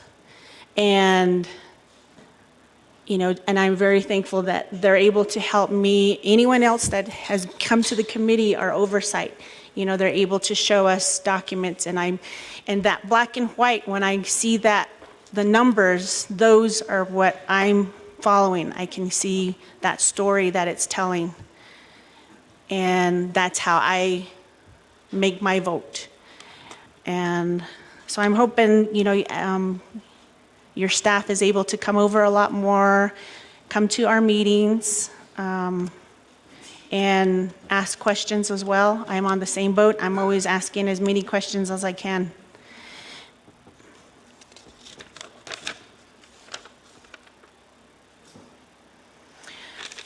I know in my previous job, there was something that I always thought about was in our budgets. When I have staff and I manage them, we talked about blue sky dreaming. And sometimes the budgets that I saw this year, some of them were pretty blue sky, and I could see where they were thinking.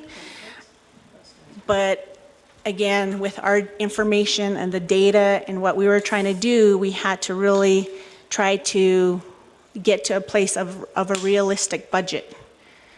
So, and I know that is also a difficult thing to do for many of our programs, because, they've been used to a certain system for so long. I just want to say thank you for being here. I'm still willing to talk. I'm still open to talking with your staff. And I just want to say, everybody, it's late. When you go home, please be safe on the road. And I appreciate all of your time.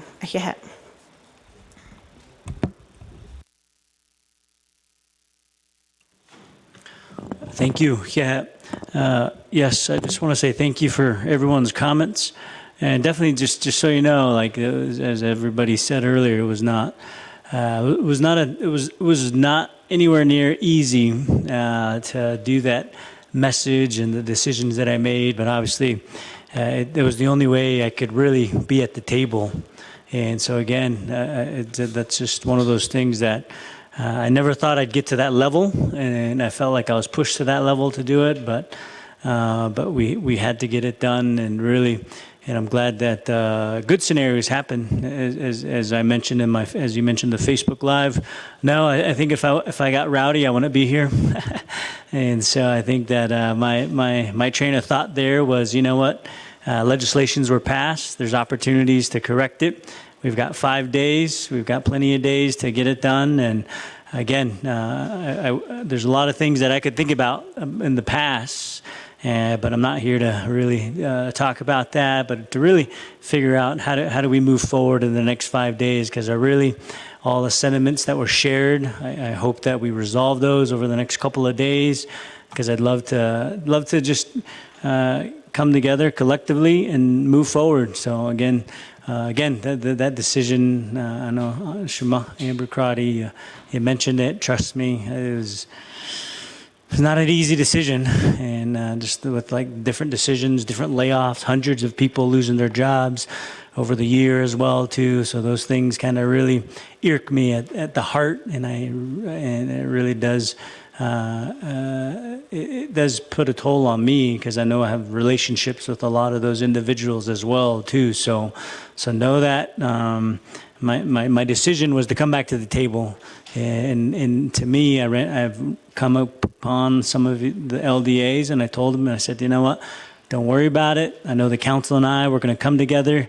Keep your laptops, keep your phones. I know we're going to come up with the deal where you will continue to have your job so that we can move on. So, and that's what I'm still hopeful for. And I was hoping for that today, and I know it didn't happen, but we've got 5 days, and I'm really looking forward to getting it done. Because like I said, it's not a good feeling. You know what I mean? Like I said, earlier this year, hundreds of people lost their jobs as well. And that was very tough as well too. So, and I heard it left and right from kids coming up to me when I was in Page. I had kids come up to me, exactly what you just said. I was at a basketball event, and kids came up to me and crying and pleading, saying, my mom, my dad, my relative lost a job. Why did you do that? You should have done something different. So it was really tough to be out on Page in the Cheat area, because it's truly affected. And so trust me, 230 people losing their livelihoods is definitely not an easy task, especially to show back up as well too. So I know, but my hope is that we get it done over the next 5 days. I'm very hopeful. I know that it can be done. I know the resources are there. We've got the resources there to make it happen. And so again, I'm just going to be hopeful. I'm going to be hopeful that things do change over the next 5 days, and really that's literally all I can say, and that's kind of basically what I explained. And I explained a lot of the amendments, the 38 amendments that were on the list.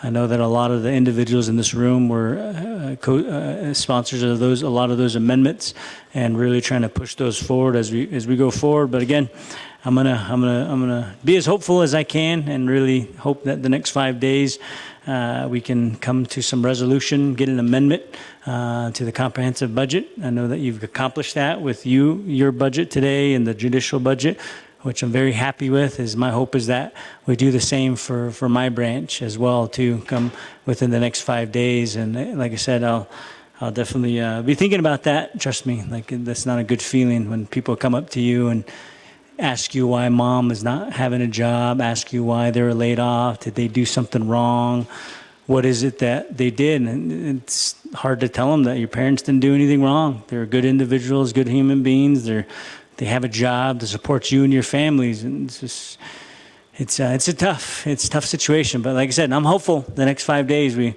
got plenty of time. I know there's a lot we can do in 5 days, so that to change that course as well too. So I'm just going to leave it at that. And I know appreciate a lot of the comments, and really I think in politics you're just going to have to take it with a grain of salt and move on, and really focus on the work that needs to happen. So again, it's just But again, that was basically my life. It's just, you can watch it. If I did say something offensive, let me know and I'll apologize.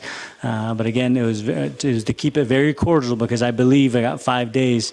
So if I wanted to say some rude things and whatnot and do these things, then I want to be sitting here before you as hopeful as I am for the next 5 days. So yeah, we'll see. We'll see how the next 5 days go. And just like I said, I wasn't expecting to meet with the full council and have this discussion, but I'm very appreciative of it. And there's obviously I'm going to sleep on this as well tonight, and obviously you all will also think about it as well too. So again, there's a lot can happen in 5 days, and as Speaker knows, we've done a lot of good things in the past where we've all come together, we've all aligned ourselves, and we made things happen. I know that I've signed pieces of legislation within under 90 minutes after leaving here. So I know there's a lot of good things that can happen as well too. So very, very, very hopeful. So I guess that's all I can say, and appreciate your comments, and again, take it with a grain of salt and kind of move on, but focus on trying to get my amendment through so that everything that you guys are talking about, we can avoid all those scenarios as well too. So that's kind of what I wanted to share. So yeah.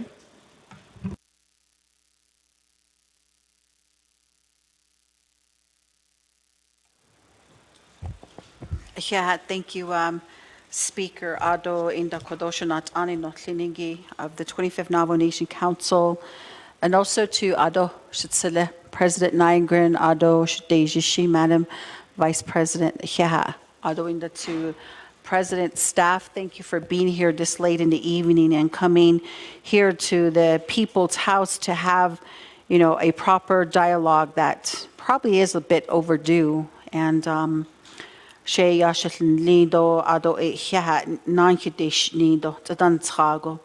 but I wanted to state, a budget is a spending plan, President Nygren. It allows us to consciously decide where money goes instead of wondering where it went. By creating a budget, you gain a clearer picture of expenses. This clarity empowers us to make informed financial decisions, thinking of this as a roadmap for the Navajo Nation funds, guiding the three-branch government towards financial distinction by employing our people, and also by providing the services within the parameters. In this case would be the OPVP's plan of operation. So accountability is the act of tracking every spending by consistently reviewing and tracking expenditures. This allows anyone to identify areas where there is overspending and make necessary adjustments. So when we're talking about budgeting, as council delegates, we're out there within our communities, whether it's at a planning, chapter meeting, veterans, senior center, and we're constantly being asked, just as my colleagues had echoed here earlier, that there is still a lot of needs out there, what we would call the basic fundamental human right, the basic infrastructures for our people. And this is where, it questions, we as council, and even from the Budget and Finance Committee, we're told to make sure that our budget is consistent with our priorities as committees. So, with these requests, continuous requests of feedback loop helps, helps understand accountability for the expenditures that we have, and allows for course correct interception, meaning just as what it was stated, if you're not spending your money right, then that allows, okay, how do we intervene before these small issues become bigger problems when it comes to questionable spending pattern. And that's all it is, President, and to your staff here. And I just hope that we really come to a realization and understand that this is not just picking on OPVP or any of the divisions and the departments. Again, it's a expenditure behavior as well. And in your memorandum that you addressed to Budget and Finance Committee several weeks ago, you had indicated that the purpose of you requesting for more operating expense was that OPVP, you wanted to provide more services. You know, oftentimes we talk about duplication, you know, to avoid that dual or the duplicate appropriations for services. I just thought that it lied within the divisions and the departments already through its plan of operation. And I, as one delegate, was, you know, just contemplating as to why OPVP wants additional funds to provide such services when the divisions already have that authority. So again, you know, that comes back to a proper spending plan. And then I was hopeful that you would have requested to come before council before you took action on the enabling comprehensive budget legislation. And I think I quickly mentioned that to yourself and Bida over in Monument Valley when we met with those all tribes consultation regarding the Colorado River discussion. And my intent when I petitioned for council,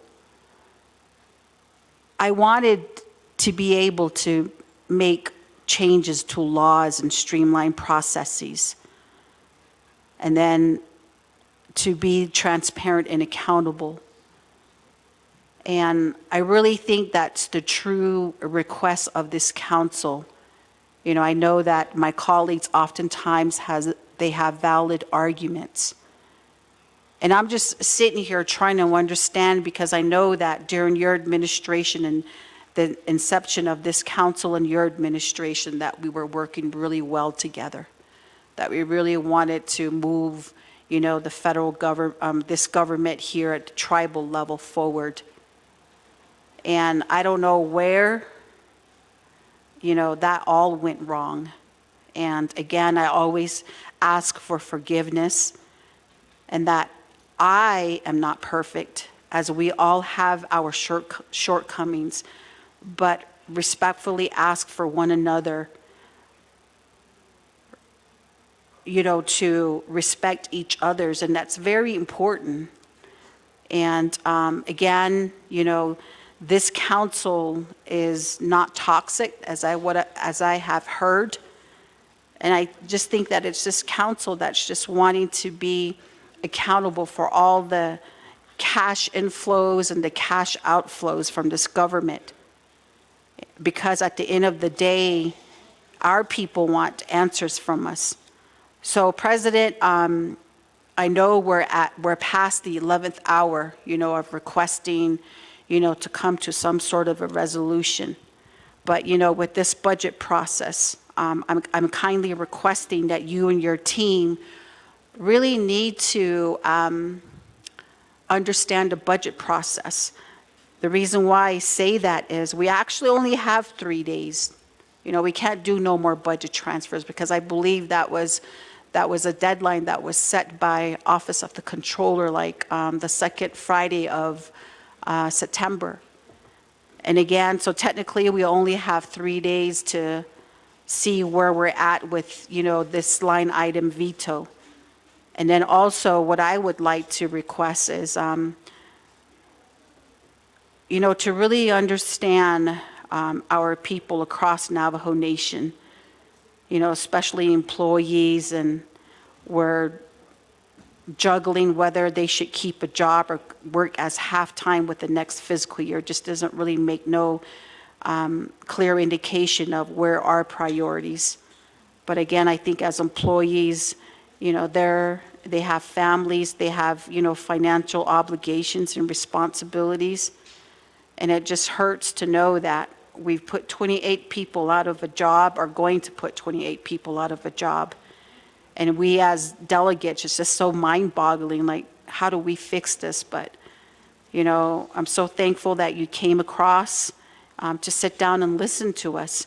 And even with your budget, I want to kindly request to you, if you can reassess your budget. Do you really need $1.76 million? where do you need all this money at? Because I know a lot of your budget is under travel. And then we as delegates, we often get criticized for traveling too much, and some of us just don't even want to travel no more. So we just locally stay within the boundaries of the Navajo Nation, where a lot of the issues lie. And I really think that we need to fix our Holgon first before we start going out and trying to dictate to other tribes when we have all these issues that we need to solidify and, come back to unite and be as one with one plan and one voice. So again, as my little brother, I'm, just kindly requesting, what is a realistic budget from OPVP? And I know that Honorable Delegate Mitchell wanted to drop your amendment, but, that's another area that has to be probably considered through legislation, which still has to go through a 5-day comment period as well, too. So again, we are here as council. I don't think we're really, we're not bad to assist, or we're not just out to get your office, but we just want answers oftentimes. And just like Honorable Crotty said, at least have your staff respond to emails that we sent out, because some of these are very important issues. And oftentimes we just refer back to the division directors, but let's continue to work as a team and hopefully, go from here and work together again, because I think all of us have one mission in mind. So I just wanted to request that kindly of you, President, to you and your team. I do see your chief of staff here. And I don't think I'm hard to work with, but there's times I do get very frustrated because I just don't get no response at all, and I just feel like I'm being alienated, and I just don't think that should how business should be practiced here on Navajo. So again, I don't want no response, but I just wanted to state, this concern, as a delegate of the 25th Navajo Nation Council. Thank you, Speaker.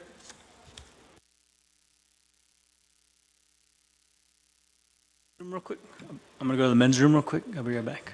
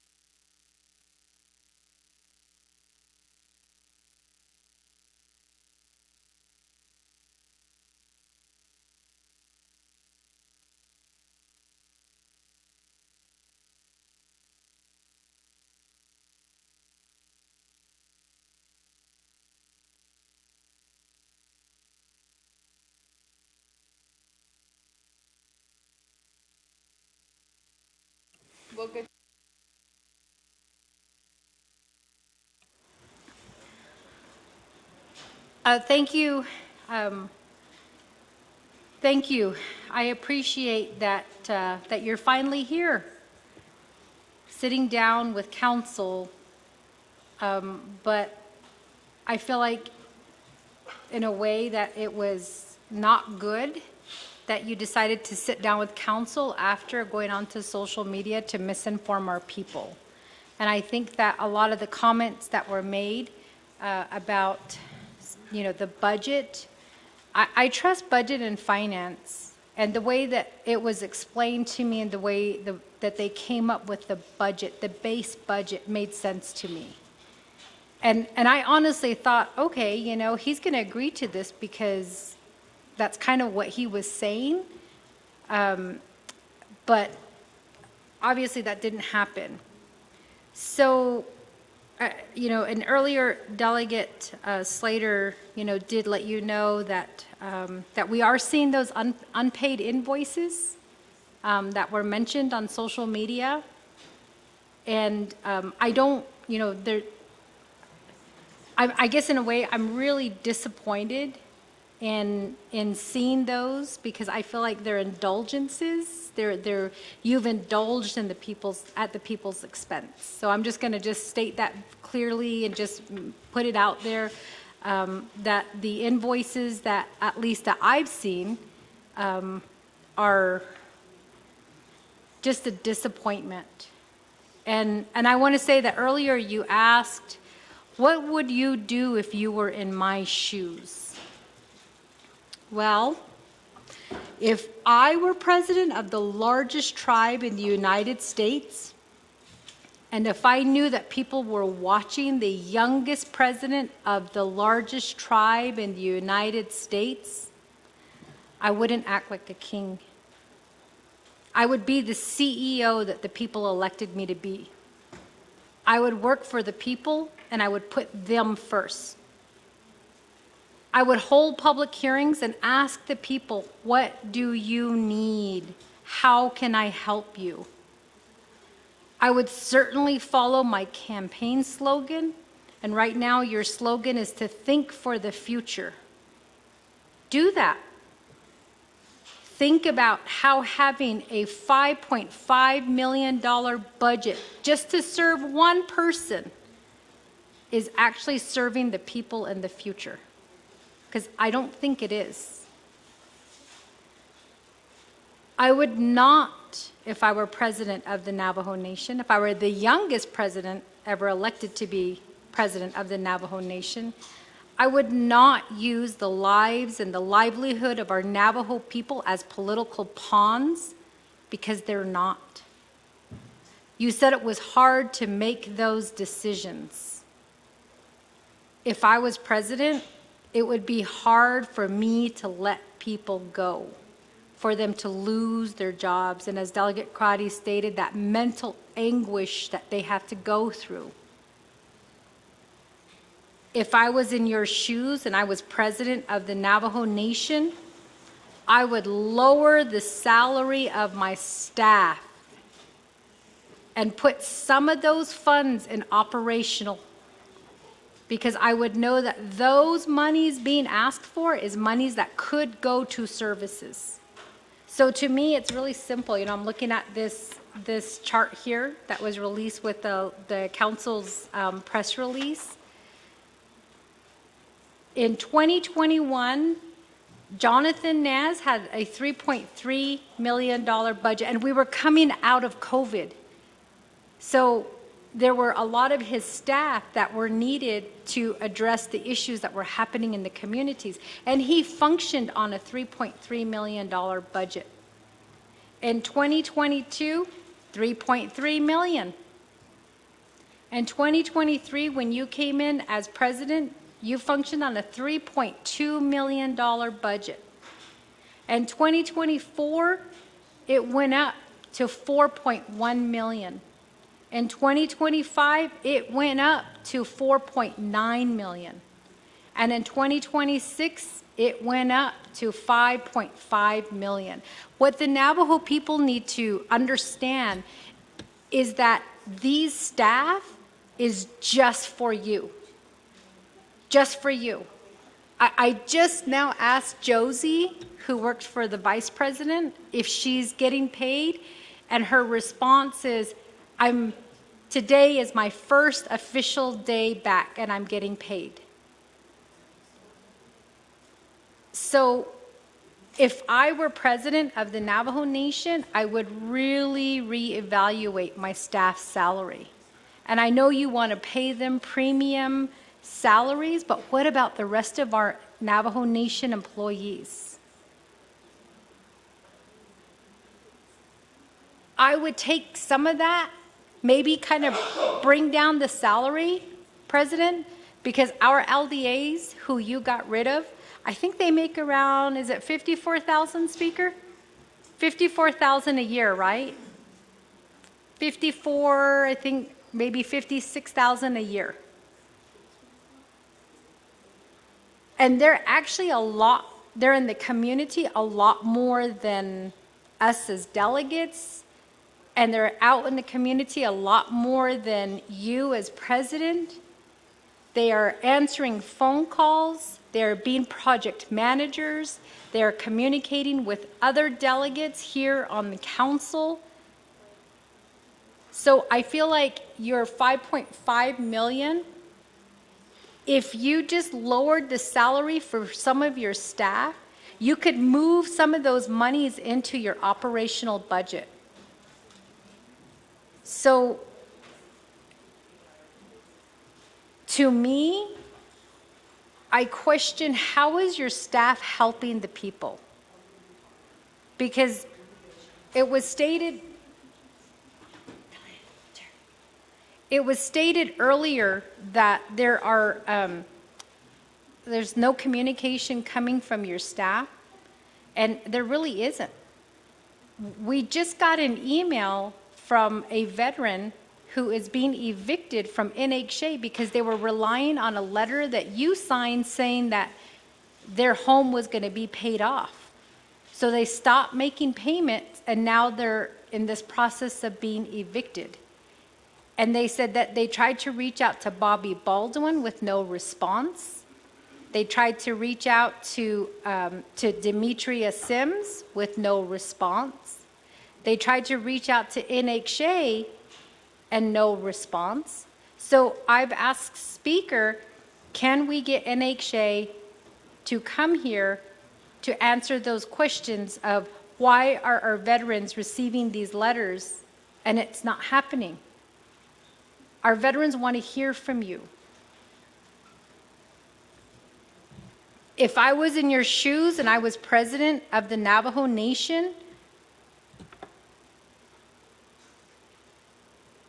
I would talk with council about the needs of the people and not just my office. This is an idea. I know that you have your website where it lists some of your staff, but you use social media, introduce them to the people. Say, this is so-and-so, and this is what they are in charge of, and this is how you can get a hold of them. And if you can't get a hold of them and they're not communicating, this is how you can get a hold of me to tell me, their boss, that they are not communicating. I think that that would really help in a lot of ways with that communicating properly. And it, with your staff getting paid as much as they do, and they're not putting together a proper budget, maybe they don't know how. It makes me, we kind of joke here at council because we say, as delegates, we don't make that much money, but we're constantly having to fix the budget. So if you're going to be paying people this much money, I would expect them to, number one, know the Navajo Nation law. Number two, know how to put together a budget. So it's so important, this communication, and then, listening to what the needs of the people are, putting together a proper budget. We're still getting veterans who are coming, especially from the Eastern Agency, our veterans who are coming telling us that that there's a lot of issues with the budget.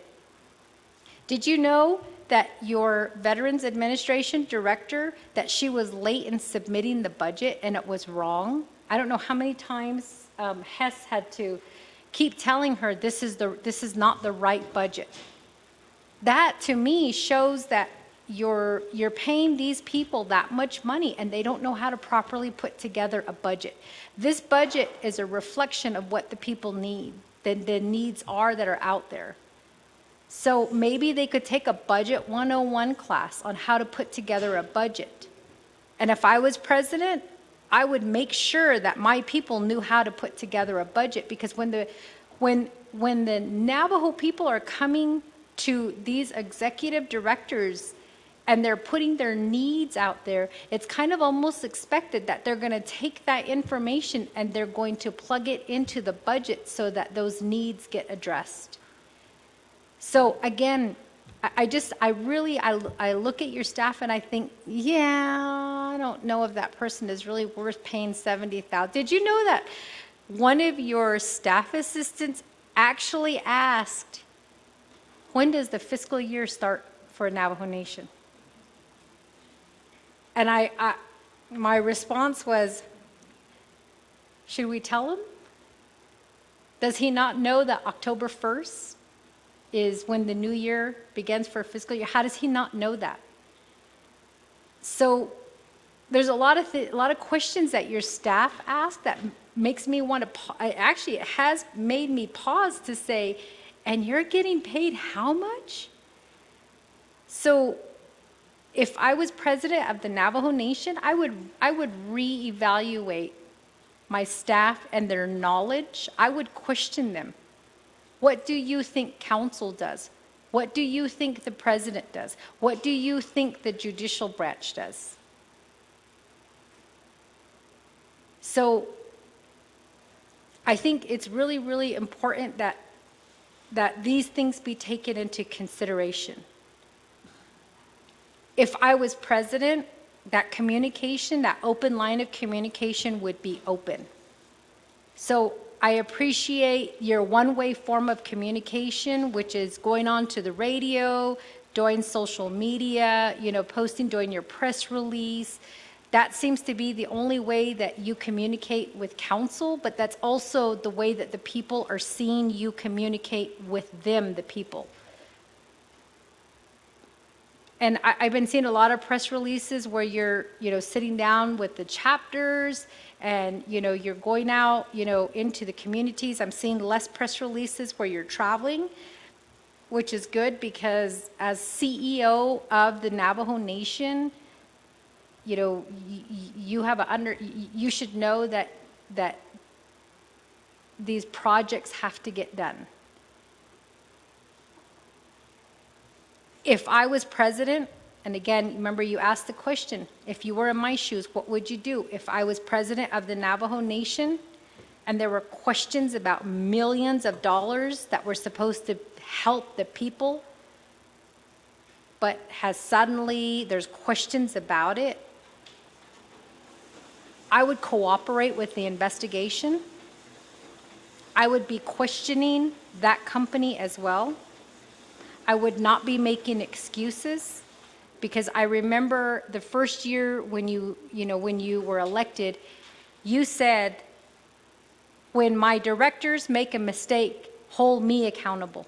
Blame me. It's my fault. So I'm taking what you said and I'm putting it on you. $24 million is a lot of money.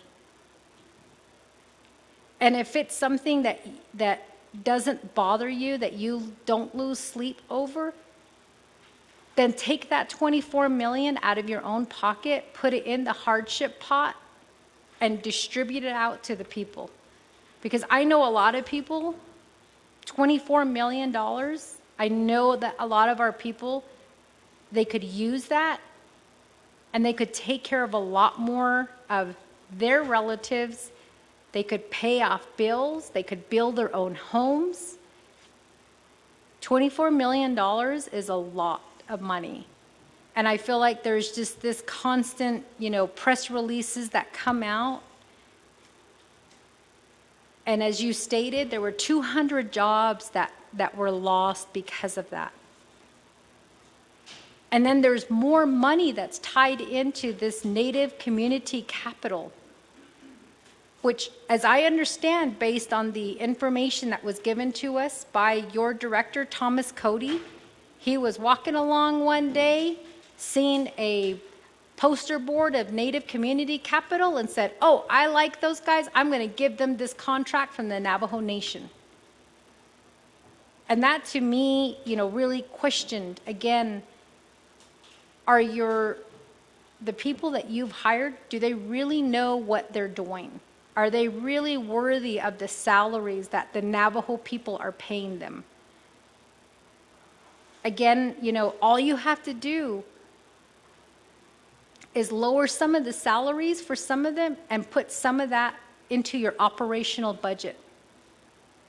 It's a quick fix. Any CEO that should come to mind. If we're talking about the people, I would think that if the former president can function on 3.3 million, shoot, I could do it too. If I was president of the Navajo Nation, I probably would think that way.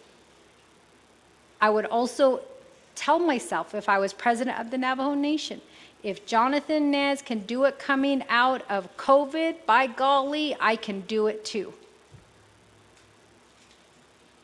5.5 million just for you? To me, that's excessive. And it just doesn't justify your reasoning and taking it to the people, because it seems like on social media, people are not agreeing with you. At council agency meetings, they're not agreeing with you. Chapters are passing resolutions, they're not agreeing with you. We're getting pressured on an everyday basis as council to put you on leave. So people are not agreeing with you. And yes, you can go back and you can say, well, there was that petition that was going around. But some of us got emails that said, I'm a Navajo Nation employee, and we were threatened that if we signed the petition, that we were going to be let go of. I've got a family to think about. I don't want that kind of trouble. So if I were president of the Navajo Nation, this would be in the back of my mind, especially with those invoices. And those invoices are going to be coming out soon. The people are going to be able to see them.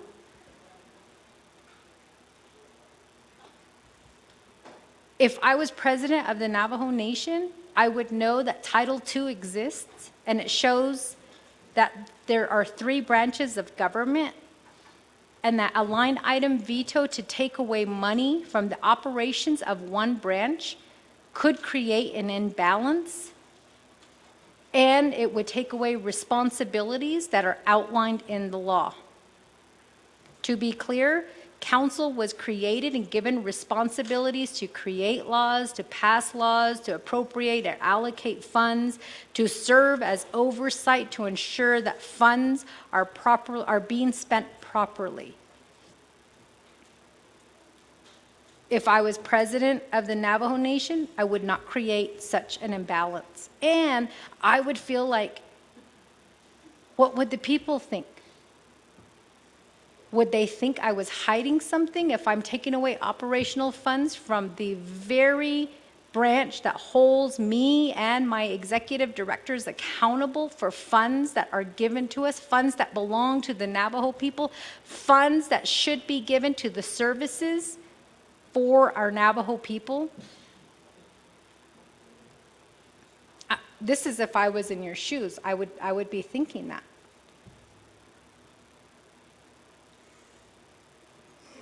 If I were president of the Navajo Nation, I would be holding my staff accountable. And I say that because I questioned on the record incidents that had happened.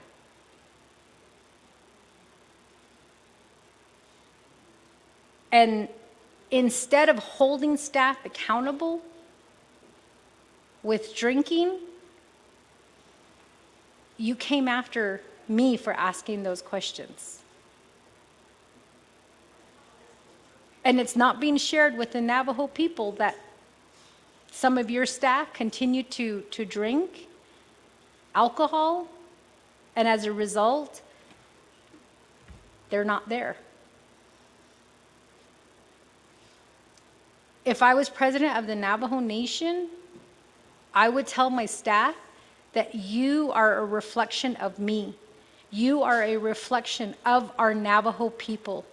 You are a reflection of the Navajo government. Anything that you do, anything that you say is going to be a reflection of us. Put your best foot forward. Live a good life. And if you need help, ask for it. And let's find you the help that you need.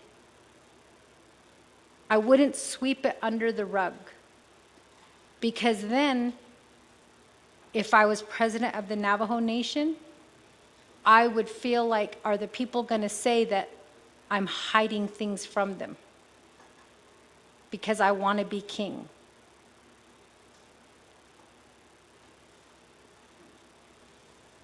You asked at the very beginning, what would you do if you were in my shoes? I shared just a little bit with you, because to me, the president of the Navajo Nation, it's an honor that the people entrusted you to make the right decisions on their behalf. And it's, you know, sometimes it can be tough. Sometimes you make you make the wrong decisions. Sometimes you make mistakes. But I feel like, you know, your statement that this was a tough decision to make and you were pushed to that level and the message was only to be at the table, you've always been invited to the table.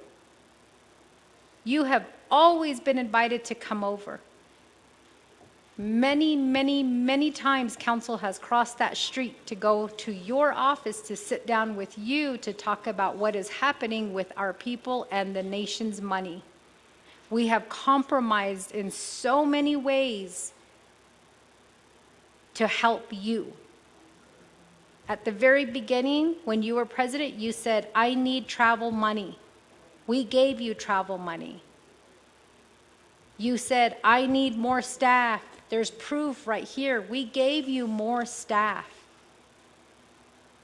It's kind of like that, you give an inch and you take a mile. And for me, where I took it personally, when you line item vetoed the Navajo people's jobs. That to me was a personal punch in the gut. We could have easily, and I'll be really honest with you, I had an amendment ready to go to drop the salary of all of your staff. Give you a portion of that for your operational needs, put the rest into burial services and into clothing program for our children.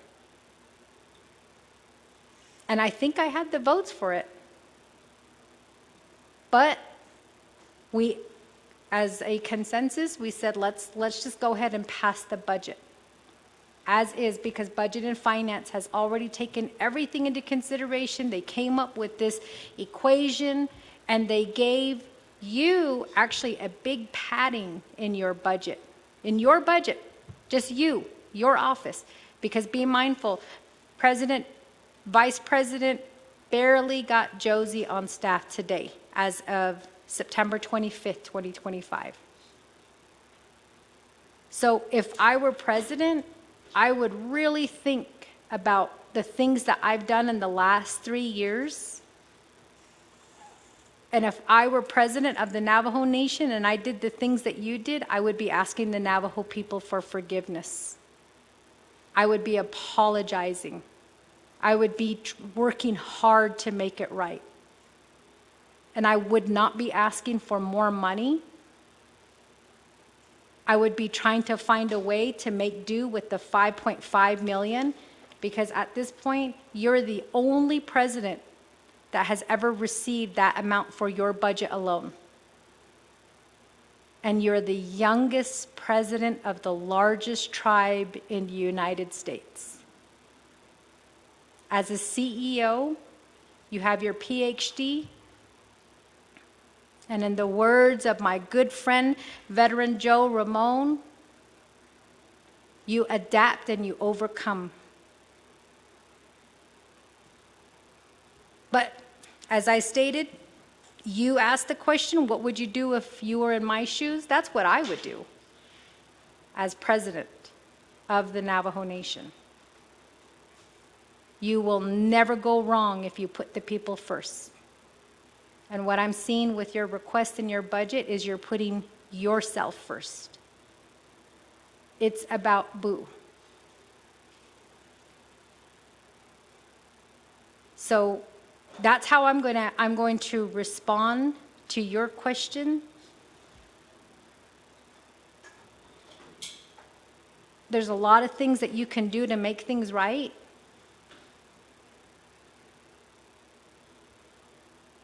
And I'm just going to ask you, do not play with Navajo people's lives. Don't do that.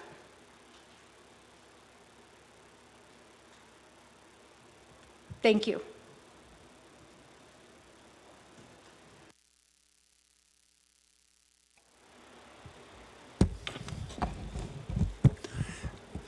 Good evening, Shiche President Nigrin, Arosha Makaro, Madam Vice President, and my colleagues, everyone who is here in the People's Chambers. Aro ade shin da isonats agi nihido yate di hilcheo. Cool. I have several recommendations. First, I think that you as president of the Navajo Nation should understand that as the president, you have the authority to make decisions, to talk to your division directors and those that are appointed and those that have not yet been confirmed. You have an opportunity to really look at what is being presented outside of your office. And what I mean by that is I try to make logical sense of a lot of things. Haishin kwaeki shatato sozo eroda haishin hanan liniki e shatatos a hajo bansis case she what bansis case. Ako the logic behind the office of the president and vice president this fiscal year pulled about $3 million from other programs, including the Department of Education, including the Navajo Nation Veterans Administration, Oko e ajo la hota beso patsado pull in la to benefit the office of the president and vice president. Not in your September 23rd, 2025 memo, you're advocating for the programs that you pulled funding from. And I don't understand how that logic is, how it makes sense, how it makes logical sense. And I too have the recommendation to consider decreasing the salary of your 36 staff assistants, who 6 make over 100,000, 4 make over 90,000, and 8 make over 80,000. Half of your staff assistants make over $80,000. And when this budget was presented to your oversight at Nabikiyatye, there was vacancies. Those vacancies equated to about $1.4, $1.5 million for just personnel. But in your memo again, the first one listed is your office. I would have listed mine number 39. Because you have 39 proposed amendments.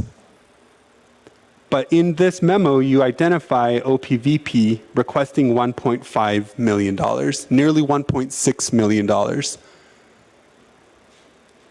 So I don't understand, again, how you ask for positions that equate to the amount that you're asking for at the 11th hour. And you keep repeatedly saying 5 days, 11 days, 7 days. The BIM every year is passed in spring. To this point, you've had over 100 days to participate and defend your budget. We had your chief of staff here who tried to address questions or answers to the questions. And one of my questions at the time was the Navajo Nation Youth Advisory Council. Your office has not done anything with that office until there was a legislation dropped to transfer it from the executive to the legislative.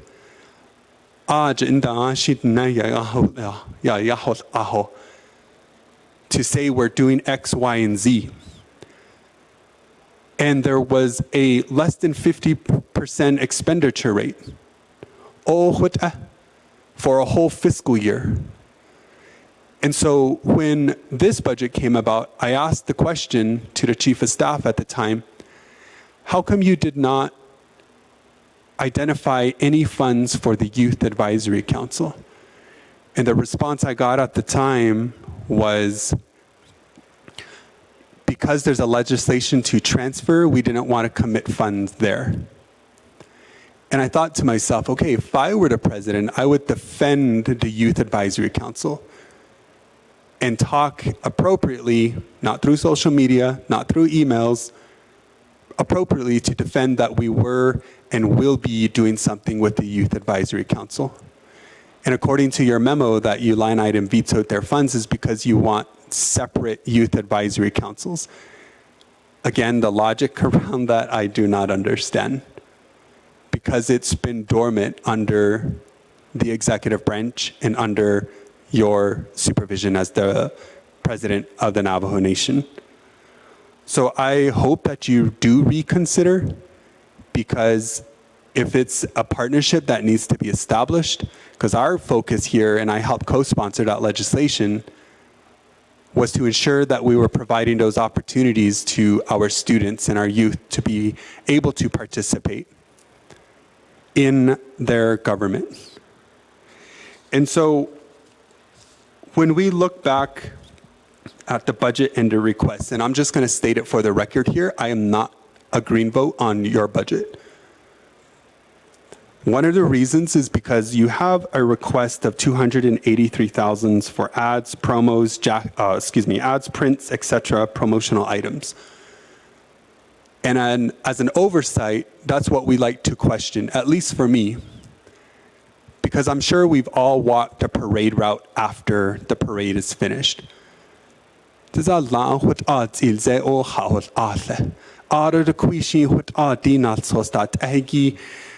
Said the penda al serikita rulers da at and that's why I'm not the biggest fan of promotional items. And everywhere, and again, this is reconsideration to really think about what you're proposing and asking here, is because almost every event I go to, there's a number of pins and jackets and canopies and I don't understand that. And they are constantly being given out. That's something that you should also reconsider. Do we really need X amount of pins, X amount of canopies, X amount of shirts that come in 10 different colors, even to the point where we were addressing the Oak Ridge fire? I noticed that staff started to have fluorescent vests with your name on there. And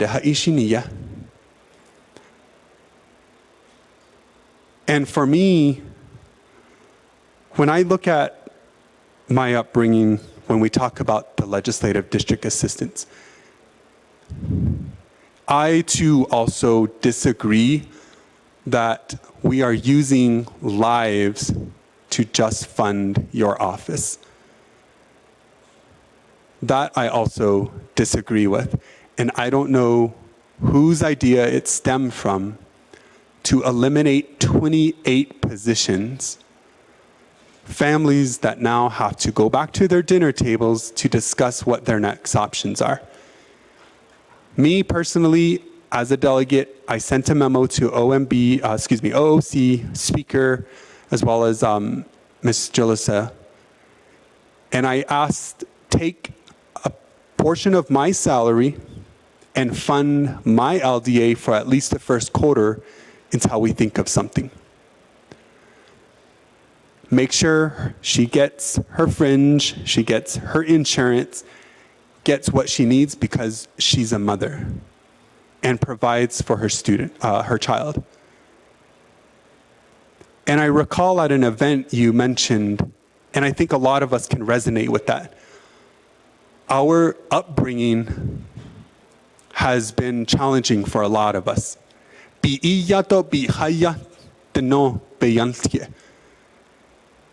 So I remember walking with empty gallons to my grandma's, filling it up with water, walking all the way back to our home, and pouring it into a bag. And I see you smirking. I don't even know if that's concerning my story or if that's a text you're sharing with a staff back there. And I don't even know if you're taking any of this seriously because your head has been down a lot when the delegates are talking to you. I do look in the back at your staff and they're on the phones. Maybe they're dealing with work, I don't know. So it doesn't harm me in a way if that limitation becomes, because I'm not going to be stiff-armed to be able, as a legislator, my budget, etc., to be able to give the OPVP their budget. That I again, do not agree with. And so going back to some of the contradictions on your advocacy to be able to identify why you need some of this budget items and being able to really consider the funds that are being requested in those budget forms. And it's for public view. It's actually, you actually attached it as a document to the legislation 219-25, which was passed today. And so again, going back to your position as the president and having the authority to make and talk to division directors, to compromise, to make changes as necessary within your office to be able to supplement some of the asks that you are requesting. And again, that decision comes down to you. And my projections are also quite similar as Honorable Sherilyn Yazzie, that in the event a line item is also initiated again, then I hope your 30-plus staff assistants are also prepared to address some of the concerns that we also encounter at a local level. And being able to respond in a timely manner so that way we can address those concerns. Because I took an oath to do my best in this position, and I plan to continue that regardless. But going back to the overall decision here, again, the repeated 5 days, comments such as it's politics, you should just take it, move on, my amendment, and if coming collectively is only to benefit your office, then I think you should just say that. So I hope some of this, not only what I've shared here, but what my colleagues have expressed, you have several more in the queue, are able to address, to take into deep consideration, because with an increase of about over 60% to your office over the course of 2 years, is more than enough to be able to address some of the things that are coming out of your office. So again, I want to just indicate those recommendations, reprioritizing those budgets, and the references as we are moving forward, and take them into consideration moving forward. Thank you, Speaker.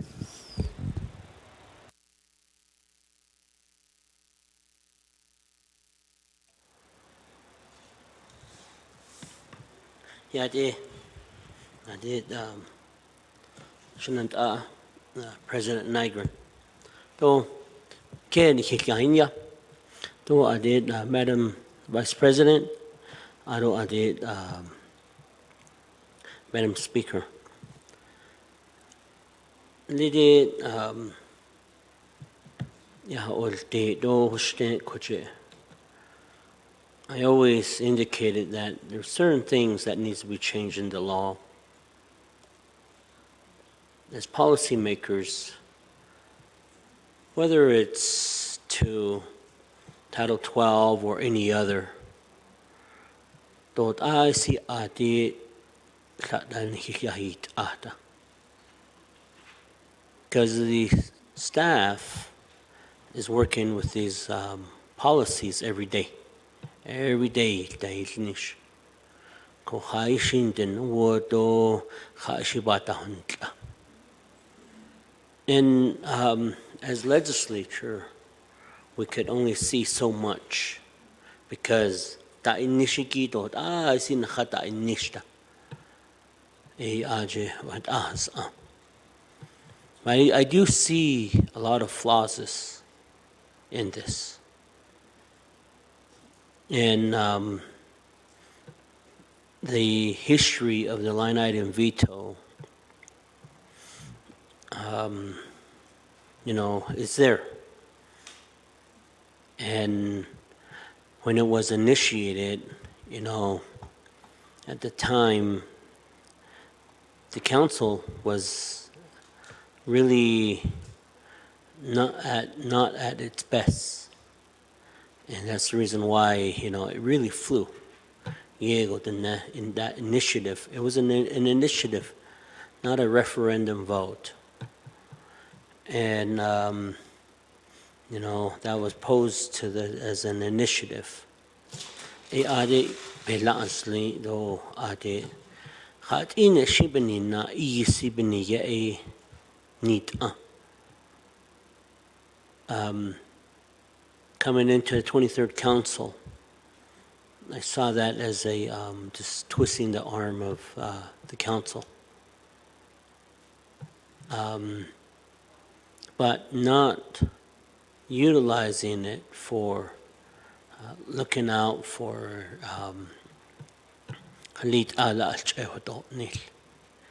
where can we fix these things and so forth. And it's a good mechanism for bringing leadership back to the table.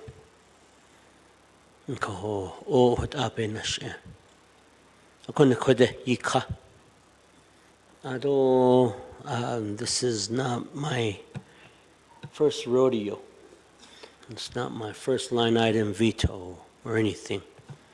But we all have to come back to the middle at the end of the day.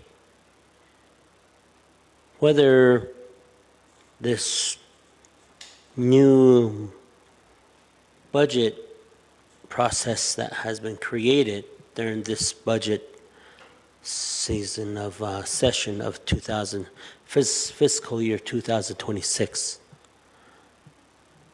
Looking at the average, the so many years average. A couple of years ago, I was indicating that the past average of the past 10 years to look at funding based off of actual expenditures of the programs. I've seen programs where programs had almost $1 million in carryovers that they did not expend. I'm the delegate that represented our introduced the legislation for no more lapse for the three branch. And at the end of the year, programs race to try to expend these dollars. And the number that was given is about 50 million, I believe that's what was indicated, that was returned back to the coffers each year ever since then. I think the first year was about almost 26 million was reverted back from the tribal programs back into the coffers of into the general funds. And, looking at those expenditures of return rates, I think that we further need to move forward to really find a way to better fund the government. You look at Title 12 now, and it's very vague. I guarantee you, somebody next year can say, oh, we're not going to do this 3-year average deal, and we ran into this ruckus, and let's do this again. Now what the dot,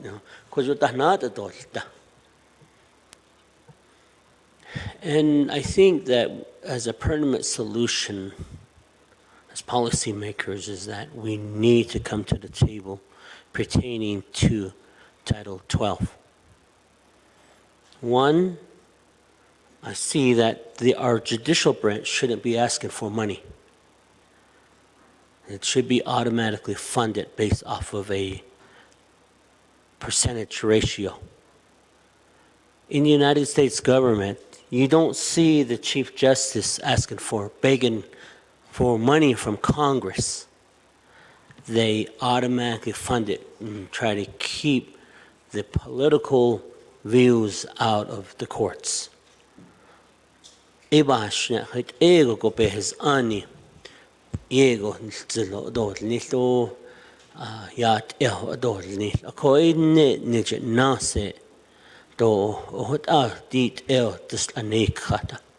Earlier, Arvin Mitchell indicated, Delegate Mitchell,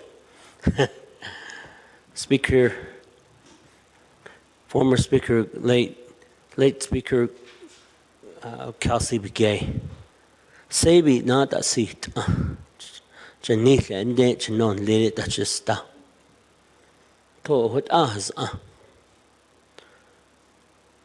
I know every one of us, we work as much as we can to bring the people's need and the people's business here, conduct their business here. And I think we all need to remind ourselves again, ha'ish b'niyei kodei na'isita. Ha'ish eben na'i kodei nita. Koho, I don't see that there's no room for other collaborations to happen pertaining to this matter.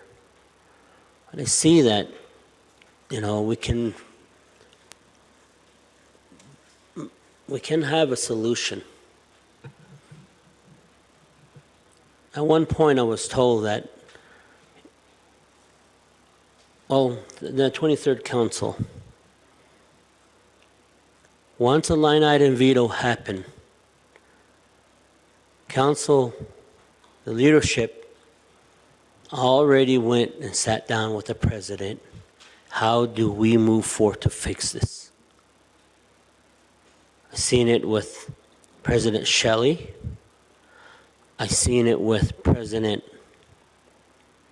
Begay, President Nez, and yourself. But, at one point it was told that, hey, you're just feeding old habits and making deals. I look at it as Title I. Title I is the law of the land. You talk things out. Title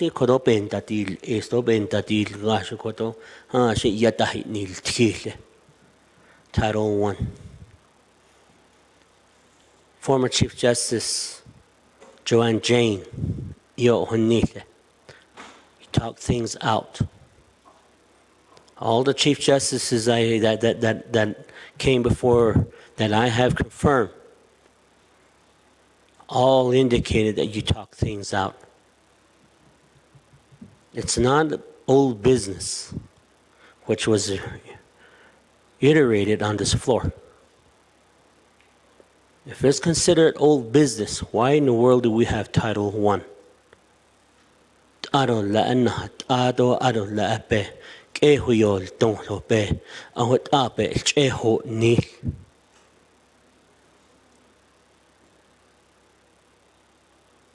Lede stui dosani ta hada da chen da te kanta. Hajo hot egon lede chen nakaho ke da hol tong lende. Adeya o Kat ishi ati indate anahalen. She hutini, she baby hutini, she I don't want the kudos and things like that. At the end of the day, we're here to try to continue to make the best decision on behalf of the people. And you know, all I was going to say is, let's move forth. Let's fix this. There's room that we can do, and as we continue to collaborate, there's room for other mechanisms that we could work on.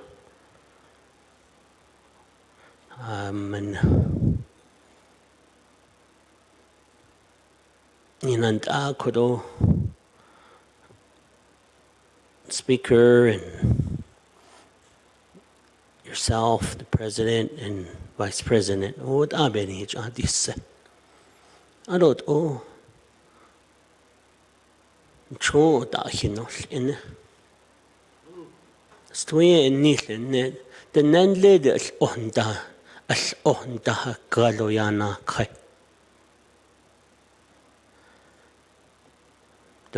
I don't undermine you, don't undermine any of my colleagues. Ada shin tsago ade de ni khate the nan khazot ligon kha ia even ye ekote ya be init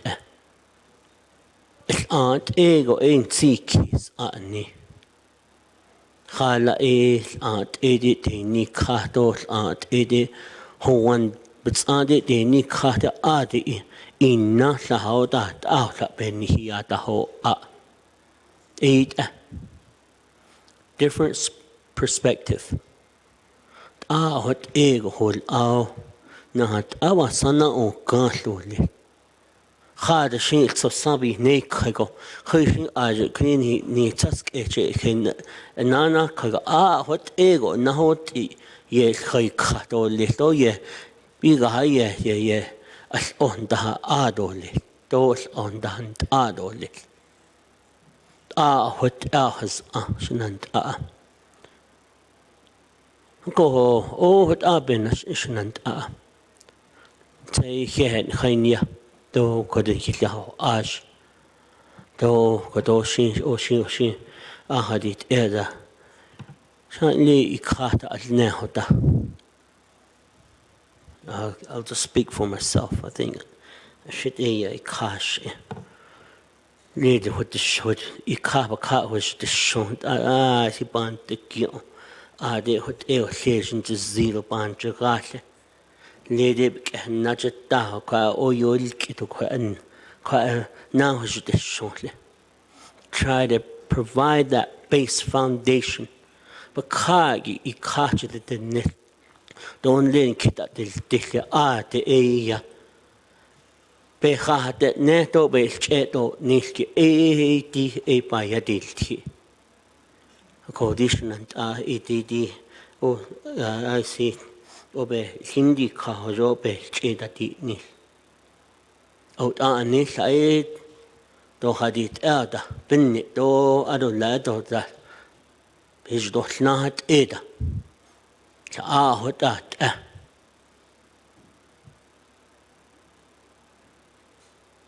Alcohol or bear what up in Hanash Indo Ate de Nosnishi or Hahe.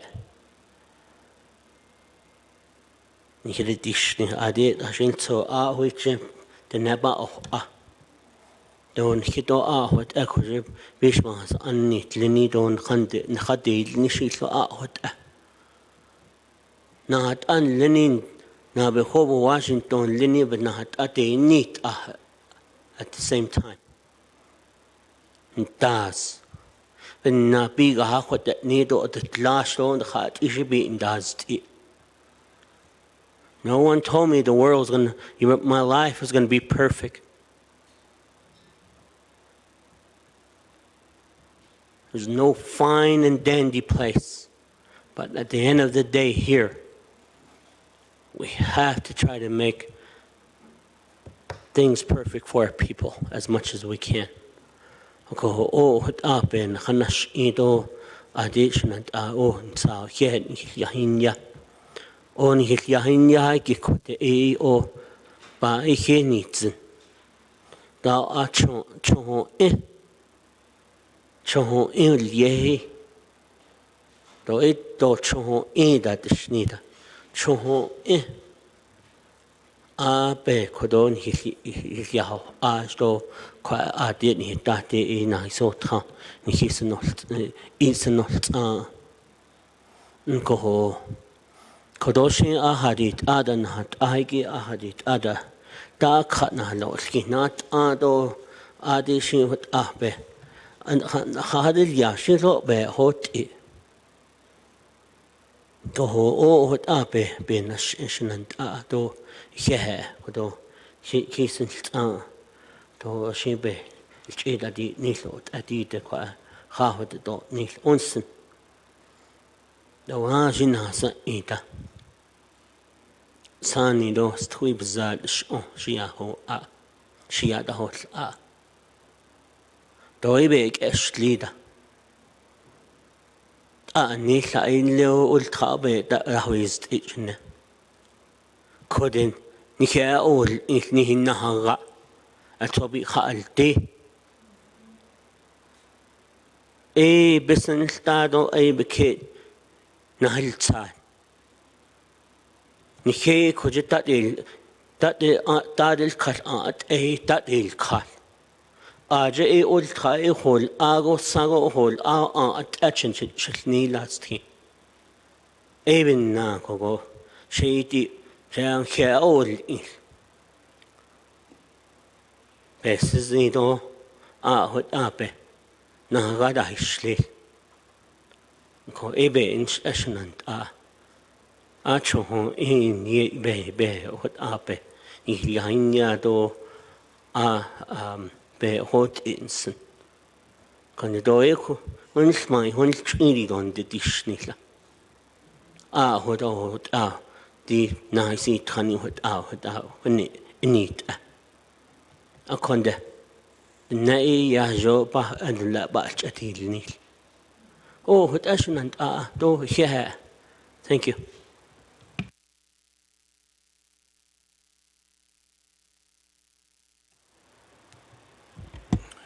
Kaya kodo shana hol igi do nana kodo shichi sitsui todich ni edan che do she todich in slako kwaigin hitya ini yako ado hat egita has twido sani le a kondien Sotzen lini yes dahle ye yaltile at ada hio lelo ya ne de jehda heishi chiol on hashit eshit hadetin da hio so hajo ba no na dal ko na dal so ye na ol ye na ilni le ko dien bezad da hit al hajo ni hinat liniki na handa ha adolil Not ani dan linigi hajo ado leben hitch in da hist in haya konsen do lich nigo ebetsoden da dit ko Eshin lato pati yin do kwaiki at yelti do ado lebe ishane akwil ne benna ni hitne linigi Ako hajot saad liniki jokodat ehigi shibe ben hatsa hot zenot ako ashon de shiche Ado on hits ya hunt a ko. O ha you the ne na that's all le a ko. Nihye hane la connect nilt a he sheet a ya e na da yet a. A jando bespan sa anni klingdande a kot a na da yet nil. Lede nane dago. Di de bat o al. Bunaigen bat o al. Di nigo yeltje o. O ha you a kot a na da zos le ko. Nant ado le. Na hot nebetan na gal do le. Binnie e shi e kot a na neshin lenin hilag Elias le ko. Ako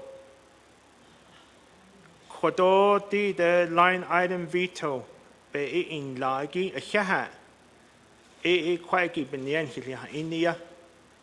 Ani de dishne do hot alba de kredi line item veto. Obe he eats a ho bandi kre. Do okot au benia da yet nel da 2009 da. Akot au baha si ko. Adon den zad ne heljishe Ecuador sad beyan tietche Facebook beacher. Nde etene council did this to me, and so I'm doing it back to them. Now they know how it feels. Upenina quatishnet obe he eats if the line item veto yeah. Dohot ego binia. Kodo bench a hadisin hajodole. Ako kodo hajon dishniko, npa hosen, nihit hanolt ego. Naha hatzot ligo aden ha. Danaha sotra. Ne elanje President Nle. Nana kodo beshma sa an has ando. I thought Speaker Curley. Nana agat dit ahi has anje. Akot ego trago hot an ha large hono Vice President Dokbil. Nihye tanolt ego hajot ado le quaigi.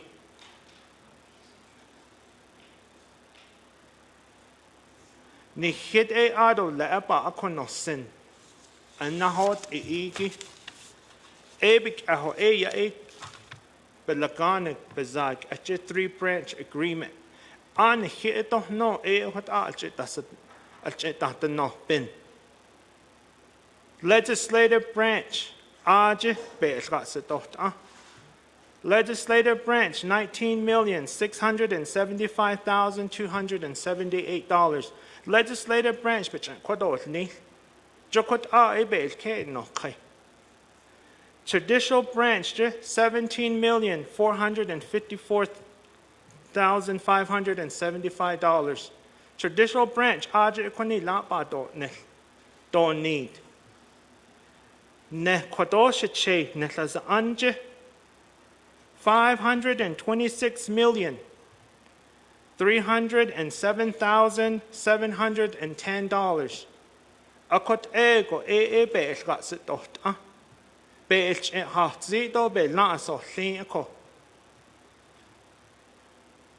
Oko kwenza te hol just di kodo be'el gatsit dot ane. Do be'el don he ben he ke ni kayen. Legislative branch, 19 million. Be'la sen le kodobe he eats is the shni line item veto, 8.8 million. It's in la. Ako halet dito hajot be ka eat late lanso what ban says case ako. Ta lampe sen the 19 million for legislative branch. At kote dota. Ni to budget kodo ni jokot ako. Ako di anida kwaigi nal sosin linigi be zito be yeltje. Legislation number 0219-25. AAD de la chi o dinzo ha. E peso o kwaigi dinzo ha e do hajeta inite. Atit a kon a kwaigi sanel. E de kwaigi nche konanil ne. Na habe la di se beniya. Nche konanal ne. All we did is we're re-establishing those line item vetoes that you done. Kot aho. Inta kodoha hoshiti amendments adod nisa no. The nepis na need land. An hit is na need land. Did o jo kwagi be lan so se be sratsdot. An edich anetle. Line item veto alin line edich anelne. At kodota naden zadon hits aunt and on nen zago. Hot the chi o begin nothing zo Hanahot edole. Kot biga ha not hit the needle. Di kodo hit out his nails nestole. Ba hatendole. That nil troconesi die equal need. Hajo his nails nestole need. Ako de ni hits kona named lago ni hits the chill begin not that sinzo. Beshba sa and osan leader dole. There ka hoshik at nanda nashikin hitch at nahoka. Beso quagging hits up or selene. Dan his nego. Yen hitch hadat. Oh, nihidot kot Nihidot quaggy beso benels nashets eda atten. Nihijanet la. Nihich enite. Nihijana arjen hitna has anito heda benan nishnet posleta. Jokot ado baby yashtke. Ebik aho ne kodo. How many of your department and your division are in the same situation as legislative branch? How many? Adonana kodoa agenda and nashigi executive branch. How many of your division and your departments? How many of them are facing layoffs? Just like council, just like our LDAs. It's that ton lege bak ehanes land lego ba hoyot o peso pe balance lane. Quacky Nahaba konzendole. Hajo kodo ne nestole. Beniya. Kodo shin hilya inia. Shen ba hensen. Adonana kodo biga ha. No yat hiigi. An leden hitten kot an hit adahashke. Nahada is neligi. Lede bithyahanet dat hat nas nelis nas ne bithyahanet daho. Kotan his non hitch at the hashke. Ben na atis kid. Sha quaggy not a yet nedne. Nahana nado lis. Ade hanet nahan nahat ato lis saga hot zande. A kot ben hitch yat here. She a quenched do an let hatnas nelje shada. She den hagadan sa adults is a in the house betrahona sha. Ade ye yadalt kit. Ade ye yen da adil kit hashit kot hashit ya de cohort She did no by yat hit le ako. Ashon led the nedas its aunt the yen and naholt family gathering. Hat nena ajita benashite ki hatahuil jish ako. Koda hot, aho nda atil kiti benina, ya kodo nandil kit. To nijinit lado to ninch. Hit aho da nansis case don jin slau to hot benan dishkita. Shishna nishahne liahiki benache. Anil tropeshmans anit leniki. Hot echo. Ebeni ya nishi sad. Big to na adil kidnte. Hidden na edan neko. Ako kodo ashode. Hajodo lehnana kodo naso.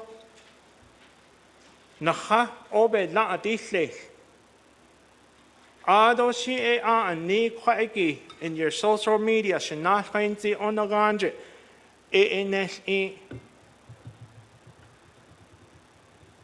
Did besonaz nel. In the UUFB, kuni la pesos nel denni. We have 521 million. We have $1 billion de nobe yanti on social media. Di kodon hits answer chio because not dinzo you don't have access to it. Nobody has access to it. Be yanti do be ishtane it in lia. Ni hik kodo ni kodat be landa yitle.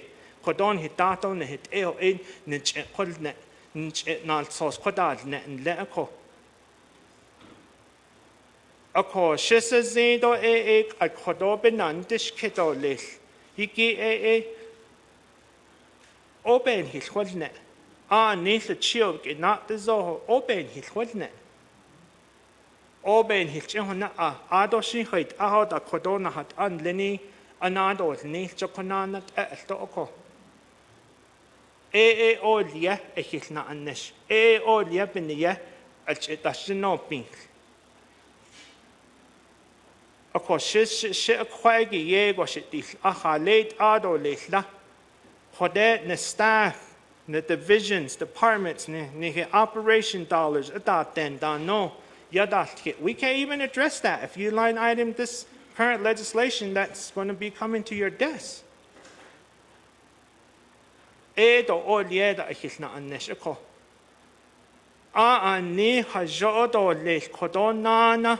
When Zinkokota Aden Shanot Sos, Achij Bakashle, Adedole, Hajo Kodon hit the Nebana with Adole. Naha Alchine, dog ehatedotze, Nahas twin Hizani, which eta, which Bahanda has Ado dog ehatedotze, Higi, Tahodno at Echo. Oko de ba de epaneta. Ado dan hotzihi. Chidi Tahodina dan Hisninito Edo Baneta, do by Yelki Oko. Oko she hot na oka, Lenigi, inch and dish ni quagi hajone nesho at stahit aho. Naho o hayukin nas nel do listened Nahon jono otkin hatahotet edo listened Nahon jono ta anish bekinnaz nel jono hit the net nish to listened Hajo his nail nesho kotoni. If we all got along, like Honorable Otto So says, if we were still in our honeymoons, we could have accomplished a lot of projects. God kwagi benina na oshka ako. Dik at eat edo dik at hot arch in it edo biga haiti nehat no be hada at zihigi at ane tahido at ane khagi. We already know at Nihisbahosen. That's not going to help us make those accomplishments to achieve those projects that our people have been asking for many years. It's not going to work. We figured it out for the past several months, for the past several years. Beninat, Kodona Okan, Lininj and Dish Article. Nisa Chilk and not the Zord. Open his net. That way we know what we're going to do in the future.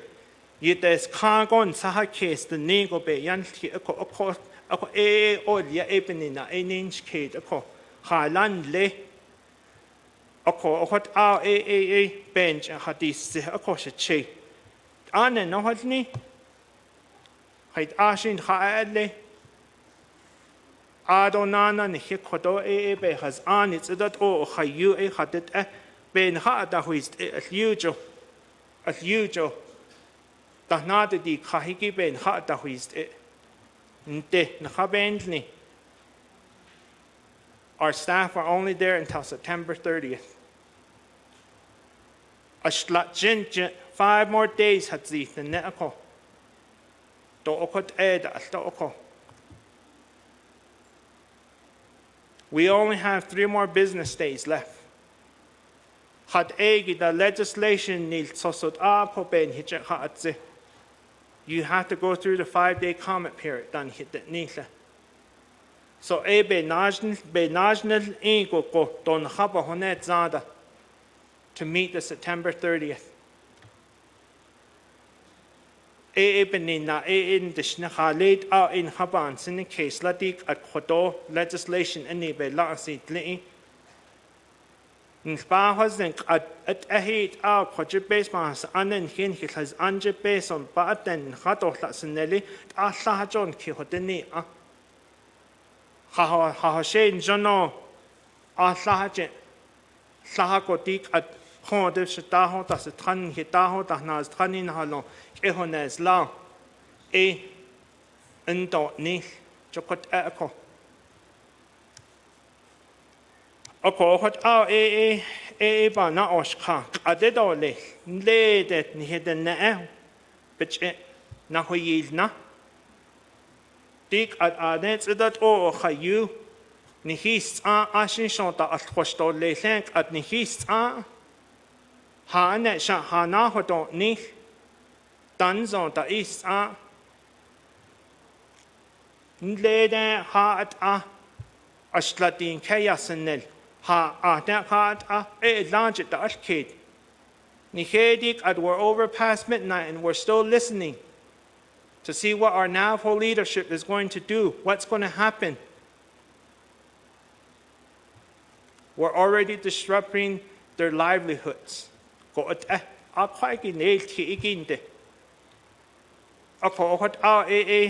bench had this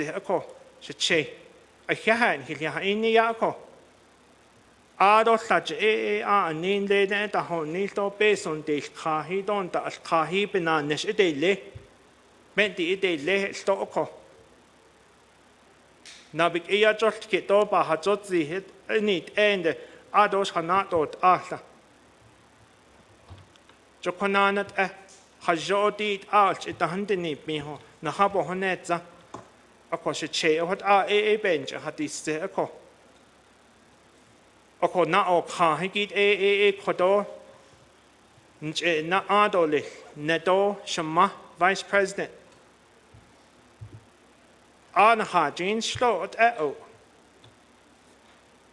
ben hitje hasti nate tdat o liao kwesenoh nago alla ta hinotha ya da denos neo Hodosho do lech naso, no hostan yadilstan, twistan, chalkil hayolkal, no hotsui johna hash eyalki hash ewan nadalke, nadalso yodel tras hadetin, and anisa anagabik ahwajon de bedo le, nihidini don hinachas sieko.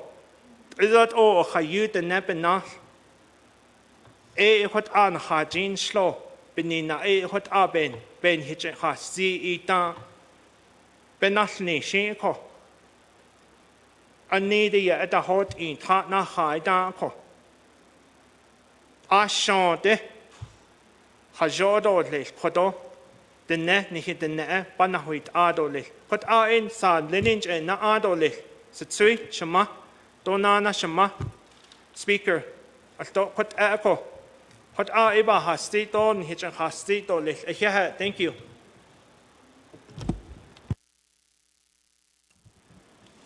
Thank you.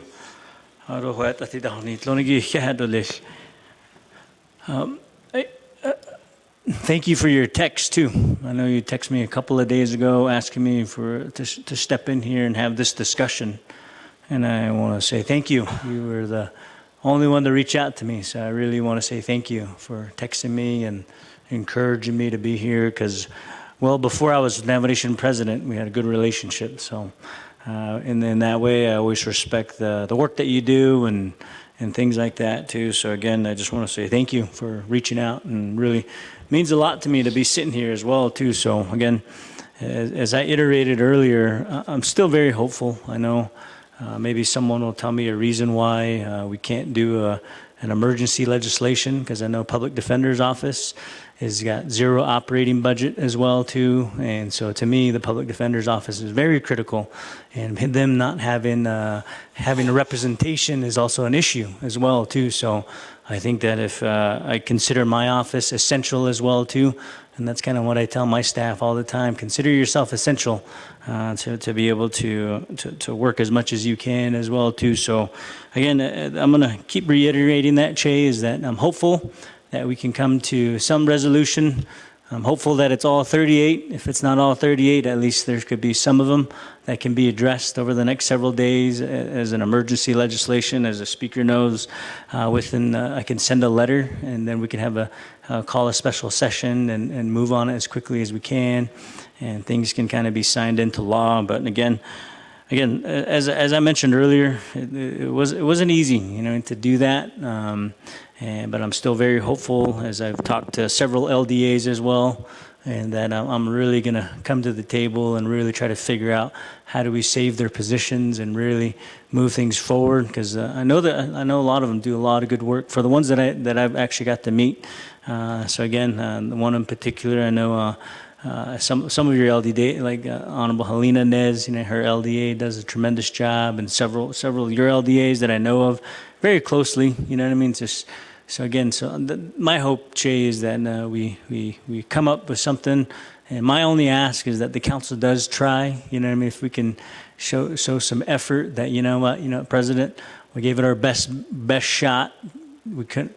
Maybe you get it done. Maybe you don't get it done. Maybe there's. I'm going to leave it open to that. And just really, if you can try to see if you can get it done, and from there, obviously, like I said, it was definitely a last resort. That's all I can say. It was a last resort. I had to sleep on it.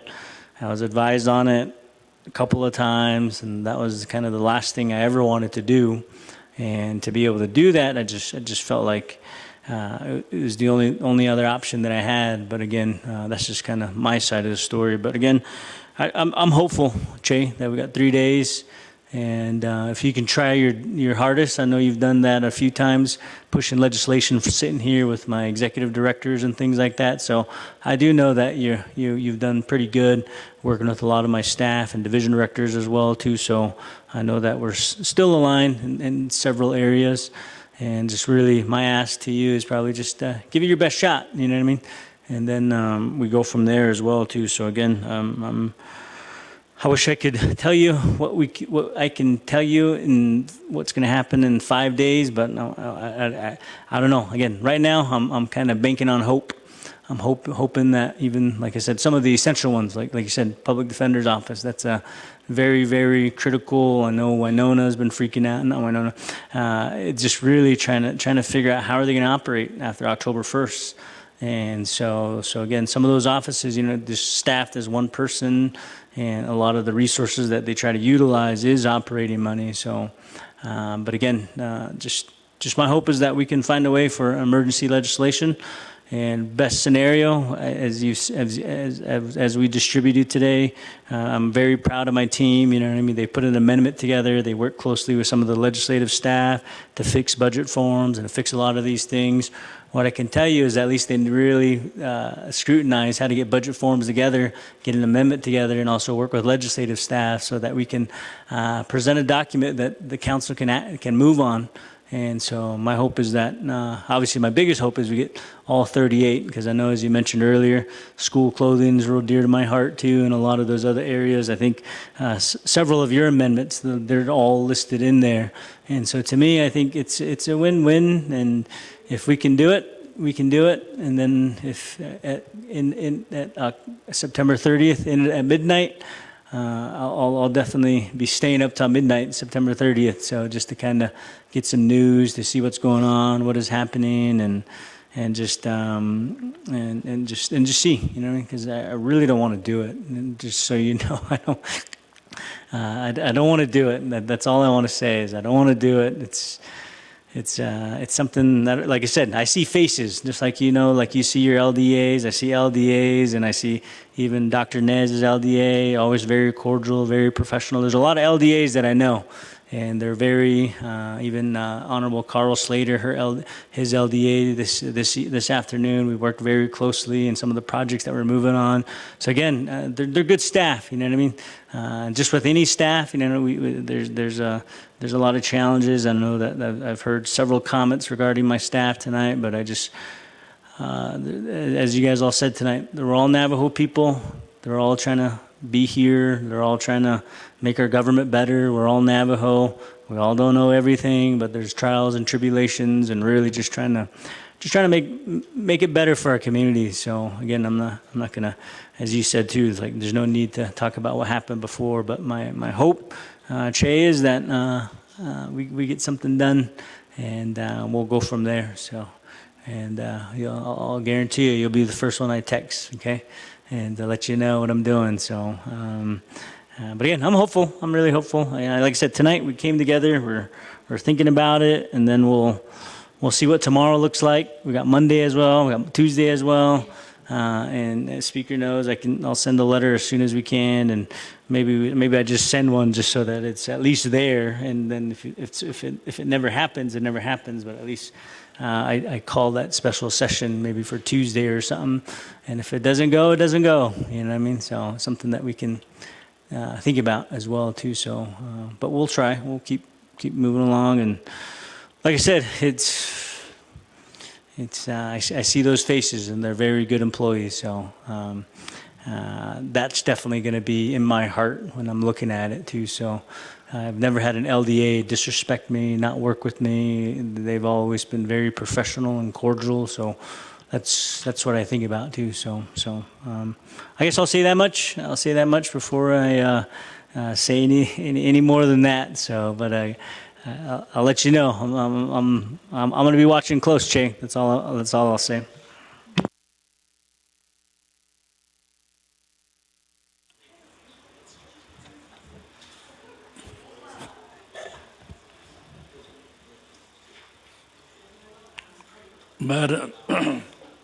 Madam Speaker, though, Navajo Nation President Dr. Dosiche, Shiro Saton Jahatisti, Shedo Ha Shi Hut Ein Didishnta, She Sheotla do Ayo Nendlenike be Yeshkile.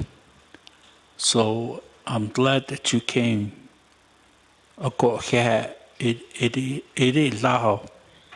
Ado has tweedo sani dos lot so jo batane ako halahot akot ein de koro jo to lisha nanigito adis ba ina yetos kito lis shedo ba hensen ado di anahot I o ani da hot a ein hilholjish andish ni lady Atra Bishwas Anselin has tweeted a 88.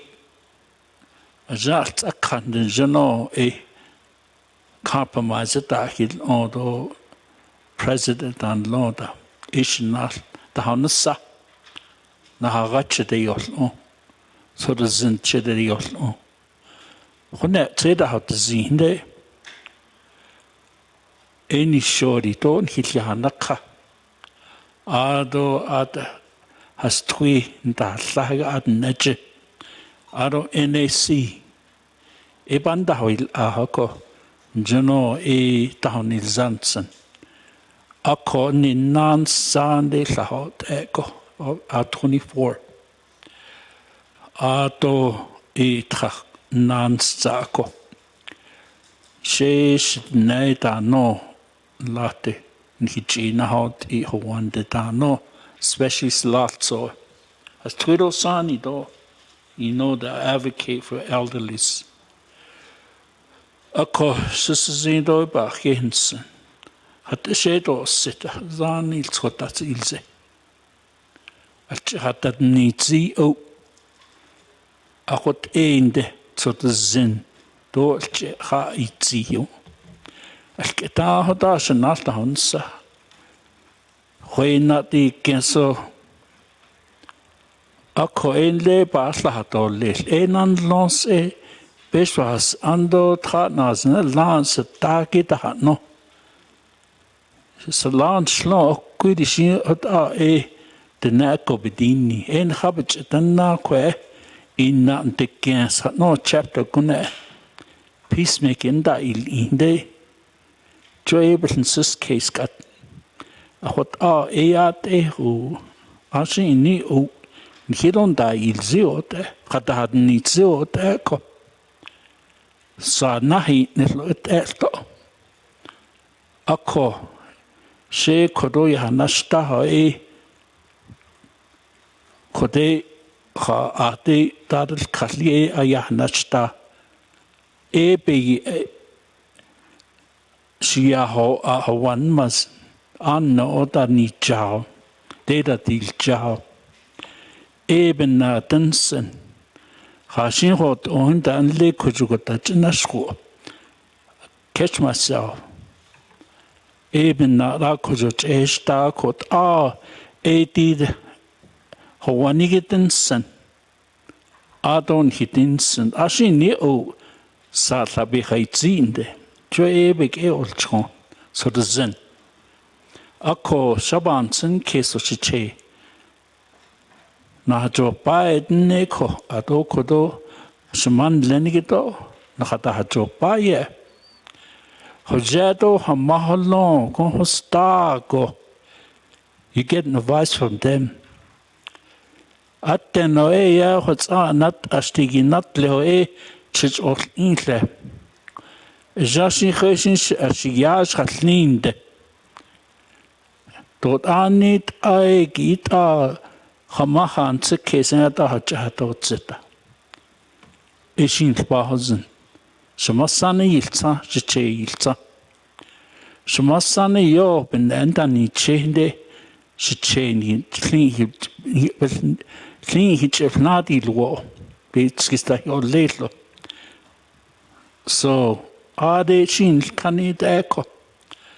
Ado de kwishit ne, hastanel. Salan shlon, hoda chedini.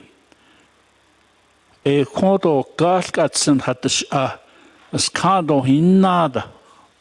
Den netta alle. Hot ist additionan sisla. Aaron das Latson schlito.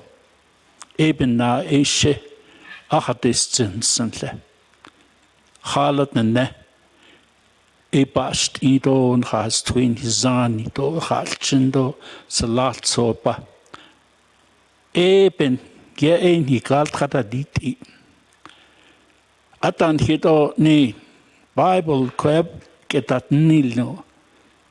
Honio endita chent ido edo kon beson nkeda bal choto lin chota chata isido agree to it. Akosa nata hikre. So shinanta Ashante Kojes Twido Sani be director la Nadil Ye go nahot in lede has twi Sani min gestwot ilte Oba such Shachialia Shahayosna Da non da oka Ede Shabenli tolil Aros lat sodo Bajo Baida Neko Hawani kidney or Chanel are a hota bench and a sishi. Zashonde, bananoshka. Aros la shaita hata isi ishi hota. A hot einde, ha in lido listen. Inta anina nasto. A ko ya helas ahatotze. Nzen shito. Not the deals and otter. Quen handa how aho. Jashi hota ninde. So ya hunit. Nani glengi. A hot on he of cast. Eben na asonde. O zo. Hil nani instunsen. Kan de hot edide. Kunna si taki. Right and ni. Kodod never cut deal with needs so si tatle. The nage in hil adig min ye consi tatle. Si hot answers case. Kodosa tatle ko. O consid sten asnat ani shata hinta de luonde. A hot a. Ashinyada eto lito an he. A hot a. Be ne tan le kosiche. Ye go dati. Bilkin nani to ne na. At a hot in she jo kenalton. Even ye in ya ko here. Aro de ko legislation ni ba ne any bansen case. Jishi jo he had a hatol to hit needle stolish. Aro kishin needle shitolil. Aron stat of needle stolish. But ya del titolil. She what a Chadwick etens ido aden galt hadit ilto. Sinan Shalom Adon Niada. I believe you went to Little Water Chapter and met with my leaders down there. So I'm grateful doing that. It is, yeah. How to say nande this? She, unte. Hodach hanetse. Eben, let's come back together as a whole team, as a whole, not ani. Aro tato kada. Ede ya. Nakachin da halno do hitso keta halno. Shiwota shi olkal. Eben na kon. Bilkin snani da bilkadash asle. Shika nalwo. Shilna alpansot eo tike. So, ere ya koro he hot an hits hinda no bono nzonda dolis. Ado doa o hinil endolis. Trade out baby lilda. Dien azoba na ikato azo bibich hanet zoshin. Nikita hachit lidolil. E olja. Ikilna annish. Zolt yati. Hond hot nidne. Don't hit it isn't. Ashi ni o hot in. So this got to be a lesson for us also, not only you. Hito. Bena nit erole sahna rebek hojon bakaun hinet ich katoliskon. Nicht so das Zenanes Ladon hi hinan tin he na. Erebenche hat es sich her do shama aro sitsu kodo speaker in lenigi. He Jahunza ol kino dalchen hazitra. Ya des twido sani chinal hilijon da hashin hilindalen yat yadalt kidle. Nagada yadalt kidle diedi da girin nikode. Ad bansi kiso nza netaro lilko. Ska in chisndigel, erotain hagadolgil, erotain next week lady church that later that no, yata tinde, arod nedan tsusotail wish. Aro hail kai adet another del zintle. Esinanen haha utzi, Sasindo benelnita, benaho hidi ne. Ere ja benja had is to anot wat anita has sido do bes was anleni ko so tagi apa hensen is in nepa zo besin datos wat kodoi has sido lisko do he digin hilta halon lis. Thank you.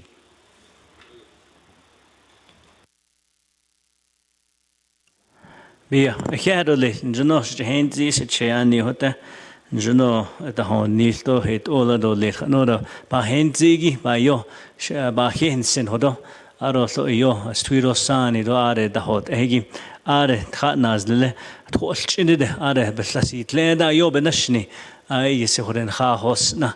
Isen lezga de keda honit in ashode he da nodan da okha aroslos astanen lo nanad neshige lo yo ba huint on jono bas ahozno nanad neshige khado le aro ani hote si to ton sa kes nei naro het oldo le to dit le shidon jono so da dilzi lo shishi la hot edole so de zin shiri be do le ben jono hodo ni nedilgen yoda ni stuido sani eshibe do lesen so da ban sis keso hodo sutta ado ni ani so ba hasti na kis count khais counta ashe hodo na so sa des so da di besh was an hoje lajen khanan ta higir ab hodo shli sanat itle khit olana ro nana do le ab hazin na so sa da yagi de kushi khatino ba se bil kesen tharne zet dino ba se bil kesen ligi jono banda dit to edo hot oedo jo ai se kesen ligi jo ai se de nebchin da hwil na na lo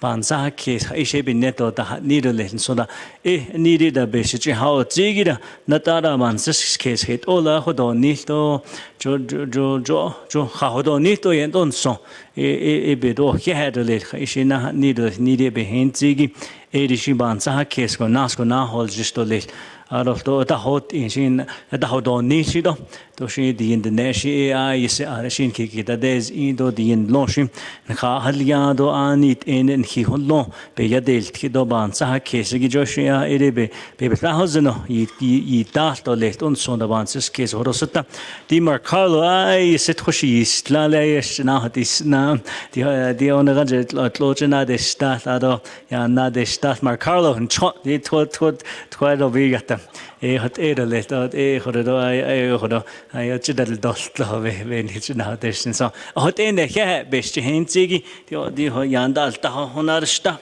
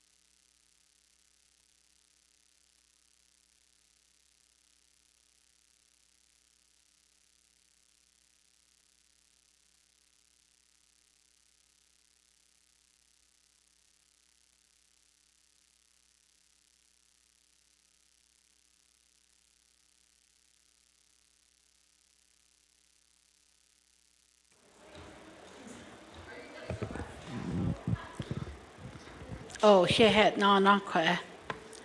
Shahos aide do shiage do she away speaker do kon she deje kon ki dato dat noch bin.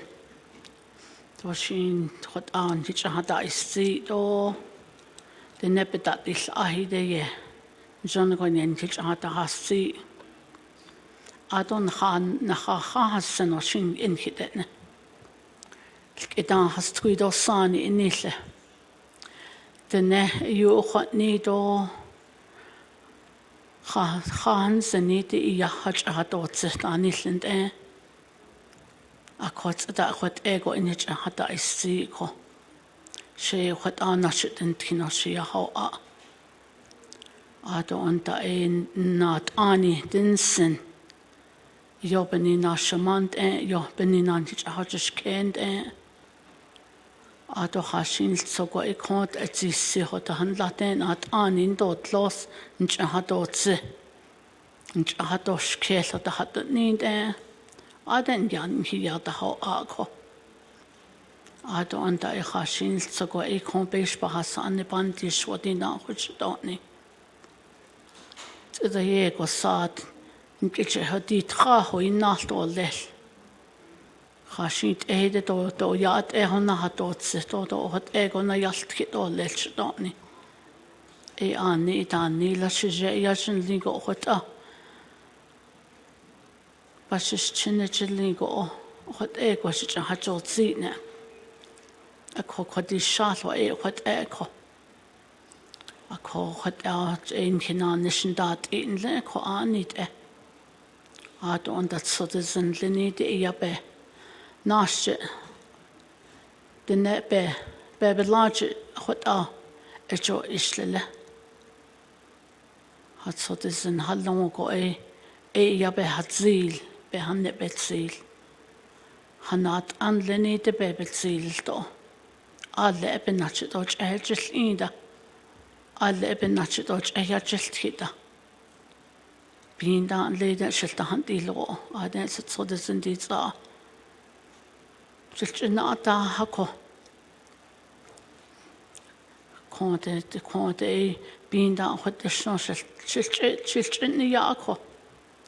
Ado she hot echot and hid the dishnitly de onyo. By a heart by beta assisted. Hala chalchina hallo. Sisoke, shinalike, hallo. Eba Hansen. Ado anta ein. Shilaj not ani danolle. Ein hatinsen elto. Hajo ntaho hajo alkilnalnish. Hajo alchiyaltki. Ado ondan lachko belagani bekeyachko epit nebi gata hitne. Nebahashin ta hikago yana kain he. We don't want that. Konne. What it don't need senda kon. Hajo alchiyaltki to hajo. Traditin lenide kon beshin hawanisli hakwina khayin dashi tsnes kishna khani tra tron khani kha eben nach do le no shota so desen lia ebe hautet ego hot khaltsela khasa adon da ikon chinne altsito Don't sani do has three konne nkilana hoka. Be one esh be rat I hitched it need or less. Be on the esh sad ya do ya at a beltry at a child hit or less. Hajo ye. Elchi at a hit or hajo. Not unlenated loss. Ko ani hot out a hashin so go a hot out a Sweeter son in Leniden that nes tranco. Yego has sweet and long sit at Dalgego Conne. Nta has adeti no settle I account ein de besta nice tranco. Ben Hahuint stoko. Hot end the hadashi. Ngetanti tal. Nge not ani dile that you know. So this is better that is still though. Ishiba ahot digin nlenite kon rapa digin oyi lago kon hot kon nat ani nat ata sitlin ko eben nache kon hajo el kit ole chalchene chopaki eta hitine khade shas twito sani kon Jopa dansen no slippel nahalt lossen no summer ko da aden singelte khale kade konchden giganas bishe khata odni do setansen on da haskre beni kode tsa bi ga el il ben hat anleni hon sagte na nos na ho bin tsat hil Ishi bin nalatan halchene mi soke do danatan hititsa da chukhnsenle khait a inat nithil khait a khatitse na halchene benal kho hiti nigo mi soken kinalle benal kho hiti nigo nihiba nach khlan kide donil ebni na eba hastke Hajon nash no selto. Jodi nion hit so des in dit alle. Saan rebik hajon ko. Halchene ba yelt kille ko. Ni large nit hajon hizaba akhildia. Neita. Hajon ne benal neita. Dajno hasquido sanin dajne estra. Adoj ethin doj in ya don no goch khashin la njat dol khali da hallo da jnon da tkino shilbe hosen an ent ego I ya bin sel dol le bin da na di na bin ye na den lo bin ye kon zu yo na bin an kui da dan hitchno khad shibe do a hund da dol le khad shi an Be di statil elta tan hitchno kan hitchon hitsan da iste hege dan hitchila do hege da et egon hitch hat at si ekodek at na khan nos na handle ko kare koden kin antkini bi khai o belaganik echi ya deltke hajo saatene Denek echi o shin khait end lach in Santa Banses Kessle. Halen gezad et hadetin. Do gezad et digin. Ishin be khain si de bohdol ni lan kitchno. Khot aden ni ya da haslin ko. Inltra dan hit no ko. Khot end it is chin de laut. De bet anasje apet de bebel chata in nitra bahata in nil net de bet an hitsil en nachna antkhinidet at in nille de nitle go nikhelna has anle sani do hastui tsata at egi hacha hatotse benasa atsi ho sho khodet ni hint Ade do ni da. Na khalchno on hik etet le kon ha ju cell phone da o pata hain nil ni ho kon o yinasche. Nlat le lab khata han nil la lin dol ge. De beta hosse honan tleta dan hit non da hashish at hain de ultra de ente ni che ho. Kon homework in let dan hit on ni dolse lat the best chin it's kon be khat na aden na lieta dan hit non hi da ho a eshi betan hit silo de ni khansen leko a yak alchini kai na hast kuito sani in da haskre qadi an he Hajona hinit hindo hajol cheilt ki otsata khot ya na hat anleni te nasche yilgol to le hajo den hat yalt ki ochnel inle I was a Head Start teacher khot shnilend Shaalchinin de hobe de schnile de nage yalti o janel inle. Ado yanant aha. Nije council delegate in Linda Pete Rixolier haskin you in Snezo. Shama ko adet jo losa til chinibich a hansi pijano. Nije chini go adet nije yaltkile.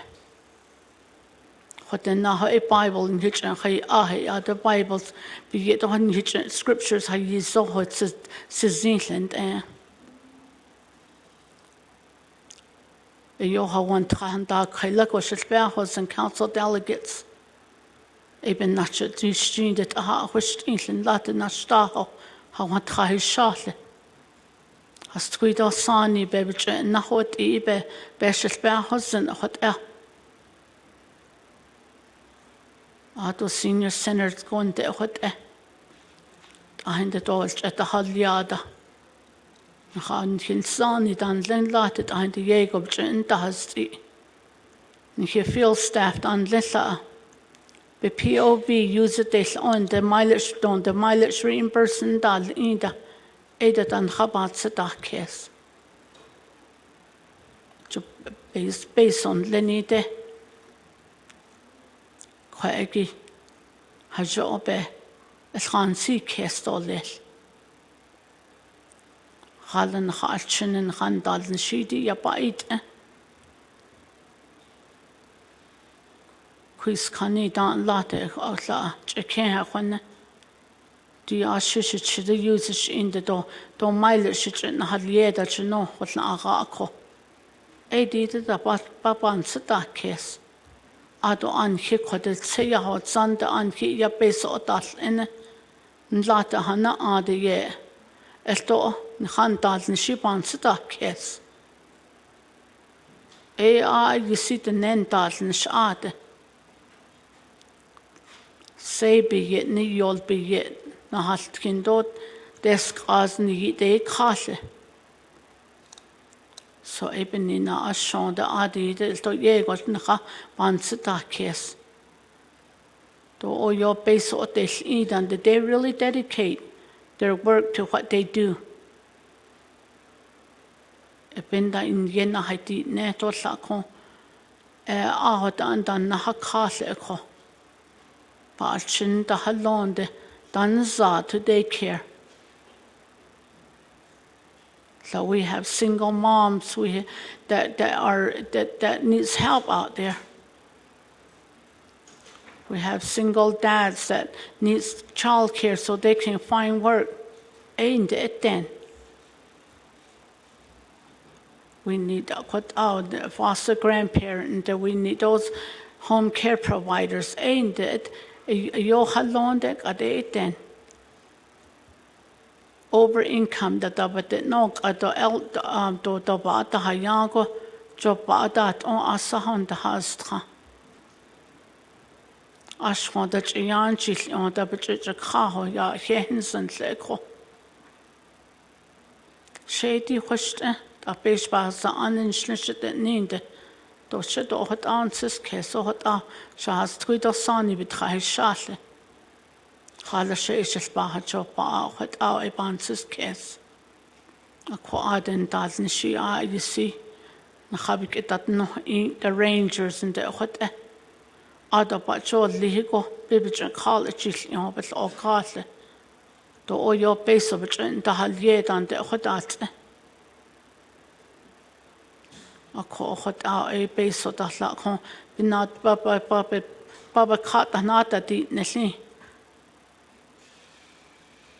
Ni natche konjon go betayada hot han nata nesho choinsen.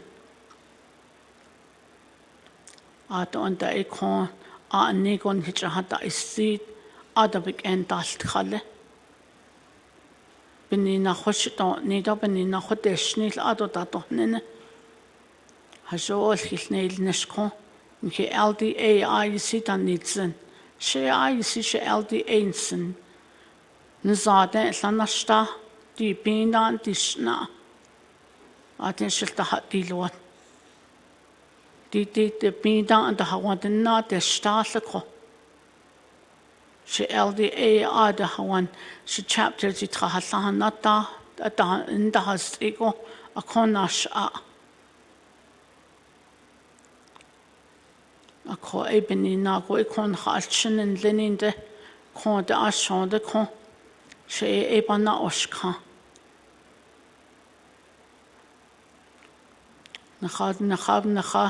nakhabaka antocha Pata hachopa ye laani pata alchini ya iln tahaz trape betla isni ko akopan sitze kesse ho ya ho a it ishin be inchi ya haite be ban sitze kesse you don't want that for somebody else instantly ko ako hot a ya at ko ni hot a betla has a do le Alchini ya anna halya kompeto benach beso halon lachon kon hi khan na ta cha to le cho e ya pan na osh khan hal to ko adon dai ko abi ya bchetat nit in le khote ta na si tra ko qat na halon bin dan ta si khaigot ein de kon na si tra Kodo texten da il addition ilrot ha ila addisti check na nen lati dati no da na si tranko ebeni na go AICA naha patsen de di crochiage halabik enaj ditso gedota Annen nan dalne shige it egon hidon nahan dalne shide nilsen. Ado and kon a hehensen kon she. She says do a hehensen le kon not ani kon hatato dasata vilchiyata chiltio. Ani kon hichata is see hashine large shinanish. Nannishita tol nilto kodo donle soche kodo yego edit onshin o yuchen sat audil nilot es kanch han nilson hin nannishidelne ahinde nach don roche es hat sie hajol hin nade dilnish kodo arche da yego Nannishin linite o yuche edon nilot eko. Based on linite kon altsone na yilna. Eda beka hashin tsogodak based on nade nikedo da kon based da kon hich da honada dol nile kon la. Ethin da hoch kon goda kon ethin biniyeda based on da hatlon da jo ebatso hadizno da akon nilot eko. Latin hin hirante hot essay trate nasha hakuide shinchida hanassin sonato sei otrona halon dan bihil to oko stuido sanin late papa sa I ale nanesho 2 hours at islago jobago hanetsin zako Adon the trailer dotlan it's eten no na benina ashkon you ka elot on the trailer had the seats what ahide a con the gravel na ja the badal ya go chilton zona to dat to johinsen a ko hot a nich a hasti do le a ko di de con streeto kodo basna hasis beach bahas ani beltan shlini den nich hata has iden schon gochi do la do les bezaden leni de ban do la do les on ben nache kon den schon kon na nel nisto a hot a dan den ni bi do les nache schon go hot an na del nisto les kon jo hot a even ni ye hot a ki kind le hot a she wen len speaker he do shi yaj do he Donne to stage he what all he could go so base bahasa an bestand slini del to he kon de what all engine go hata so si do kon en hita dis ahide kon ba ya dalt ki do nas shinjon go ikon na del neston an hito to Kanane chato lesto in da date ida o hayude nen kinel dit et or chilto dit sayin to talite ta chopa in sen hot a en kikades in lenko o konta hinil ato to benigenat anita sitlita late ye enta hast I ate ye benigende kaito lel hot a in hitra hasi to lel ye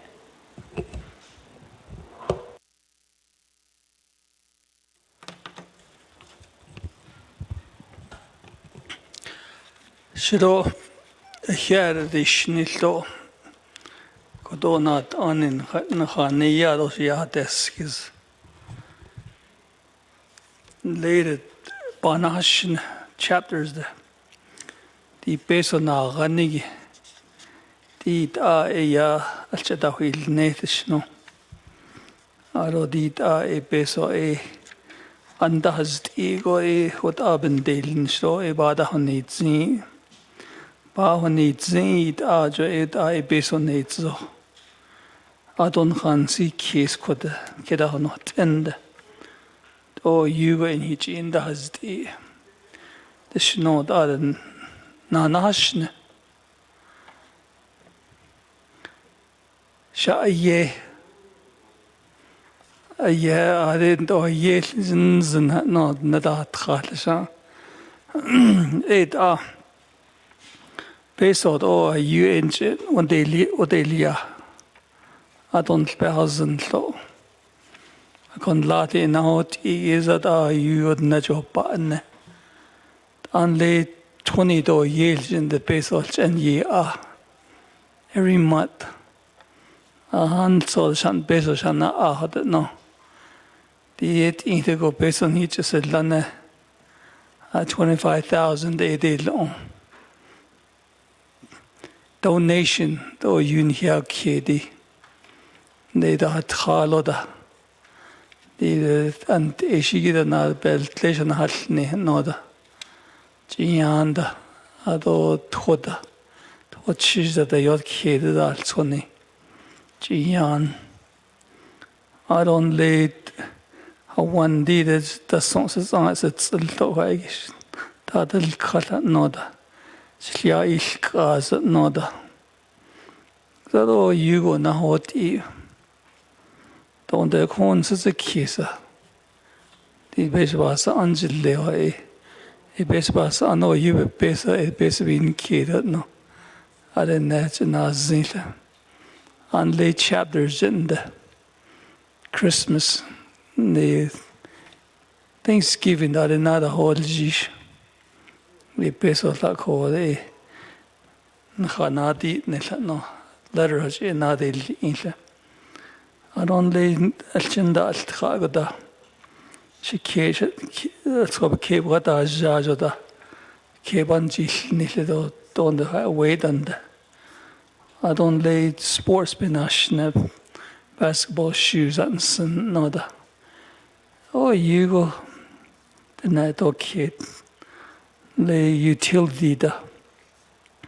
Either electricity somebody lia waters on akis. Scan lied no. I don't then lay net team panda. Ashlish ye car. Say ye car lo. Chidashahan things another. Chida aden unlaid shahadi things another. So that oh you go. This is by Hayajido. The net or use it in the job button. Beso shadi only sort later other Asia way what the deck. I don't get a tour in the crowd at the Noda. In Lagos, Albuquerque, Phoenix, did never job or you, but ma sick, but the whole hour. At the Belchin age, but Madano, Shemachedano, a pedelki in the Hezd. Did the Jian Dinsen, Twadins and utility dins. Coba mine ladies, they lenses that. best he the other jib button has jib the highest but button the highest. It basically didn't the needed upgrade the shitty shit then done. You guys send money no matter what. Without Eddie, Ashon basically then we do a lot of volunteering without basically you need. I don't need LDA in Handal and she don't own on it. It'll be Chendalo. But she did a bandacho. Gas bandati. The basis Zell and Le Nada. Chianda Bendati. Anni. Joe Pago. Belchin is at also. Did on daily short that way. You know, we're actually like a social service, not alone daily. Here, Joe Pat Halno. Ne Joe Pat, that's a Halno. Later in she chapters with our Nila. Hajisha. Dida Hashnell. Peso Edi Nella Opa Bande Nilde. To yen hajo padan dishni. Khoy jo pasha haj. Khana nechil. Ko yen on ya wejil. To eut da hona liada. Tanne. O you na hashid au. To konda da no jio yandi khelto. Kina wants to Nathan Lady. Biga had a no na on Nanji da dolly. Biga at inlo. Then the Nanji da dolly. Even that origin neither. Neither day. On neither or nins let the ones a skiso. But each chapters though you go na hot e. And darling, she got out on it. Eat a got about and does also. Ne chemo da santa. Oh, you go nepchi in a hot e. Todo peso bad lengobiga a jol in that ego. Peso do there gonna a judo English 5.5 million is a lot of money. I don't a not genie pao, non dateness. The not a genie pa, in Zenita Benada William. I don't hear them, they don't let cabinet other Asian here job by eBay. Of course, the netto you know and later chapters no salto. First one, Basil's go be a chin down.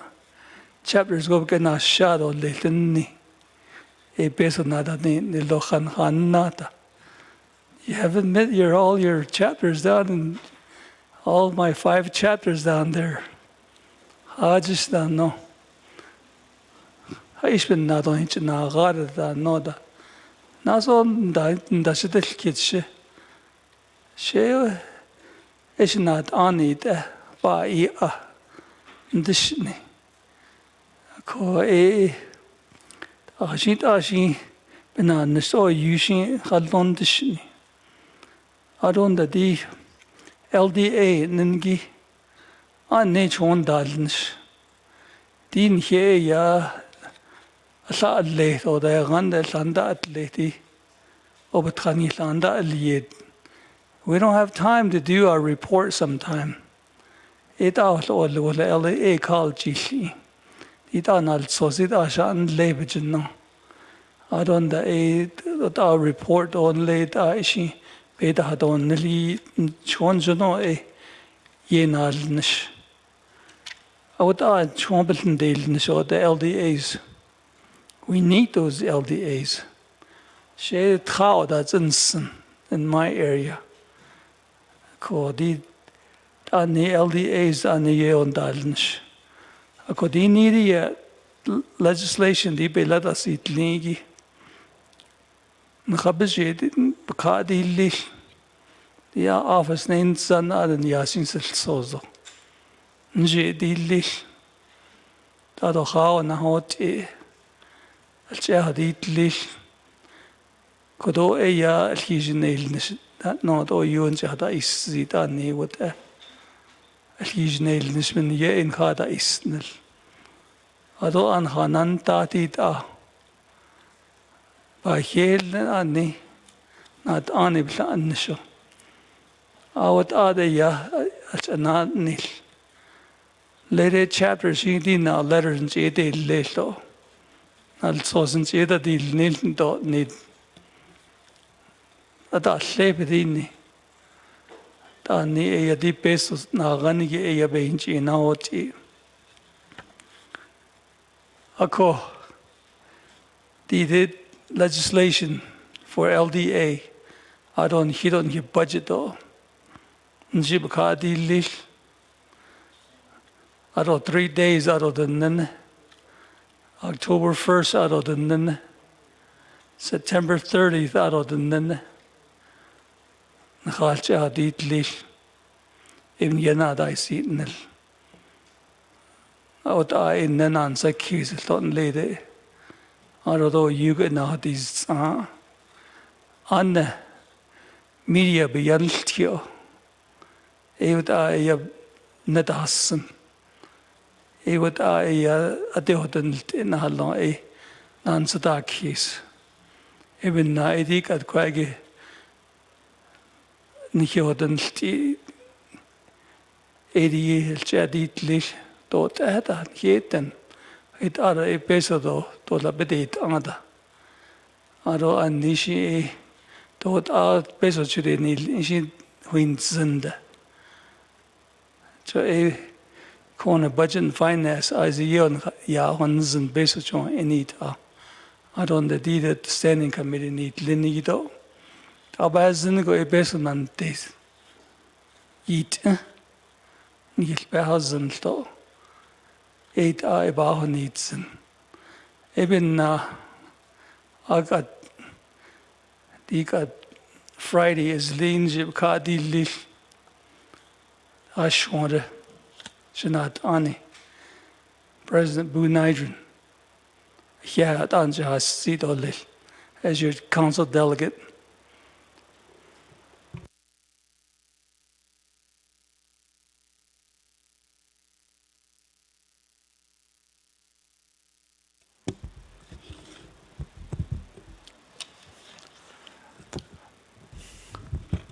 Jat ehnan ado grosat et anigi by Jens ado kwelt hjelt gilto. Så sé alt så sleto lilkado. Og her the additional president ado vice president ado speaker kwagi. Kwagi hjelt ado ni honorable so in the need Title 1 be hjelt kagi be ado et kliniki be so kwagi be hjelt ado or Washington the it out also hjelt ana let in lo adenat ane so yedalt ada so ik a piece of ada wind ni kwagi the nanny clinic kagi belchi hjelt kwagi og her the dishni kwagi då sin hisils sido då kodo kompeso na gahagi be nada onashigi så kodo ba ba went anna khapik beso nada de led nicht de naye na stol ado andas igi so ade kada beso ban nage ani ade sanat den jaga ade sagan la khabtan nila ado da 20 days, 10 days, PEP. The Ibnanashita, Denigi, also. I think so. Yalba in the chapter. Idea o koto o chat o lel koto. Do lel. Do unda just like make a request to your division directors. I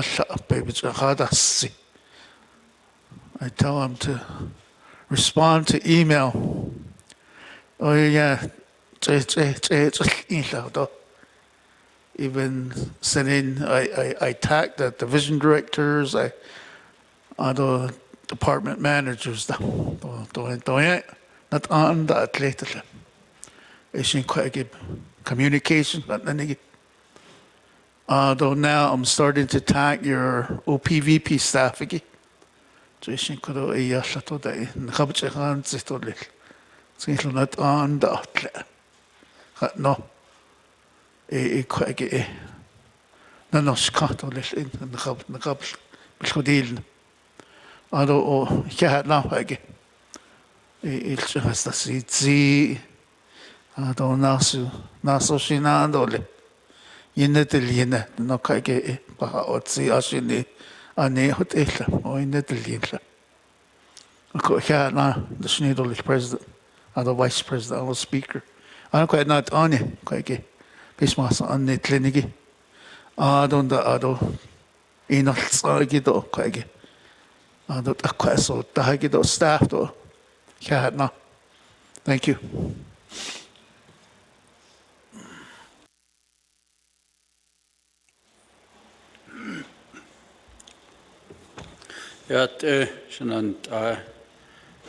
President Nygren, Vice President Montoya, our Speaker, Arisnant Bishwasan Hado, Danahat Haniki, Tlashe Piltaniji or Navajo, Hawagunda Achi.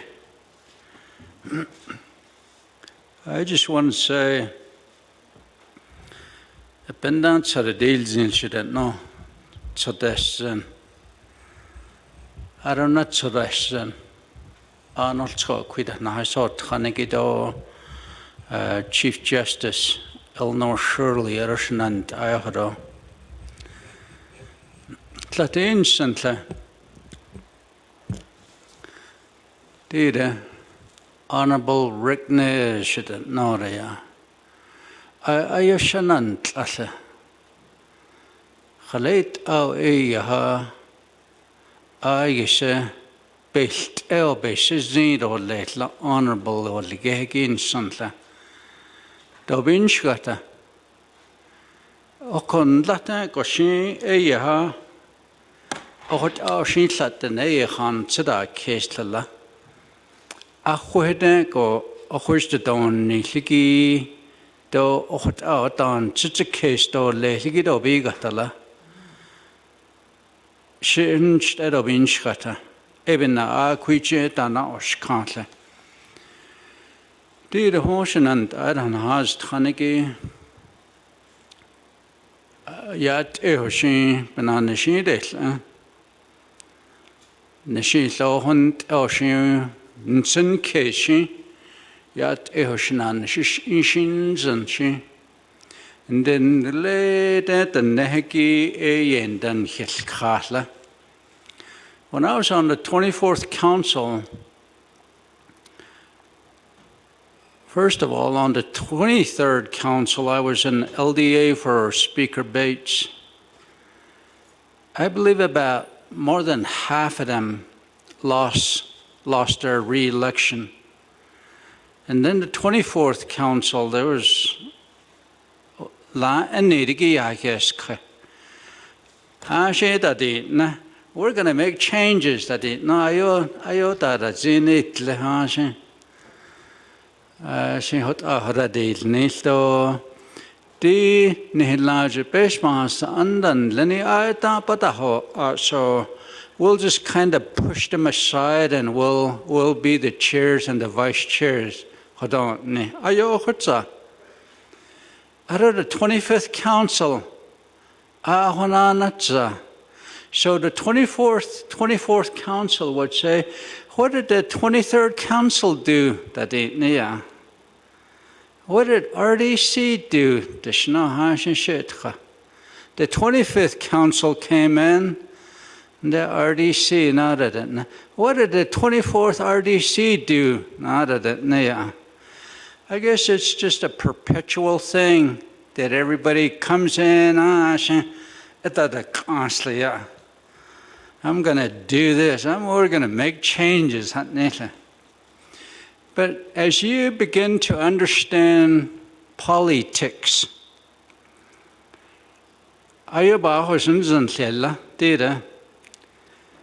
now, I know now when the 26th Council comes in, more than half of my colleagues that are sitting on the 25th will probably not make it back.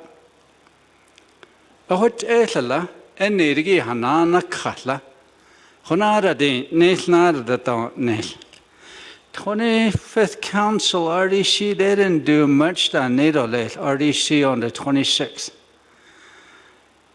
And then we have priority lists. Whatever the 23rd Council started, the 24th Council kind of did some of it. But whatever the 23rd Council it kind of rolls over to the 24th, and they still didn't get it done. So the 25th Council comes in and says, oh, we got it. But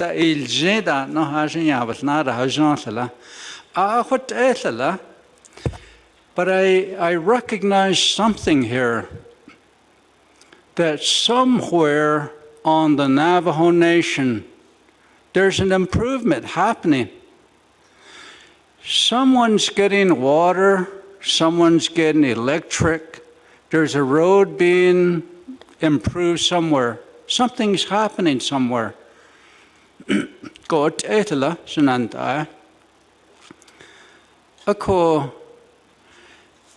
My observation also tells me legislative and executive branch, there will never be affinity there.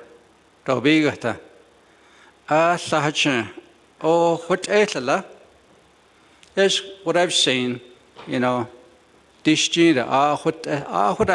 but we got to do it in such a way that there's still respect. You can't take a lot of things personal. You can't say, I'm going to retaliate.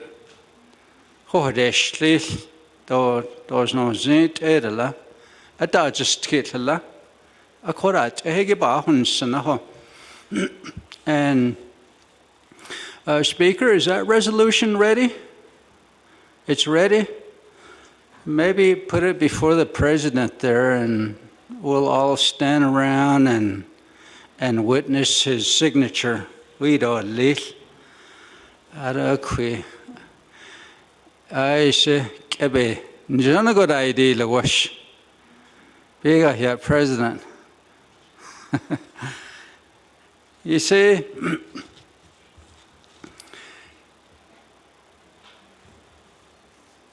instantly, there's a verse in the Bible.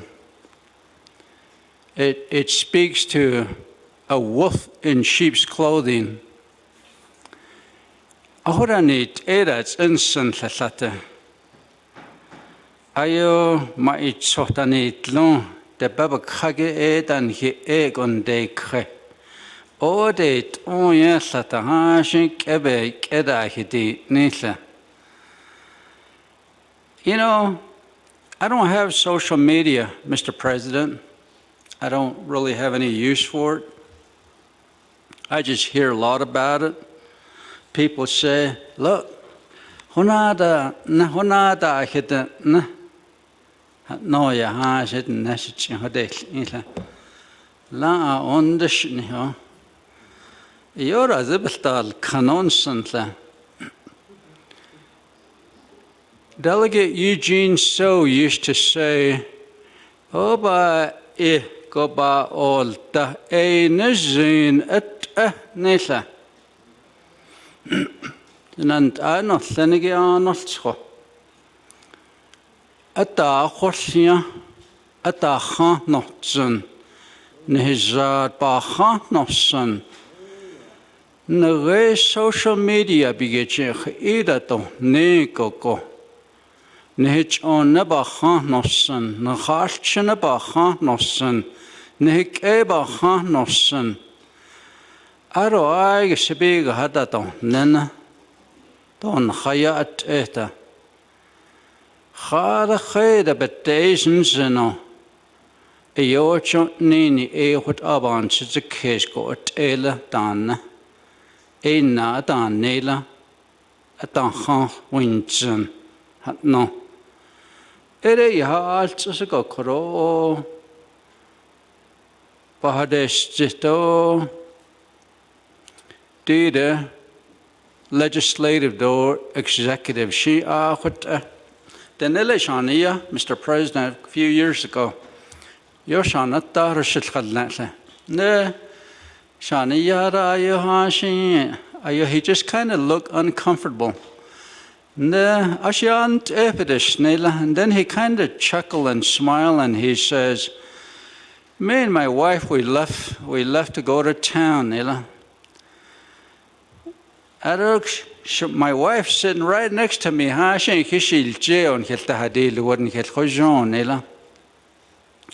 In this pickup, you had those pickup that had these long seats. They weren't bucket seats, you know. They were long seats. And one cab. I said something that I shouldn't have, and it upset my wife. Unless it's out of Danila. Now, says Sunday, no, what you ought or there's it or should say, yes, it's indeed, Nila. I don't have it, yes, here, not so should or should have Nila. I don't chidden and such bars, Hawanate, Ashton Sonilla. I don't hear il Tralilla. I should all Tral. I don't queen Nahaja, Nila. It's a Nahaja Haki, Mr. President. Washboard, you're so rough, Nila. The hot ash chirisile, Kennel John, says Stanley, what a tasata, she got it, Neil Jodo, Chetel, Tloto, Ajik, and a hustling, Nila. Maybe we need to go find some washboard roads and a curve somewhere we can all sit next to each other and shake hands and smile. Hot Ashin Lalata, hat Ashin Olia, Hotza. The simple things in life that people tell you is worth more than silver and gold. Ajiko Eilila. Haila ben Yedot is in Hatet is Snand Anothenige Bansokes. Arnold Schojoyat, Ehoshidaidol, Hostod again, Hitlahal. Thank you.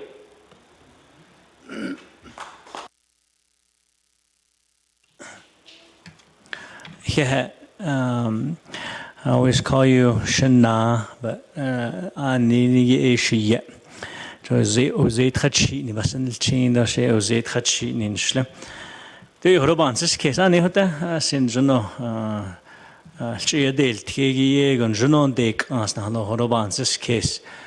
Ara Horonide, Nashidin, Kin Arazak, and Nijibakadi Lil, Aronide did a larger Dasatagin, Hayat Kigi, Lobedini, Hodinago, that's an alt sauce, and Edeshli, at Leis Nigo, Latit Lil, Aro and Di Hoje, Bana inch Kagi, Bayadal Dosneto, Belanda Doslel, Koasa, Belanda di Liel, so.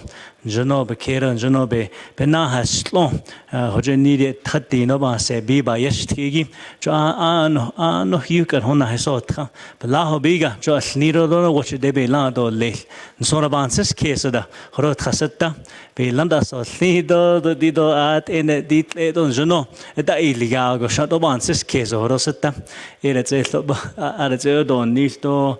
ton sisil case nidi ba henzi kada je niji ba khaidi li to shido anat avances case ara za di tlen jono shilo yi la da do le ara to at and jono da dil nilcho khode khwad nen haz khanigi a yise yan sida case to anni jono da dil nil dan zo da yan sida case gi lo ba hone zan so avances case to al ni do no woche be la do le cho la ai ta da ai ta le chigo de ata ninde hot ende tat go dot ejigi yuhan has thanahlen yela da do leligi hot oye avances case ni no di she di khwela shanado khas markelo hot on jono khwela nada di tlilo nasko net ni nan son avances case era je lo abohone zan son ava era don sisil case hot hot ende jono khodina ani no shilo shilto hodo bigato lesen so avances case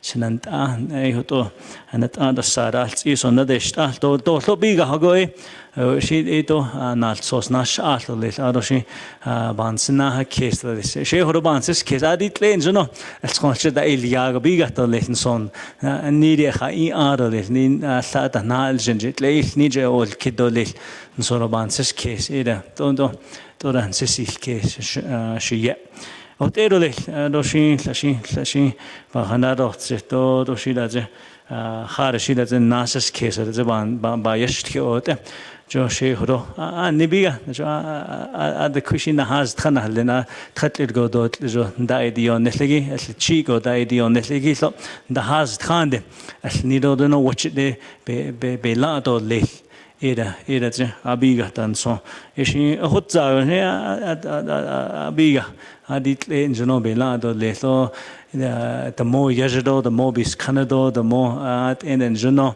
khiara at ehonasko yi khato le on so avances case arolto he yo nchitin shinle din gabazar yo be yent do be hui alto be sodel zindo yo din snota elo he yesen jono lata sendan di atada le tola kida da adist shit sane da ye dalt kenda banses case da hoten she han soye san nadesh she yet no shana no shanan and then gi hadole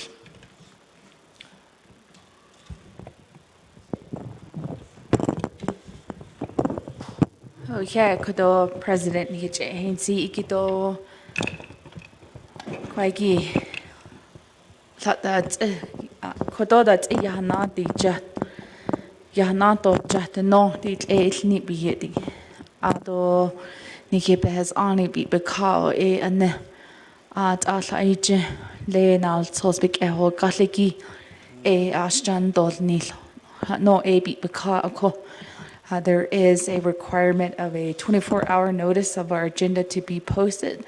Ashi bi gaton din de kwagi I don't hot abi behas ani ebi beka ado sad be wana hadit ahi had she had the dol ni lo at to ashan she be hozen do di hot leje bit the dodge kello had ishi anal sosto big 8,000 niki abi beka in janago she to ni lo at to I know there's a lot of budget forms that also are floating around out there in the I know there's a deeper conversation on unmet needs or supplemental dodi kwagi nijnagosh baja atadoli ninigi yin kedigi eshin kodo la adon kin nihlo a hunita kujin hilas anje adon de la baja aliada di behas ani bela asitli and for this a summary of our budget that we just passed, it did not include any unmet needs for the legislative branch. With Hashashi di Kodo bend an Nishigi ilse launch bela di no bela sitli, and the position of the council was this focus on operation budget. Maybe there's a future time, like you're saying, to come back together to do unmet needs. And if you look at the current budget that was passed in this resolution, it does not include unmet needs for the legislative. Di kwagi nijnogol alto hoje nikisaz anje baja anadol nilto kodo nkanda nishigi yego yenadol nisto leto yita netlo nadol nisto dishno ado baja ado ba ishla da ko. So even on an equal playing field, I think that with this legislation, there's no supplemental funding for the legislative branch. It's just focusing on operating. And I already knew that we would come into this negotiation phase, and I said,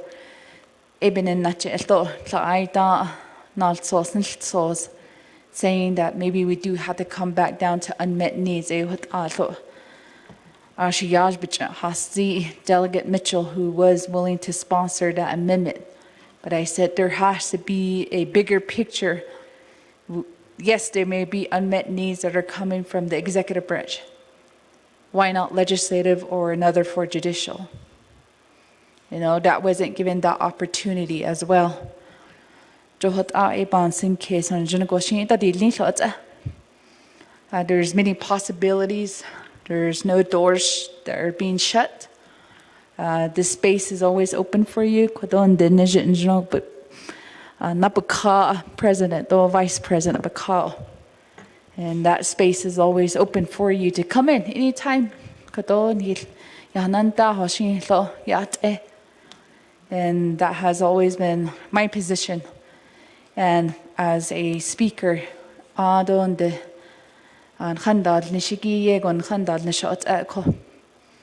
just keeping in mind of our staff. But if you're going to call a special session, I think that whatever proposal that you are proposing needs to be in a legislative format and going through the legislative process. I know at chapter house, you just call a meeting, amendment, add a resolution. As a council, we can't function in that fashion. So we do have our Title II that explains, yes, the president can call a special session on a particular legislation or a report, and then we can come back together and pull all of the unmet needs together. I think that's a deeper conversation that we can have along with OMB, the Office of the Controller, and just looking at the data. So, but at this time, the resolution is ready. I'm going to certify it, even though we're past, we are now at September 26th. We missed it by 6 minutes, but I will date it today at September 26th. President,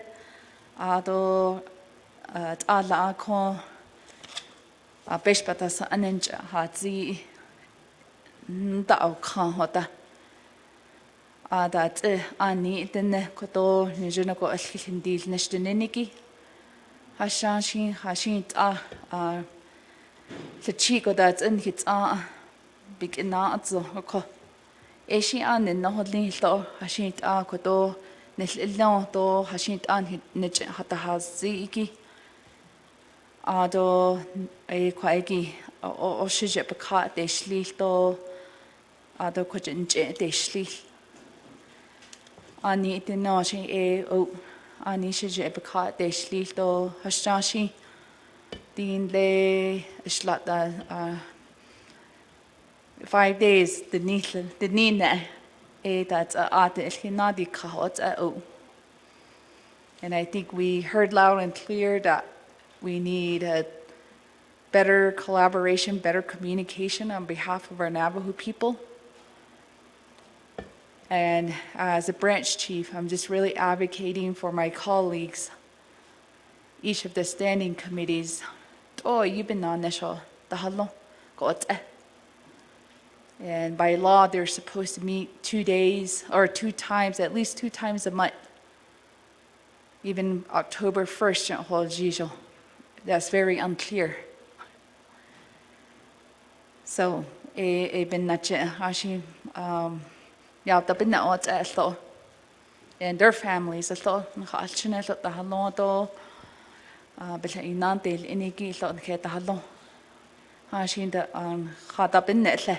know my husband's the same, my daughter's the same.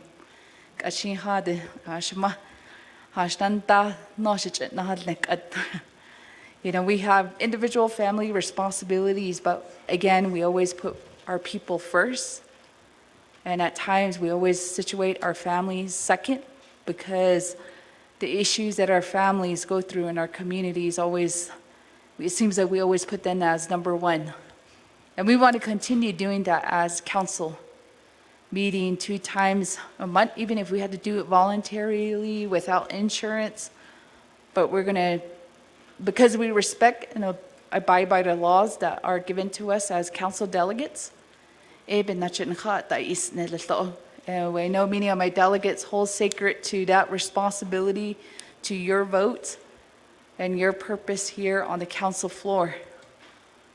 So but we trust in you, President, that you would make the right decision. We're not saying the door is not closed. We didn't say we don't want to listen to you, the door is closed. We're saying out of respect that you really think about this.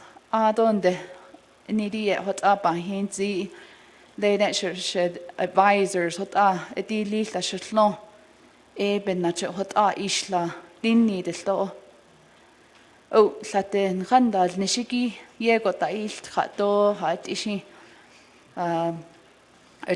that done nete not ani jelo yesi ban se keso di that ani akot jinsen tlela.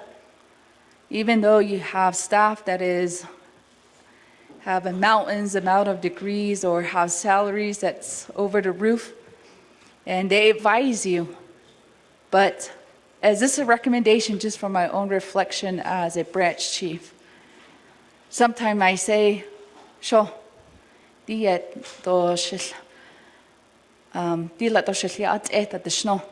I question the humanity side, the humanitarian side of decision making.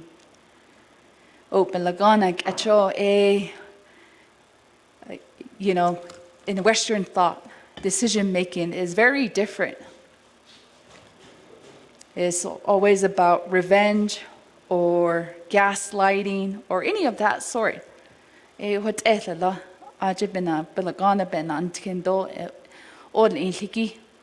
But if you think about it in our Navajo way,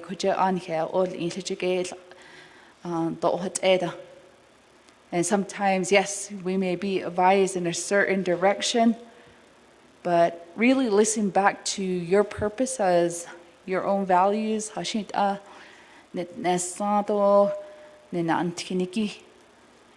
and really reflect back on that. I think that would give you a sort of a clear vision on how to lead your branch or our people. And sometimes it's not the Western way of doing things. It's really going back to our Hogan level. It gives you clear thought. And I think that sometimes that you do have to challenge your own advisors at some point or your attorneys at some point and really just go back down to the Hogan level.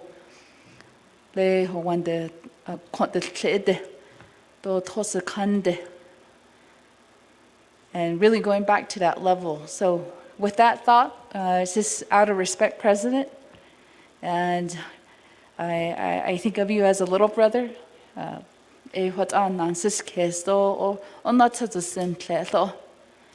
as one branch chief to the next, I do pray for you, pray for good decision making.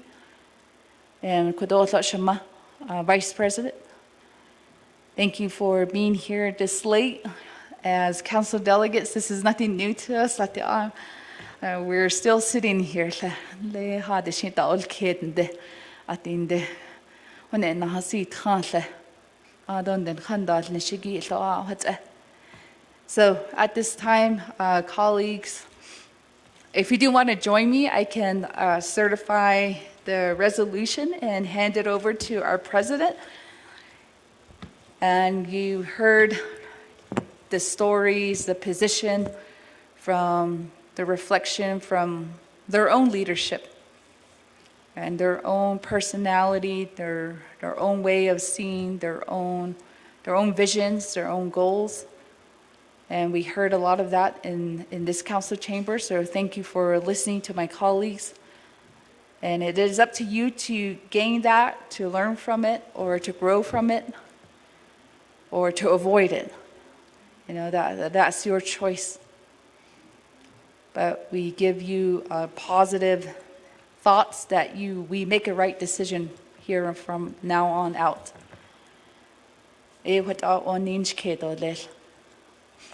So, colleagues, I'm going to certify here, and then we will hand it over to the president. Oh, I know, it's post.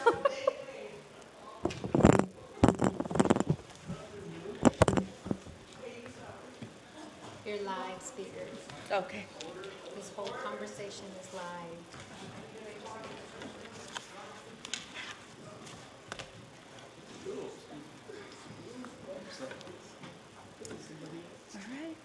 Kinede dasi. Kinede dasi, ado dasi. And kin nachayan karazut nidale. All right, Vice President, here we go. All right. Okay. I know we have puffy eyes.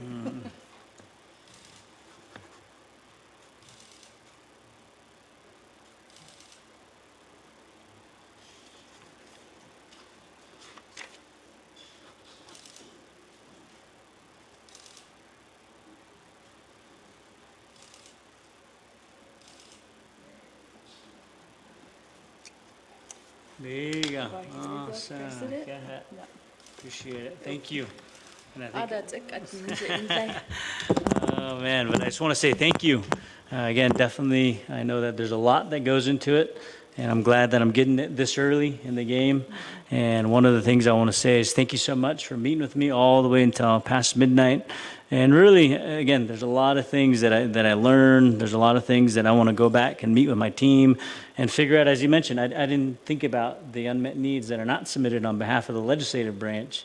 And so one of the things I want to do is get back with my team and try to figure out of that list of 38, what are some of the things that are considered unmet needs, and then really pull a lot of those things back so that when the time comes for unmet needs, we look at that. And then definitely a letter will be coming your way for a special session, and then really look at an amendment that's tapered down. I know right now it's at 15, almost 16 million for the executive branch, and then definitely it could be tapered all the way down to like 2 million to 3 million. So, and then again, those are some of the things that I want to look at and then get back with you. But again, you'll definitely get a letter. And I think that one of the things, as I mentioned before, Navajo is, I wish we could just meet within, at the moment. I know that I think everybody's hearts were in the right place tonight. As I mentioned, there's a lot of red votes, there's a lot of green votes.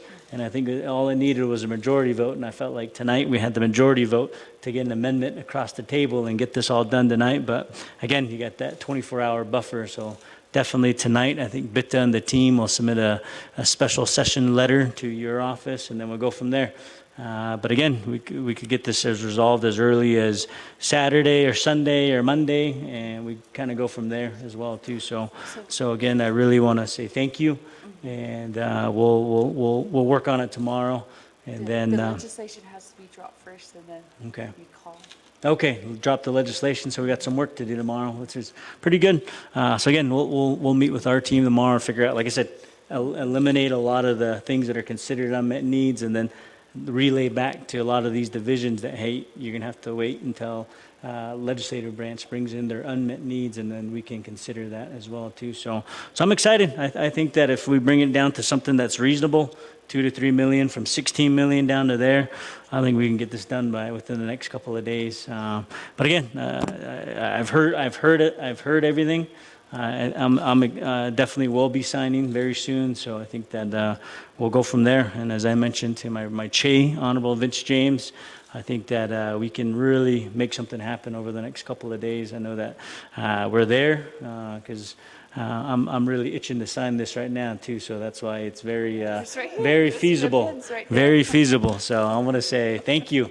Okay, and again, I really enjoyed it. I think that, like as everybody mentioned tonight, we should come back together more often like this and really have these one-on-one discussions and really talk these things through. Because at the end of the day, we're only off about 1% on a lot of our the issues that we want to resolve together. So again, Speaker, I want to say thank you for welcoming me to tonight and the several hours that we spent together, and looking forward to a really good next couple of days, because I'm very hopeful. As I said when I came in, I'm hopeful. I know that things do happen within our staff, within our administrations and things like that, but I think that end of the day, in the next couple of days, I'm very, very hopeful that we can get it done. So I want to say that much, Speaker. So yeah, I really want to say thank you. We're going to take this back for sure.